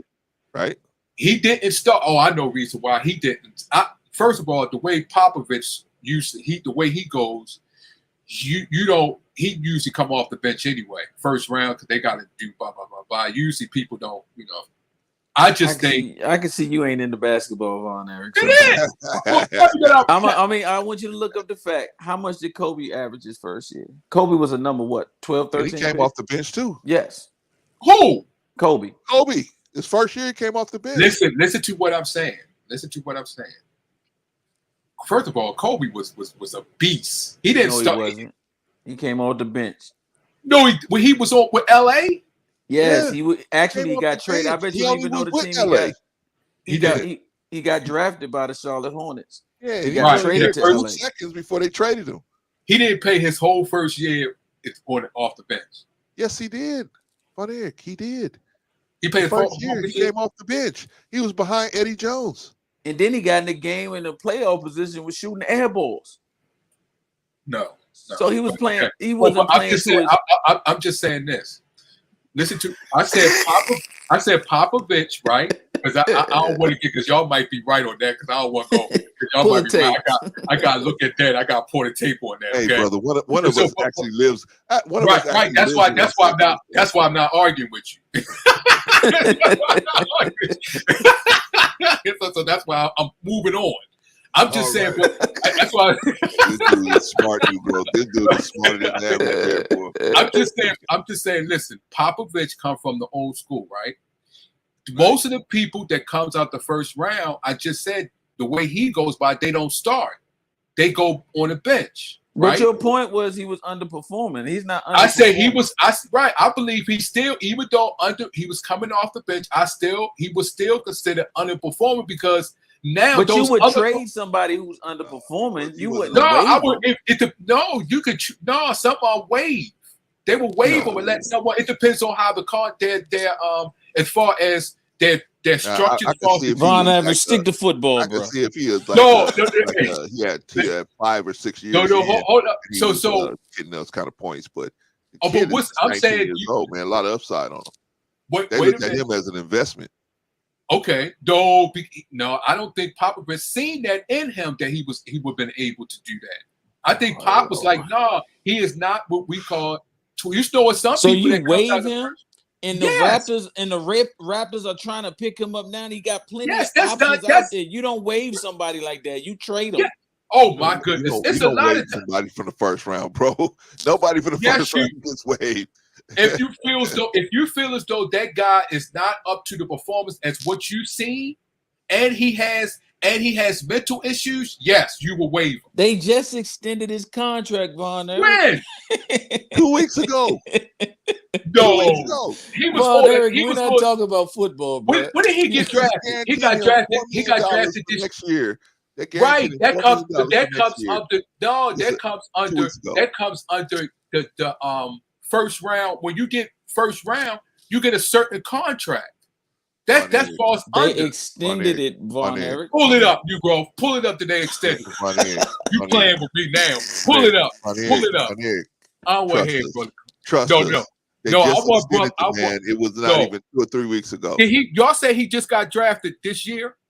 No, 2021. 2021. He's on what you call it? What's the name contract? He's what? He's under when they first get drafted. New growth, no. New growth. What's rookie? You talking about a rookie contract? Okay, rookie contract. It is sad that they did not pick that up. No, they extended him. They just did. Pull it up. Pull it up. Pull it up. Pull it up. Pull it up. Pull it up. Pull it up. All right, man. If I pull it up, I want you to cash app us $25, man. You're gonna give us some money for the backpack. No, I'm not betting. I don't bet. You're gonna give us money for the backpack, man. I don't bet. Pull it up for the That's why it's easy for you to say things. Oh my gosh, man. I don't bet. Pull that bad boy up. This ain't no bet. We ain't betting. We telling you what's happening. You ain't Primo is just 19. Oh, Primo is just 19, and the Spurs picked up his option for next year just a few weeks ago, before the season started. Yes, that's what it says. He missed. Put it in the chat, man. It's NBC Sports, man. But Eric, you funny, put it in the chat. I'm looking it up right now. Put it in the chat. I'm looking it up right now for you. All right. Let's see. Go to NBC Sports. They talking about it, right? And he averaged 7 points a game. He averaged 7 points a game. Yeah, you're funny, man. Come on, man. You know they extended this contract, man. You just being funny. That's why I'm saying pull stop it up. Man. You too much with the jokes, man. You're too much with the jokes, man. Come on, man. I just put it in the chat. Second-year shooting guard Joshua Primo was placed on waivers by the Spurs on Friday night. Oh man, I accepted. Okay, come on, get this stuff. I don't see it in the chat. Oh, you put it in the other chat. No, I'm just reading it right now. I ain't putting nothing up yet. I'm just reading it to see if we're on the right page. On Friday night, just weeks after San Antonio picked up the third-year player option for the 2023-2024 season to fully guarantee his $4.3 million salary. See, stop, man. See, that's all I wanted to say. That's all. That's all. That's That's how I didn't bet. I didn't say. I just wanted to see. You can read it because I don't want to be the only one to read it. I don't want to be the only one to read it. This says the second-year shooting guard Joshua Primo was placed on waivers by the Spurs on Friday night, just weeks after San Antonio picked up the third-year player option for the 2023-2024 season to fully guarantee his $4.3 million salary. See, we don't play over here, man. We just go ahead and give you the receipt, man. Yeah. Okay. Give you the one time that y'all Facts got only. the receipt. Oh, now y'all really happy. Y'all got me. Facts only. Y'all really happy. I didn't say y'all happy. You the one that started talking, man. We didn't even talk about that. But This ain't no bet. We already know this was a lock. We already knew this. This was a lock. You did try to bet, and that's why I was No. I just tried to get you. I just tried to get you to give something to the backpacks, just because you could say to yourself, "Hey, I contribute to the backpacks," but because I was running my mouth. See, I was running my mouth down there with Brother Clarence, and so that's why I gave to the backpacks. But I still love the kids anyway. But you know what I'm saying? I knew we already knew. I already knew that he had his contract extended. And you just talked about it in the beginning of the show. Huh? He was talking about it in the beginning of the show that he just extended his contract. Yeah, he extended his contract. Plus, I did the math on him having a $4.4 million a year salary. Right? He gets paid $48,192.77 per game. Right? But I doubt if the Spurs are going to pay that. I doubt it because I'm sure they got a clause in there. They got to pay it. They gotta pay it, and then they will fight to get it back. They will fight to get it back. Hold up. He'll fight and get some of it, but I don't think he's going to. No, I'm talking about the Spurs will fight to get it back. They gotta pay him because they waived. Get it back? No. Because they waived him. Yup, they waived him. That's why I was saying they waived him. That's why they have to pay him. They got to pay him on the waive. Have to pay the guy, bro. That's the NBA now. This is fully guaranteed. Yes, they got to pay him. No. New Grove. You don't know. I mean, Vonnick. You do not have to pay somebody that commits a crime. You don't. Well, the crime has to be proven. Football players that had guaranteed contracts that didn't get paid. Okay, listen to this. Okay, listen to this. They didn't waive him due to he committed a crime. But it doesn't matter what they waived him for. How you know? You never looked at the law. It does matter. Wait, according to the law. New Growth. It doesn't matter what they did. Once he committed the crime, they probably have something in their contracts that says they can arbitrate that. No, they don't have to pay the full price. I'm just saying. You don't know that. If you mean to tell me if you had an organization like the Lakers, you wouldn't have something in the contract that say if one of your players did something that made brought the organization into a bad light, you could say, hey, we could, instead of paying your whole salary, we could waive you, and on top of that, even if your salary is guaranteed, we could arbitrate it. I'm sure they got something like that in there. He was waived, and so he wasn't waived. You said he wasn't. Was he waived when they brought this case? Was he waived then? Yes, listen, this is from. They just brought it today. Basketball noise. Case today. I'm fact checking. Simply put, the first 2 years of the deal are fully guaranteed. That means no matter what happens to the player, he will be entitled to the amount of the contract money he signed for in those initial 2 seasons. But he said it could be something within the contract. There's nothing in the NBA. He's talking like football. No. You have to pay now. Anything. I'm talking now about the Spurs can fight to get that money back, but they have to pay him. Oh they yeah, they haven't paid him yet, though. That's what I'm saying. But they have to. They can not pay him, and then they can make him get some representation to try to come back and get the money. That's what I'm saying. That what are they going? What is he going to do if they don't pay him? Okay. If they say, hey, look, we had a clause in our contract, we had a conduct clause in our contract, but there's no conduct clause. There's no conduct clause. They have to fight that in a separate court, though. That's what I'm saying. They have to pay him. Now they can sue him to get for violating the contract clause and get their money. But NBA is guaranteed money. I mean, it's been people out there. Maybe you guys might be right. Maybe you guys might be right. Latrell Sprewell choked his coach. He still got paid. Now they fought to get the money back. Right? They sued him, but you got to pay him in the NBA. And that's if it goes to criminal. Because they say they recommend. Didn't he say that the lawyer was recommending it to go to the? That's if they pick it up in criminal court. If they pick. If they pick it, I really doubt it, man. I really doubt. I think they're gonna make him get a lawyer and fight them to get that money. I don't think. No, not unless it goes to criminal court. It hasn't went to criminal court. He hasn't been. He hasn't been charged. And we don't know if it will. We don't know if it will or won't go there. Right. But I think hopefully it won't go there. He can resolve all this stuff, and it seemed like it's just. I don't think it will. Money. Well, no, I mean I think dealing with most people, most things you can make go away with money. Let me give you a perfect example of a guaranteed contract that they had to pay dealing with criminal incident. Okay. And this is from our neck of the wood. It sure is. With the Wizards, Gilbert Arenas. Yeah. They had to pay him, even though he pulled out the criminal. When he pulled out the gun in the locker room, and it was I forgot what they called it. It was a criminal act. They still had to pay him. I think he got paid like $100 million. Right? Yeah, he still got his money. They gotta pay him. Now the Wizards could afford to get his money back, but I don't think they went to that. Didn't that do that to Ray Lewis? Wasn't that a criminal assault or when he hit his wife? Ray Rice. The NFL has different contracts. But they still had to whatever they had. They tried to take that money, and they had to give it to him. So you're right, Clarence. You right. They can get their money back, but they have to pay him. Like they can sue him. They have to pay. They can sue him. The NBA and the Spurs can sue him. You guys might be right. I just think that you might be right. He might not get none of it. He won't keep it long enough.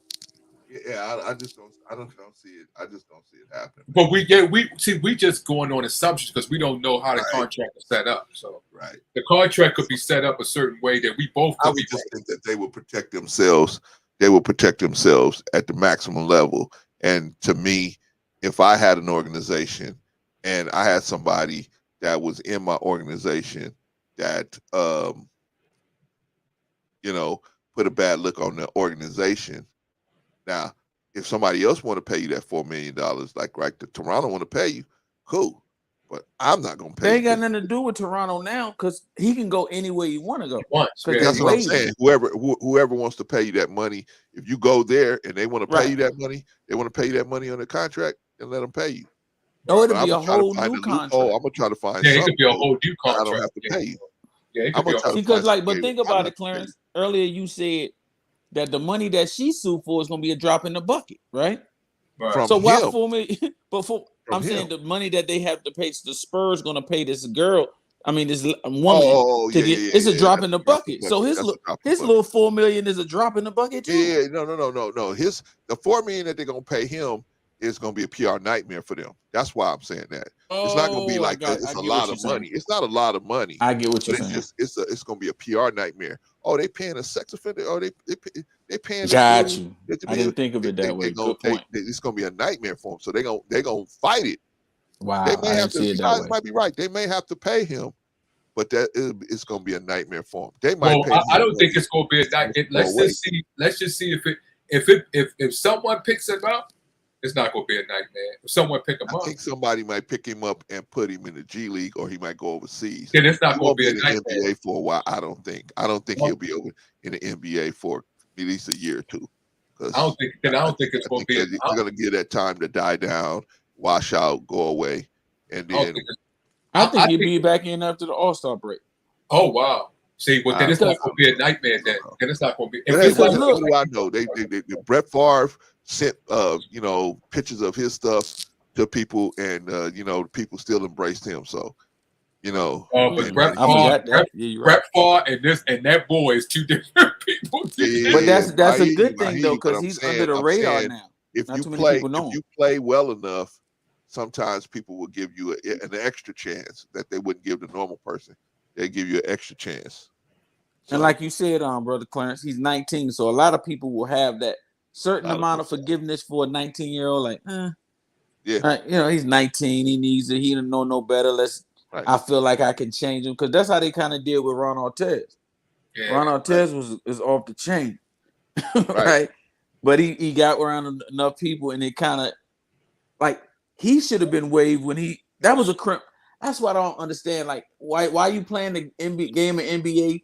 It's not criminal. Like the way he broke that dude's jaw when he came down with that elbow that time. Yeah. I forgot who it was. He came down and that was like player. Yeah, he was coming. It was a rebound, and he he just threw his arm and hit him in his face purposely, right? Oh yeah, man. So those things aren't criminal as long as you're playing the game. Like certain No, things. yeah, that's looked at different. Yeah. Okay. Okay. Yeah. Because remember, what's the guy who used to coach the Houston Rockets? Remember back in the day, he got, I think it was he was running, they was fighting, and the guy, he ran into his fist, bam, broke his whole face. Oh, that was Kermit. Kermit.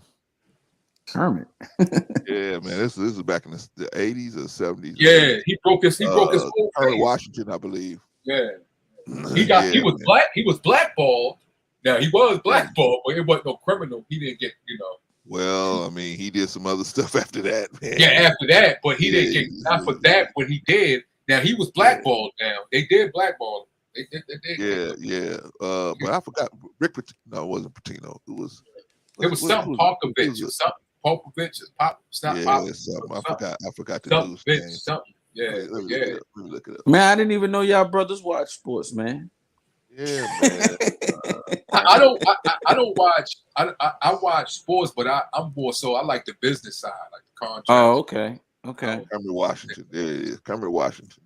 I don't get into the because I remember. Remember the guy. It was I don't know, back in the day. Rudy Tomjanovich. He busted his whole face up. Yeah. His whole face. And Rudy ran into the fist. The guy didn't know what was going on. He didn't see Rudy running to him. Go see what was happening. He got stole on. He got stole on. So and that was some messed up stuff. That was shoot. They gotta take that into account. You just don't run up on nobody, especially how we think in the hood. Man. You don't run up on nobody like that. Let me ask you a question, Brother Clarence. The things that you teach on a corporate level, what age do you think is, because I'm a firm believer, especially in the generation we live at now, where they throwing everything at our kids. I don't think, because they already indoctrinate them with certain things in their formative years.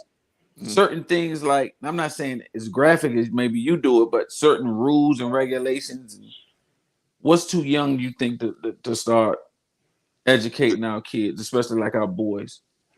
Boys? I would start them as soon as they can walk. Really? Right. Really, I got you. Man. This world comes at them so fast. Y'all talking about sexual? No. The difference between right and wrong. We have to keep that in our minds. Okay? Because see, what you don't want to do, in my opinion, what you don't want to do is to be telling them to try to force them to be on one side or the other. You don't want to force them. You want them to be able to make the decision and be able to think for themselves, to be able to know when they on the right side and the wrong side, and want them to have a desire to be on the right side. So you can constantly reinforce, this is the side you should be on. This is and try to get them to look at situations and to get them to decide which side they should be on. Right. Like you look at the Bible, Jesus asked them, okay, which of these three people did the neighborly thing? The priest, the Levite, or the Good Samaritan? Which one of these three did he's trying to get you to think, so you not like because he know he ain't gonna be with you all the time. You ain't gonna have a person that's gonna be telling you, hey, this is the right way to go, that's the right way to go. You're gonna have this person, right? So you're gonna have to know for yourself at some point how to make this decision. So we need to start with them as soon. Black boys, as soon as they can stand up. Girls might have a little bit more time, maybe. I don't know, from one black man with two girls. I don't know, Clarence, because they starting to hit our girls younger now, and I'm like, how are you exposing them to this? I'm looking like Clarence. I'm looking online. You got adopted girls, right? You bro? Right. You got a girl too, right? Von Eric? No, I have a boy. Okay. But it's like when you're looking online for clothes or something, and you look at the clothes for like a 7-year-old, I'm like, what? Yeah. What is, you know what I'm saying? It shocks me, right? I'm from the Oshkosh Bigosh era. Right. Where you used to have jellies and stuff like that. 5411 Reeboks and stuff. They want their toes out. I'm like, what do y'all know about Gucci, right? Who's indoctrinated? So it's like it's kind of like we got to be really aware that a lot of things are coming through the back door. So I was just wondering, like, because I'm looking at little boys. It's really hard. It's a little harder for you because you have you're adopted, so you have adopted kids, so you have to be focused. Do you know their parents or anything like that, or how? Oh no. Okay, so since you don't know that, I know of them. You but know I don't of know them. them. Yeah. Okay. Okay. So you have to stay focused because you don't know how their parents was. See, my son, I know my son due to I know me, and I wrote down things when I used to talk to his mother. I wrote things when how was you raised? What did you do when you was young? I wrote that stuff down. So now I know how my son react due to how I was as a child and how he was. So I'm able to deal with him when to put this in, when to put that information in, when to put that information in. When he sees certain things, I know how to respond to it, to give him that information, that seed, so it can grow a certain way. It's a little different because you have a kids that you adopted. So they've been through, I don't know, trauma or whatever. So you have to go at it. Learn them. You gotta you have to learn them and see how they react a certain way and things like that. Same as everybody else. Right. And then once you see, when you have to see, and when I say learn, I'm talking about everything that they do, how they walk, how they talk, how they receive information, how they talk to you, how they talk to other children, because that's how I am. Even with my nieces and nephews, I'm listening to every single thing they do and how they react. So I know how to send information to them and how to receive it. So they can receive it a certain way and grow with it. Sometimes people throw it a certain way that the kids just block it because of the way you giving it.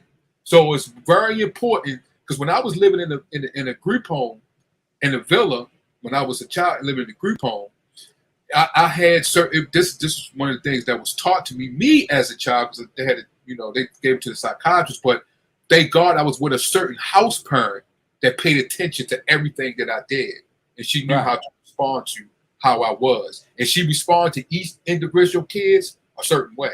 Right. You hitting it on point, and I get you on that point. But my point was just the information that they're getting from the world. We're battling the world. It's not even about them personally. It's just about structural thing that every kid needs to know. Like, hey, you can't wear no little skirt like that, right? Or you can't. I don't want to see your stomach at 7 years old. That's just that's what I was talking about. Like, there's just that basic thing that we're fighting against. But it's good. The reason why I brought that up, because when you say you can't wear that, what is their think? What are they thinking? I don't give a fuck. I'm gonna keep it real with you. So if they thinking that, if they thinking that, that's why I'm saying you have to pay close attention to them. So if they thinking I don't give a hell, you have to give another response to them, so they can. No. That's what I'm thinking, right?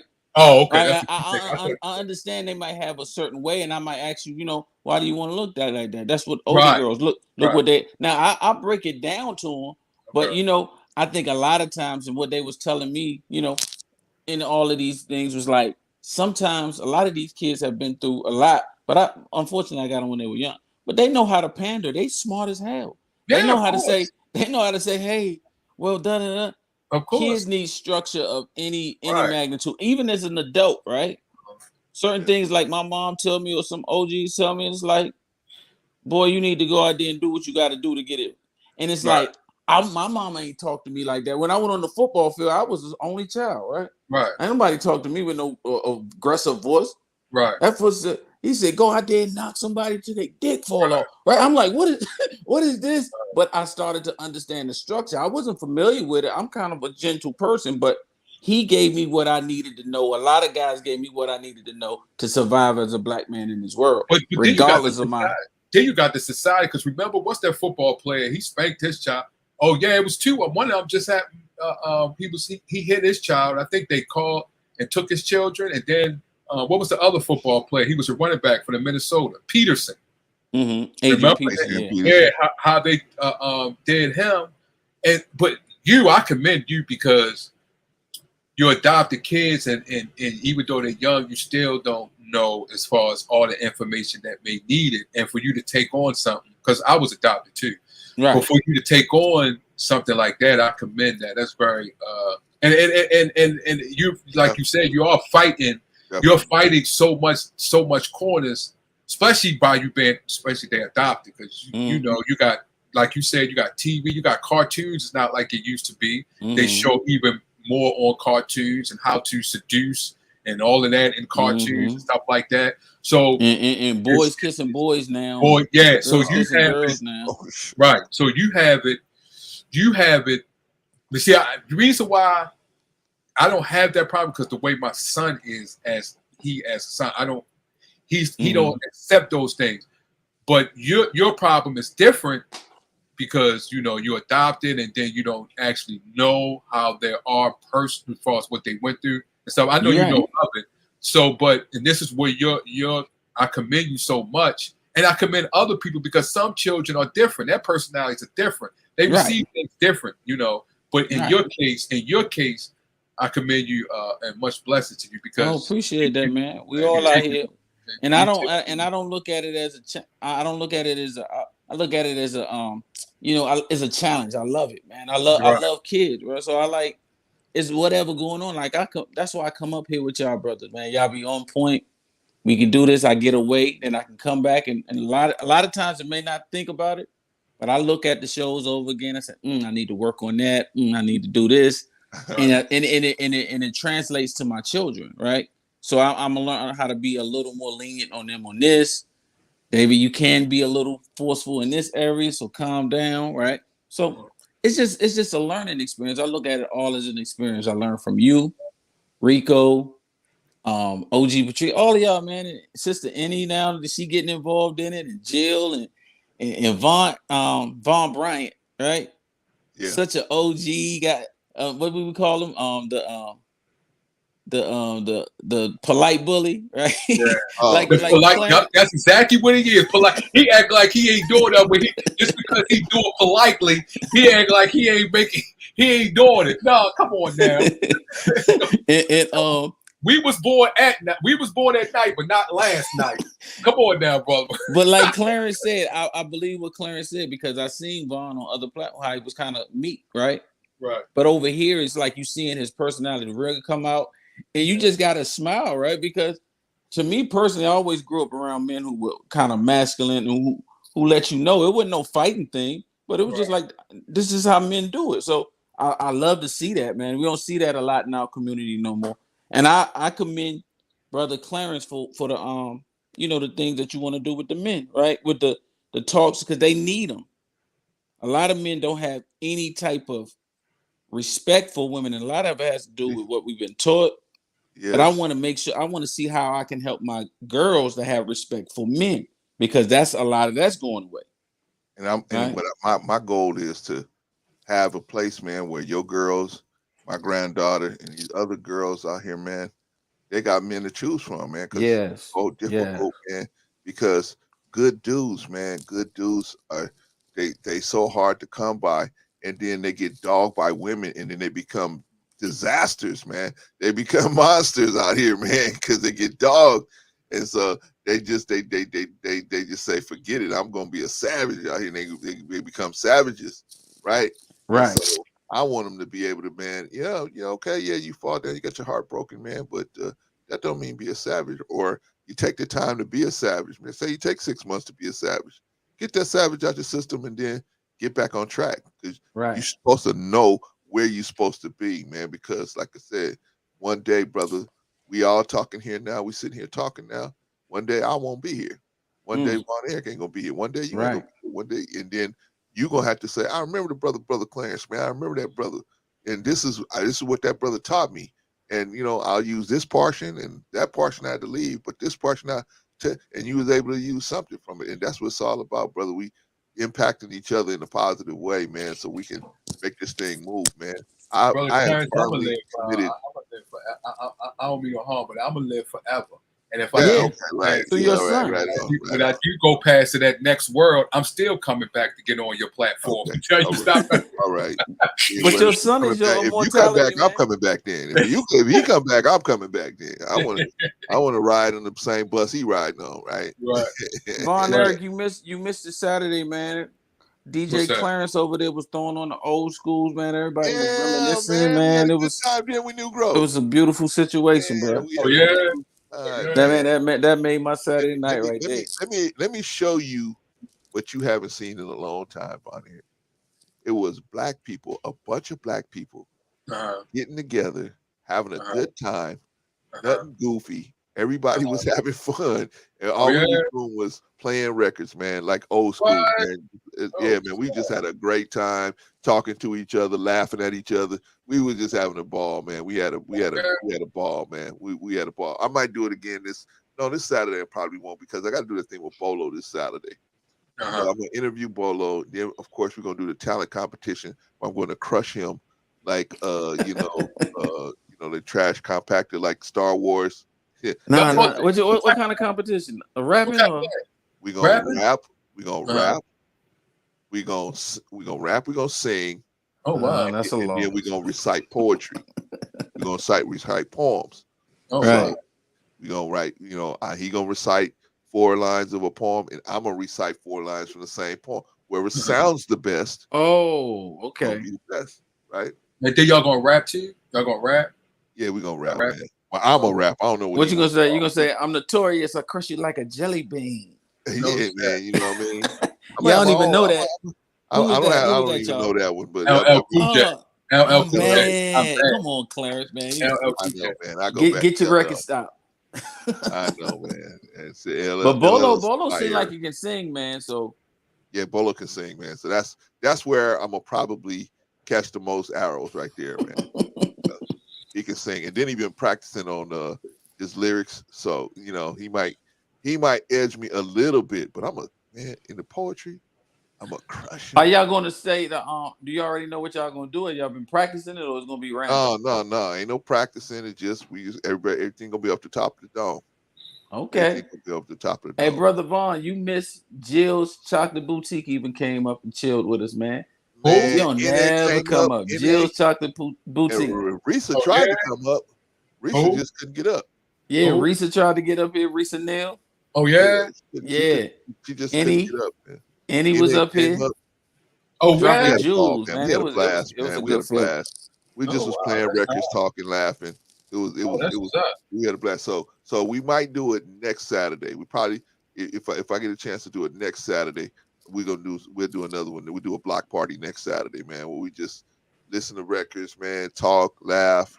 It was just really a cool thing to just like blow off some steam. Because we talk about serious topics like this right here, right? But then when we did that, man, we wasn't talking about nothing serious, man. Everybody was just laughing and talking, man. We just playing music, Right.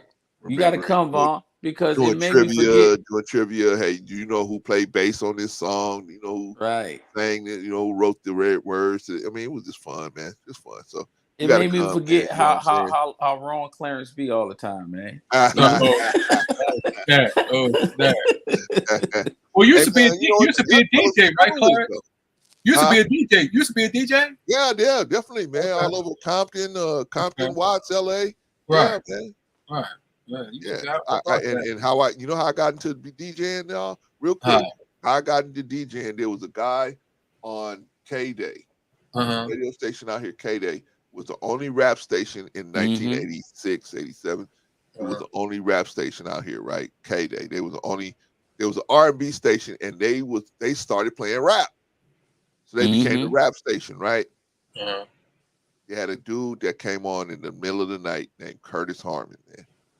And Curtis Harmon, so when you go into these records, when you was a DJ back then, now of course when you play a record when it break in New York because of the internet, it's out in LA the same week, right? But back then there was no internet, right? So a record could break in New York, it'll take 2 months before it get all the way to LA, before it break in LA, right? It'll take time before it get all the way out there, right? But DJs in the record pool, we would get the record if it broke in New York, I'd get it that same week. right? And I could play it and play it. It wouldn't get radio play for another 2 months, but I could play it and have it here, right? So anyway, same thing in Atlanta, right? Record break in Atlanta, it take probably 2 months to get out here, but we get it. So I was in this record pool where I would get the latest records, right? Because I couldn't go to the store and buy breaking records because they wouldn't get them. Like they would only get stuff that was getting radio play. So the record pool was giving us stuff that was like on the East Coast, on the South stuff. So anyway, I was in the record pool and I would get these records, and Curtis Harmon was one of the dudes that was running the record pool. And so Curtis, he worked at K-Day. And so Curtis was he was like a top DJ, man. I mean, he was like that dude. He was like Shaq or something at that time, right? Where you got to pay like thousands of dollars to have a dude come out and DJ, right? So they would call up there and they would say, "Hey, we need a DJ. We need a DJ. How much you paying?" "Oh, $300." Curtis start laughing and say, "Okay, no problem. You need to call me," right? Because Curtis just took a liking to me. We would talk. I would go pick up my records, and we would talk. So he was like, "Hey, man, I got this thing." So he would feed me a lot of shows because Curtis wouldn't work for nothing less than $1,500. Right. Wow. Unless he was a DJ. He was a DJ. Yeah. He's still. You can look him up. You can Google. What was this? This was the early 80s. Yeah, this had to be like mid-80s. Probably the mid-80s. Because K-Day is like one of the first hip hop stations in the country, right? Who, K-Day? If I'm not, it's one of the first in the country. I didn't know if it was the first one in the country. I definitely was the first one in LA because they were. Pull it up. Pull it up, Negro, because you just be talking. Pull it up. Bro, I got the books. I did a whole video on this, y'all. If y'all want to really know that history. Oh yeah, that's what I was about to say, man. You got a lot of story that you can tell. Yeah, drop that link because I never heard of that. I would like to look at that. Oh yeah, man. It's in our catalog, man. You gotta just go check the catalog. Yeah, I never. And the name of the video is "How I Met DJ Curtis Harmon and started DJing all over Compton, Watson, LA." Yeah, man. I never. Yeah, I would like to. It's a funny story, man. It's a real funny story. Okay, listen right here, Von Eric. K-Day 93.5 FM is a radio station that is licensed. See, that's the new K-Day. That's not the old K-Day. The old K-Day was 1580 K-Day. Okay, but like when 1580 AM was the first hip hop radio station. Yeah, there you go. Come on, Von Eric. That's not me talking. That's I'm listening. All right, guys. You said pull it up. Oh, okay. So it's the first what? Radio? Does it say in the country? Yes. I don't know if it was like they say. It didn't say. It said in the country. Oh Lord. Yeah, I didn't hear you say that. I didn't hear you say. I just didn't hear you. Yeah, it was the first radio station in the hip hop that was. Because they was just playing R&B at first. Right. They were just playing R&B and jazz, and then when raps about 85, about 83, when Run DMC came out, that's when they started sprinkling little rap in there. And more and more and more, and by 86, that's all they was playing was rap and R&B, like Salt and Pepper and stuff like that. That's all they was playing. They wasn't playing nothing like the oldies, like old records. They wasn't playing that stuff no more. But New Grove, let me ask you this. This is on my mind before we leave. I know we get ready to leave out. And you said you was the only child, right? Okay, as the only child, because you usually don't see this. People usually as the only child, they kind of spoiled. And they don't have kids, they wait till a lot of the times. I don't even say most, a lot of them, What possessed you to adopt kids mentally, emotionally, and spiritually? Well, me and my wife wanted a kid, but unfortunately, for whatever reason, we couldn't have them. So it was like, okay, we want to do something in the community, you know what I'm saying? Because her college, and I was helping her with her college, and she's a teacher, and we read all. I'm like, we got too much information and too much knowledge and too much to give to just sit here and let it go rotten. So we went out there and boom, we did it, and it's like we're gonna do it again, huh? Oh, y'all going when y'all do it again, or y'all gonna do? Yeah, we're gonna do it again. Y'all did a baby, or they was no. They were young when we got them. It was 7 and 5. Now, are y'all gonna do babies or no? No, I think we're gonna try to get some older ones. Because older kids, just to help out, man, because we have a dying spirit to help out, man, because we simple people, right? That's my song, Clarence. David Ruffin, simple, Right. simple man. So common man. So I don't really find pleasure in like cars and stuff. And stuff like that. But I love to see people grow. I love to see kids turn around. I love it, and that's our thing. Just trying to change the statistics, man. Basically. So Right. any Yeah, way we can help, we volunteer. My daughter, my wife teaches children's yoga. She's a okay. Montessori teacher. We just trying to give her outreach, man, and it's just Because because when I was young, right, when I was in a group home, I was fortunate by God to be adopted by my brother's father. He adopted me as okay. my brother. But I always remember when I left, it was a lot of kids that did not leave and could not leave due to a lot of circumstances and things like that. And when they stayed there. Matter of fact, one of the girls, me and her still be in touch to this day. She went to another group home because you went to a certain age and then you had to go to the other, and it just sometimes it just gets to me. Sometimes it gets to me to see. I was fortunate to be adopted, but the ones that does not, and that same organization I was adopted by, they not adopted, but the group home I was in. They have kids, but a lot of them are more mental than we were. And I was like, man, is people coming up here to adopt them? And they told me it's hard because the mental issues that many of the kids have. And that's why we went through a lot of things to just prepare ourselves, right? We went through a lot of training, and with selflessness. We didn't go in there with expectations of, hey, this person's going to be like this, and we went and did it with the pure intentions of helping and trying to change the situation. I would love to hear you tell me more, bro. I'm gonna send you my email address, man. Because I let my daughters talk to a lot of people who have went through the situation, right? The foster care situation, and they want to help. They want to get back to it. So it's like we all feel like we are family in this situation. I teach them about their parents, how to love them, and regardless of the situation, because they did, like, I think Clarence, they gave you life, right?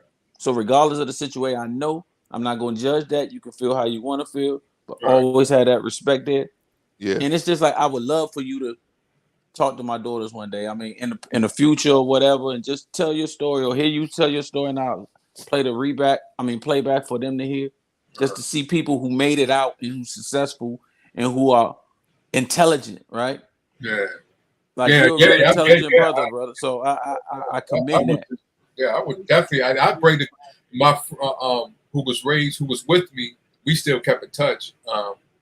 But yeah, I would reach out to her because she, as far as why she was in, because her story is something that young kids, especially like your daughters, I don't know if they're ready now, but she should be talked about because she went through a lot as a young girl, right? And then when she started having kids, and then how she was treated by her mom, and then when she went to other group home, and then when molestation was big time. Man. So she was, and it was by her father. So so her mother's husband at the time, not her biological, but it was. So it's her story. She should write a book. Right. And Ron, Eric, and I know you coming from that, you know how bad the system is getting with overcrowdedness especially of our kids. So if we can do that, I appreciate you, Brother Clarence, for letting us talk about this. But if we can do things to just have a show about it, man. Right. You guys do a show about it, man. Just talk about what's going on, because people just don't know, man. People probably would get involved if they knew more. You know what I'm saying? Right. But they just don't know, man, because everybody's living their life, and they just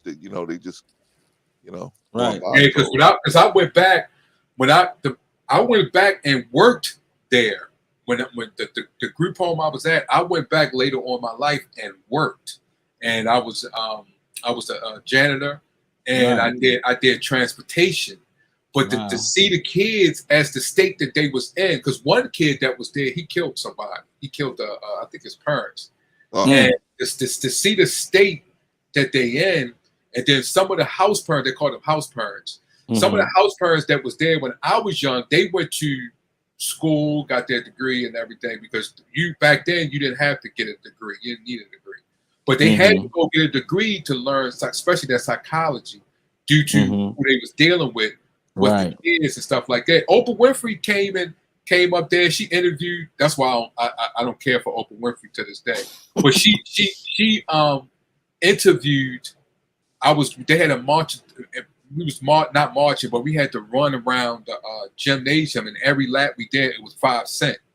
And she came up there to do a show. The Oreos used to come up there, spend time with us. I pitched to Reggie Jackson when I was a kid. So wow. And that's in a picture still up there at the place I was at. And Oprah Winfrey came up there. She wouldn't shake my hand or nothing. She completely ignored me, but she paid attention to the other, kids, which was crazy. But she came up there, but it was I still, because me and my mom, sometimes she feel bad, but I was like, Mom, even though whatever, I still love you. Right. But even though I went up there, I learned a lot when I was there. As a kid, I learned a lot. Now these kids that they have on there, it could be so sad because people don't come up there and spend time with them. Right. They scared, intimidated due to their mental issues or their mental capacity and things like that. And that's what makes it hurt so bad. It's there, and it's another place up there called St. Vincent up here. So yeah. Hey, before you close out, Brother Clarence, I just want to ask Von Eric one question. If you could give me any advice as a person who went through the system, if you had a chance, like if you had your foster, what is the thing that you would say, hey, this was the most important, or this helped me out the most, or right? Like if you wanted something in the parent now in retrospect, what would you wish that they have done more? Like you said, your brother's dad adopted you. What do you wish you had more for the family you had? Patience. Yes, patience. Wow, brother. Patience and with patience and talk to me not as pushing me to do what you want, but talk to me as a child, as far as that I can able to cling to your words and take it and grow with it. Not bang it in me. Not bang it. You gonna do what I tell you. Not because what it did is just pushed me a certain way. Especially my brother. See, my brother, it pushed him that he went out there things that as a child shouldn't do. You know what I'm saying? He retaliated. You know what I'm saying? So like I just posted something on Facebook. This child was in school and got mad and started throwing all this stuff in the classroom, pencils, notebooks, all this, throwing it all over the floor. That's because she was upset. 7-year-old little girl. And that's what was going on where I was at. And that's what my brother did because the way he was being talked to. You see what I'm saying? So my personality is mild-mannered. I'm able to can put it in. But once it comes out, it could be a big problem.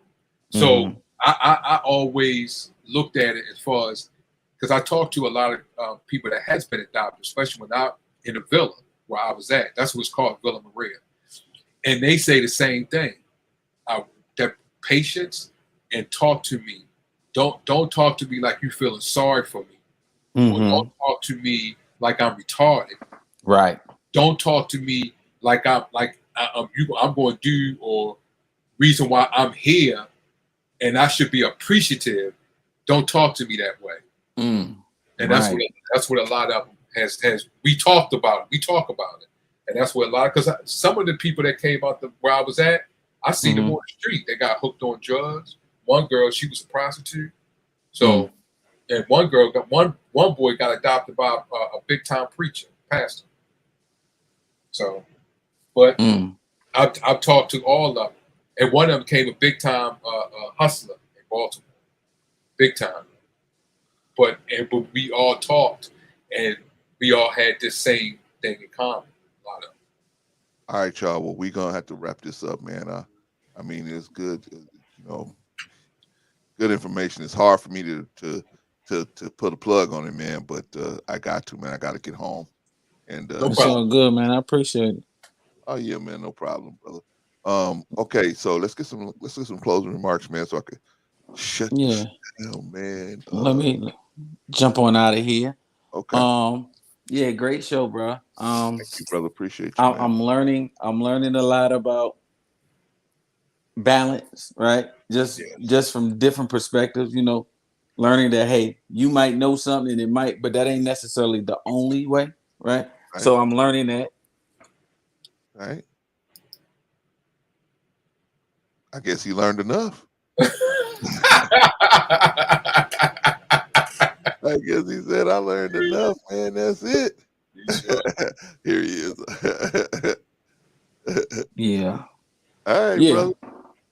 Yeah, I'm just saying, just appreciate the show, man. Everybody, Von Eric, I really appreciate you for sitting and giving me that information, man. That means a lot to me. I left my email in the back chat. Yeah, I got it. I'm sending man.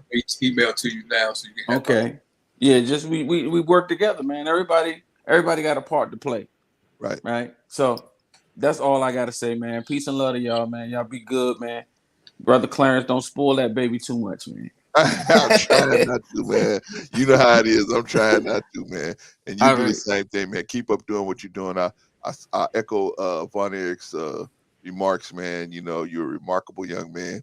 Stay on the pump, man. Whether and follow your heart, man. Whether it's something I said, something Von Eric said, something whoever else said, follow your heart, man, and do the right thing, man. Appreciate you, brother. No doubt, man. Y'all be Yeah, good. we need more people like you. I mean, that really get to my heart what you doing because like I was in the system, so that makes me feel good as someone like you that really cares. And just like you said, especially as a young man, and you was the only child, you don't see that a lot, and that's why I give you and your wife much love and much blessings. Much props, man. No doubt. No doubt. Y'all be good. All right, big brother. Appreciate you, man. All right, that's me, bro. All right, brother Von Eric, you got some closing remarks for us, man? Yeah, yep. First, I hope that the guy, what's the guy, Josh Primo, whatever, what's his name? Yeah, Josh Primo. Primo. I pray that he get himself some help if he's going through anything mentally. Whatever he's going through, I pray that God gets him through it. And as far as even the woman, how she felt, I even pray for her too, because she may felt a certain way, or she might have been seen it. Whatever she received it as, I pray that she be able to get over it and get through it, because she has kids that she has to, raise, and sometimes those things can get to you mentally. Yeah. Whatever things that you go through on your job, especially as a psychiatrist. So that can be overwhelming, and it can lash out at her kids, even though she ain't doing it purposely, but it could come through. So I pray for her also that she's able to take whatever she went through when it comes to the brother that she was trying to fix. And I pray that she doesn't stop there. Even though she went through what she went through, that she doesn't stop there, that she finds in her heart to keep going and still try to help as much brothers as she can. And he get help for himself so he can grow and help other brothers. And I appreciate you letting me up again. I appreciate everybody in the chat. Much love. As always, wisdom, knowledge, and understanding I always get while I'm on the show. I know y'all got me on that one thing. I know y'all saying we got him on that one thing. We pulled it up on.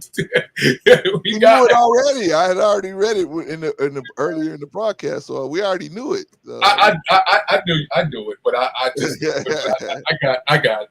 But I'm glad that we had a good conversation and laughed and joked. Always. I'm glad the way we ended on this and we able to grow from this too also. So I appreciate you, Brother Clarence, like always. Appreciate you too. Love you, brother. Keep up the good work. You too, brother. Thank you, brother. Appreciate you. That's Von Eric, y'all. Von Eric. It's always an interesting show when either of the two, either Von, Eric, or New Growth come up here, man, or both of them come up here, man. It's always an interesting show. Shout out to both of those brothers, man. All right, y'all. What do y'all think, man? What do y'all think about the show, man? I feel like if we can, we tightening up things, y'all. We tightening up things, and so um, we're not ready for it. We're not ready for public consumption just yet. Almost. We getting there. We getting there. Shows got to tighten up a little more. I'm not talking about y'all. It's me. I got to tighten up a little more, man. I got to know when to, transition and when to do things. But we getting there, man. We getting there, man. And then when we ready for mass consumption, then we start pumping out the link and everything, and I'll be start talking about, hey, y'all need to share. This is coming up. This is coming up. You know what I'm saying? But but your little brother still got some stuff to work on. But I appreciate everybody, man. All of y'all made everything go so good, man. Everybody made everything go so good. I forgot to talk about the backpacks today, by the way, y'all. The backpacks, man. We got a new list. We right around the corner, man. All we need is $280, and we there, y'all. But I need cash in hand so I can pay these people, man. So when stuff start popping off, I got the money, man. I don't want to have to be trying to scrounge up the last $280, man. So come on, y'all. We got to do it. We got to put our stuff together, man, and make it happen. And we can do it, man. This is nothing for us, man. We already climbed the biggest part of the hill. We going down the mountainside now. I'm going down the mountainside, right? We just going down the mountainside, bro. All right, so anyway, man, that's the backpack fundraiser. We only got $280 left. We had a whole bunch of naysayers saying we wasn't even going to do it. It was the wrong time of the year. The kids already in school. They gave us a whole bunch of reasons why we should give up on it, right? And which is what they wanted us to do. But no, man, we stood fast, held our ground. Shout out to us, man. We did it, y'all. We did it. We did it. All right, y'all. So here it is, man. Here it is. Everybody did a great job tonight. Everybody did a great job. Everybody in the chat did a great job. Everybody in the I was wondering where Von Bryant was, but I knew he had sent me a message saying he was under the weather. But so I said, okay, let me give Von a day off. Because Von has been running with me side by side since this whole thing got started, man. And sometimes in front of me, right? But shout out to Von Bryant, man. Shout out to Von Bryant. So because of Von Bryant, y'all, this total is not right. This total's not right. We gotta fix this total, y'all. This is not right. Let's see. We gotta fix the total, y'all. I had this total wrong, man. There it is, right there. There's your new total right there. With 275. We need $275. $75, as my father used to say. We need $275 to get this going, man, to get this thing done. And we almost out of here, y'all. But shout out to everybody in the chat. Shout out to Von Bryant, by the way.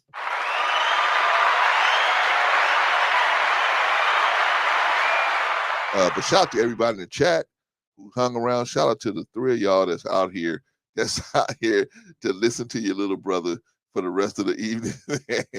And shout out to, I love that, man. We got the three people that's here.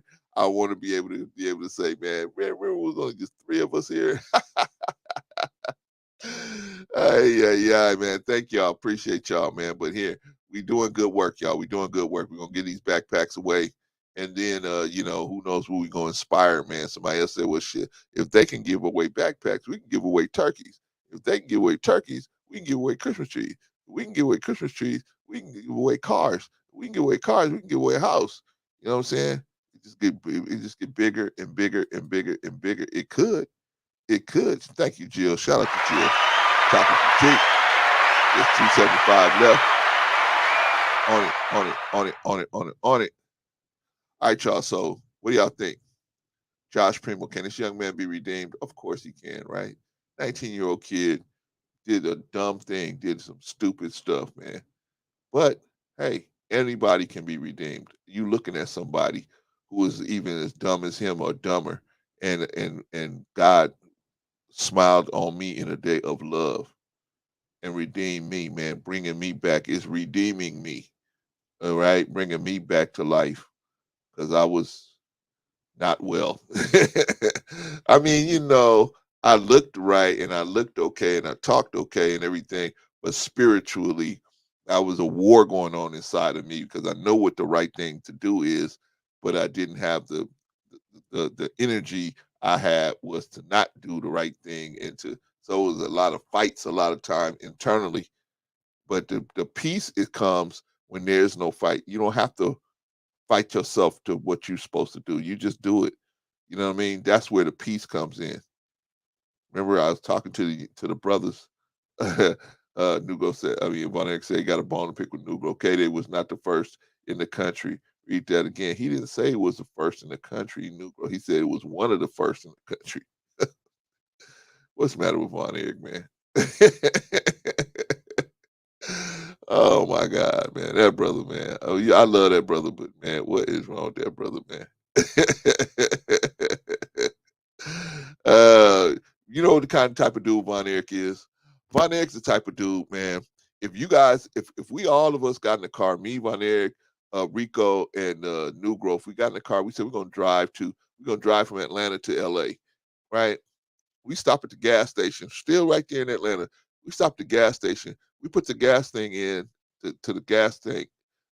We put the gas tank in the gas tank, and we say we buy $16.58. New Growth is, Von Erich is the dude that'll be like, "Hey man, we only got 45 of those cents. No, no, no, no. We got to go back in there and get the rest of those cents. No, no, no, no, no. That's 13 cents. We got to get it. We got to get it." We be like, "Come on, man, let's go. We already done put the nose back on. We already put the nozzle back on. Come on, let's go." No, no, no, no, no. We got to go back in there and get it. I'm going back in there. Like, Von Erich, come on. Get in the car. No, no, no, no, no, no, no. That's 13 cents, G. Come on. Jill said, yes, he can. He needs that guidance and help for sure. Yeah, yeah, Jill. He just needs some guidance, man. You know what I'm saying? Sometimes we need guidance, and guidance can come from people, but if we don't respect where the guidance came from, then we may not listen to that guidance, right? Right? Man, praise for God. Praise to God. Said, God be with me always. I pray that you're with me always. Right? Gets on a boat, goes out to the boat goes out to sea. Hard storm. Another guy in a different boat comes and says, "Hey, get in the boat." He said, "No, man, God's gonna come and save me." Okay, that guy leaves. Second guy in the boat comes, "Hey, get in the boat. The storm is gonna tear that boat apart." No, no, no, no, no. God is gonna save me. You ain't God. Oh, okay. Second boat leaves. Third and last boat comes. "Hey, I'm the last one. This is the final call. This is the final call. It's the final call. Ain't nobody else coming. Ain't nobody else coming. I'm it. If you don't get in the boat now, ain't no more boats coming." Man says, "That's okay. God is coming. I don't need no boats. I don't know why you guys all come with these boats." Right? Unfortunately, the man loses his life in the storm, right? Goes to heaven, gets to heaven, asks God, "God, I was waiting for you out there in that boat. Why didn't you save me?" God said, "Who you think sent the other three dudes to come and get you? Who you think sent them?" Right? But he didn't recognize that as God. He didn't recognize that as God moving on his behalf, right? Sometimes we don't recognize God moving on our behalf. It could be a bum on the street. It could be our children. It could be our wife. It could be our husband. And God's speaking to us through these people. But we don't know what God's voice sounds like. And we don't know, man. We don't know God's movement. And we can't recognize when God's speaking to us through other people. We miss it. We miss a blessing. We miss some general instructions, right? We miss some general instructions, man, that we supposed to have, man. We supposed to take these general instructions and move out, but we miss it. I ain't gonna listen to my wife, man. She get on my nerves. She may get on your nerves, but you gotta listen. You gotta listen. Because you never know when somebody's gonna say something, man. You never know when God is gonna speak through anybody to you, to us. So always show everybody respect. Show everybody respect and at least hear them out for the first 2 or 3 minutes of what they're saying. At least hear them out. You know what I'm saying? Now, if they start talking real crazy, where they being disrespectful, then I'm not telling you to listen to somebody being disrespectful to you. But what I'm saying is, just because they're saying something you don't like, as opposed to being disrespectful, those are two different things, right? Right? Those are two different things. One time, my wife, I had been, I had cut the grass. I had, I had did a lot of work, and I did a lot of work on the inside because I think she was pregnant at the time. So I cleaned up the house. I did a lot of work, man. That day, I was all over the place, inside the house and outside the house. I knew it was a day I was gonna just knock it all out, and I did. Right, sons running all over the place trying to hide so they can't work. Right, I got to snatch them up and put them on job, and then go back to them, see them they ain't doing it, and I got to come back and do. But it was a lot of work, right? But we did it. Right, a lot of work. And so my wife said, I walked by my wife. My wife said, "You know what?" She said, "You need a bath." She said, "You need a bath, bruh.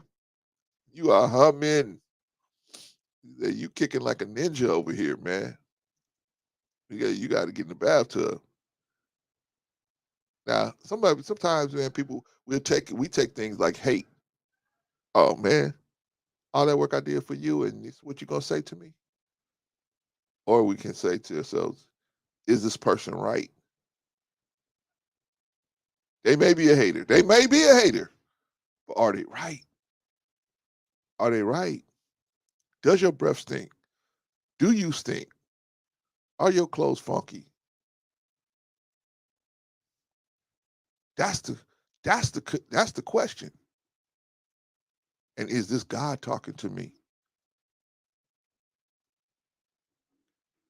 See, we got in our heads, man. We got in our heads that every time God's gonna say something, it's gonna be sweet. It's gonna have some sugar in it, right? But yo, man, God ain't gonna always have sugar in everything He say to you, man. Sometimes He's gonna have to tell you stuff, man, that nobody else will even come close to you to tell you. You got to go through the person that's closest to you to tell you, right? One time, man, I came in the house and I think I had been sweating from walking or something, right? I had been doing something.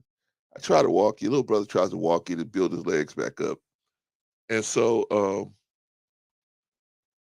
my granddaughter said, "Papa," she said, "Your face is really dirty. You need to wash it right now." I said, "I do." She said, "Yeah, you need to wash it so it'll be clean like mine. I like when your face is clean." I said, "Oh, okay." To wash my face, right? But why? Because she wanted to give me a kiss on the cheek. But she looked at my face and said, "Oh no, I can't kiss him on the cheek." She said, "I can't kiss the old man on the cheek, man. His face is you know what I'm saying?"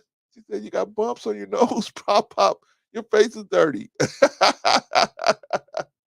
I said, "Okay. All right, princess, I'll wash it." But my point is, that's God talking to me saying, "Hey man, you need to gotta clean up, man. Gotta clean up." Right? Sometimes God talking to you through a person you trying to get with. You trying to make a relationship work with somebody, and this person just dogging you out dogging you and dogging you and dogging you and dogging you and dogging you, right? And we just won't listen. No, I can make them work. They'll turn the corner, isn't it? Remember what I said, y'all? I'm going to keep on saying it. Rejection is God's kiss on the forehead. Rejection is God's kiss on the forehead. Learn to love rejection. If you learn to love rejection, the world is yours. Ain't nothing out here but rejection.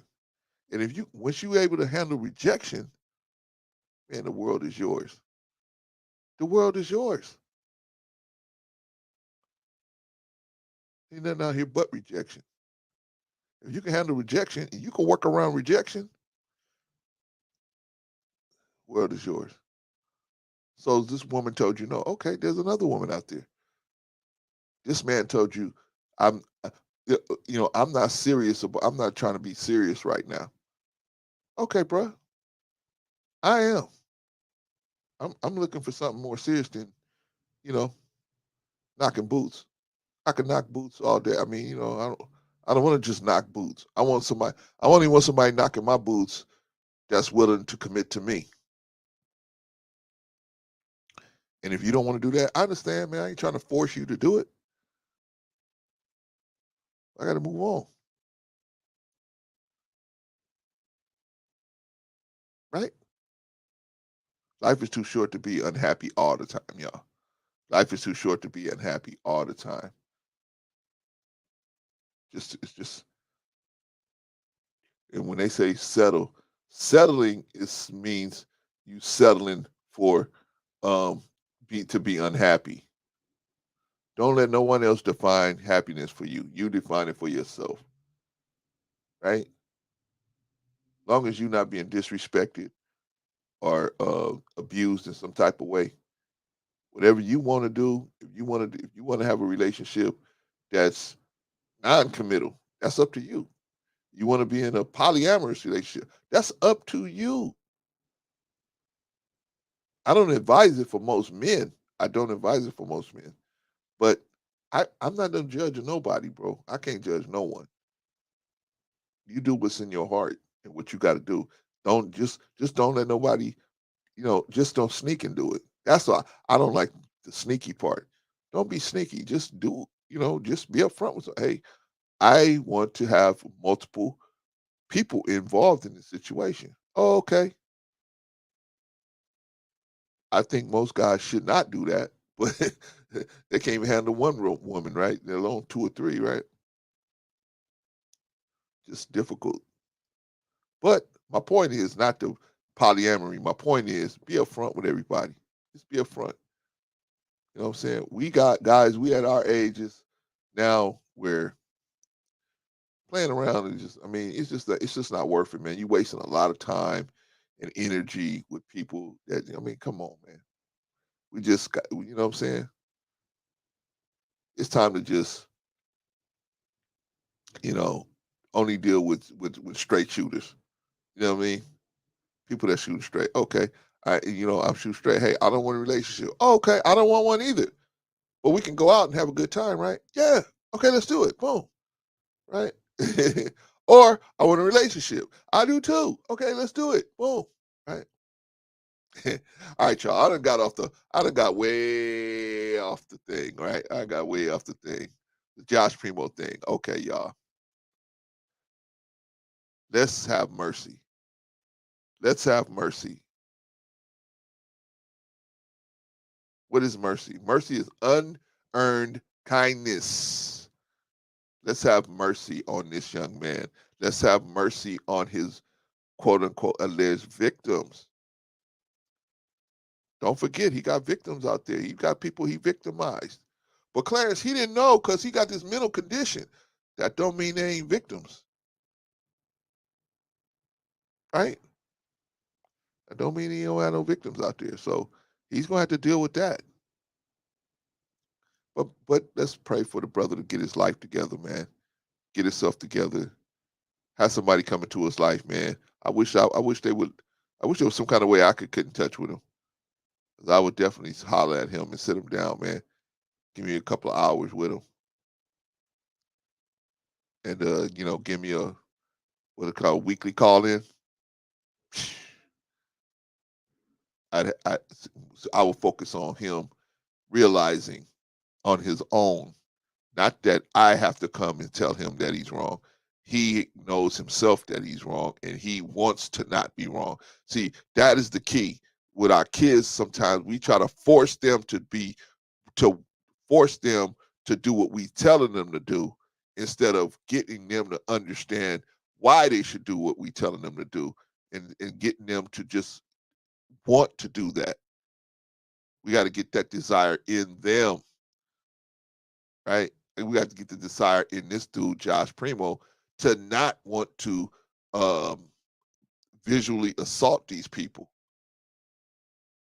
We got it. The best way to work out is if he doesn't want to do that.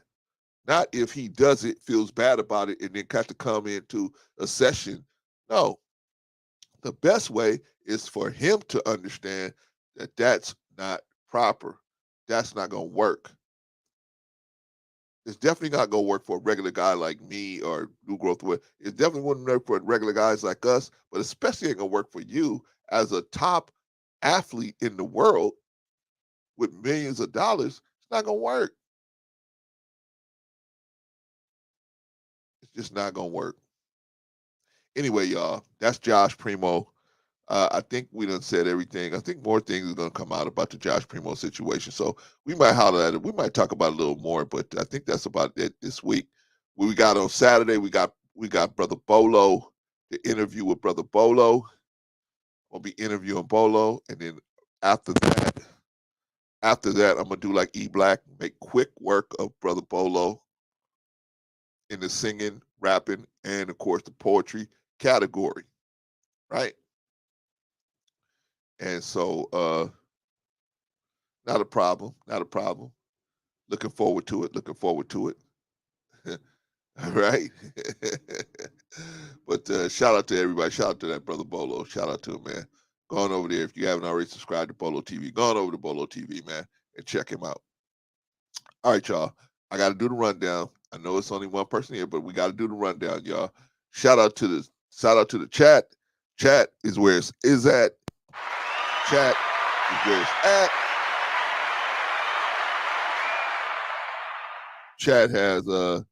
Chat is where it's at, and the chat was a solid performance tonight. Very solid performance.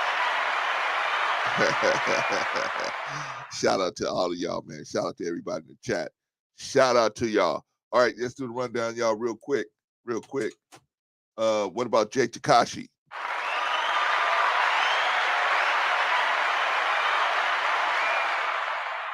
Jay Takashi said, I'm going to strap him to the chair. If you keep walking around here with your wiener swelling around, we're going to strap you to the chair, right? Shout out to Jay Takashi. Strong performance as always. Very, very solid. Very, very, very, very solid. What about Brother New Growth? Shout out to Brother New Growth, man. Shout out to the young fella, man. New Growth, man, is a father, a teacher. What do you mean teacher? He don't say he was a teacher. He's a teacher in his own home. He's a teacher, man. Shout out to Brother New Growth. He adopted those baby girls, man, and he's training them up right, man. And he's trying to, find the best way to train them up. Me too. I'm in the same position, trying to find the best way to grow my granddaughter up, man. You know what I mean?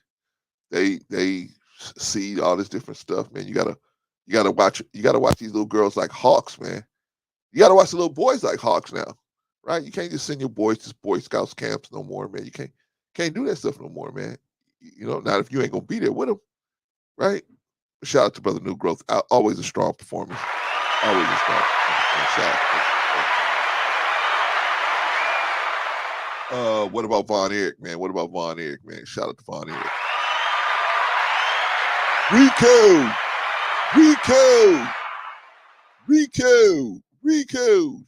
Shout out to Von Erich, man. By the way, man, Rico said he was going to call me a couple days ago.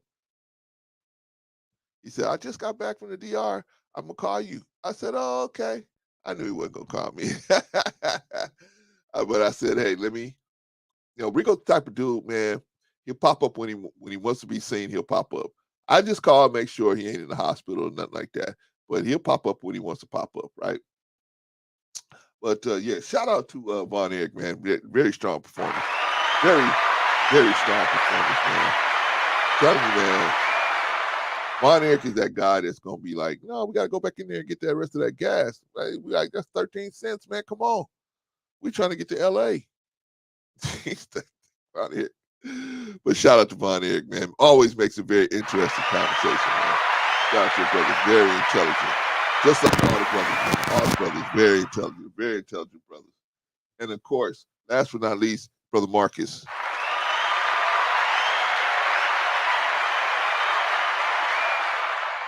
Shout out to Brother Marcus. Brother Marcus always bringing it and very respected in these YouTube streets, man. Shout out to Brother Marcus. Strong performance as always. Very, very solid as always, as everybody was. Very, very solid. All right, y'all. Here's the plan. We're going to meet back here on Saturday morning, 10 o'clock. We got the show with Bolo. I don't think we're going to do the block party this weekend because after I deal with Bolo and I'm going to feel so bad for cutting that man down that I'm not going to want to, I probably won't feel up to doing a block party. I'm going to have to wait until the next week where I get my soul together after just destroying that man. I ain't going to want to do it. I don't want to do it, but he asked for it. He asked for it, Jill. So, you know what I'm saying? I can't turn down that kind of request, right? So anyway, so we do the block party next week. We do the block party next week. But this today, thank you, Jill. Appreciate you. Thank you. Shout out to all of you guys too, by the way. Let's see. So this is what we're gonna do. We're gonna meet here Saturday morning at 10 o'clock. Those of you who can, you meet here at 10 o'clock on Saturday morning. I have to catch it on replay, but we're gonna do the interview with Bolo, then the talent competition, and then we'll go for whatever. We'll see whatever. We're gonna talk about the backpacks. All right, y'all. I will talk to y'all then. See y'all Saturday. Thank you guys, everybody. Appreciate y'all. Ian Anderson the Great. Yeah, always Ian Anderson the Great, man. Always. Strong performance by everybody. Jill, everybody in the chat, man. Everybody, all of you guys, man. I appreciate all of you guys. Thank you so much. We'll see y'all next time.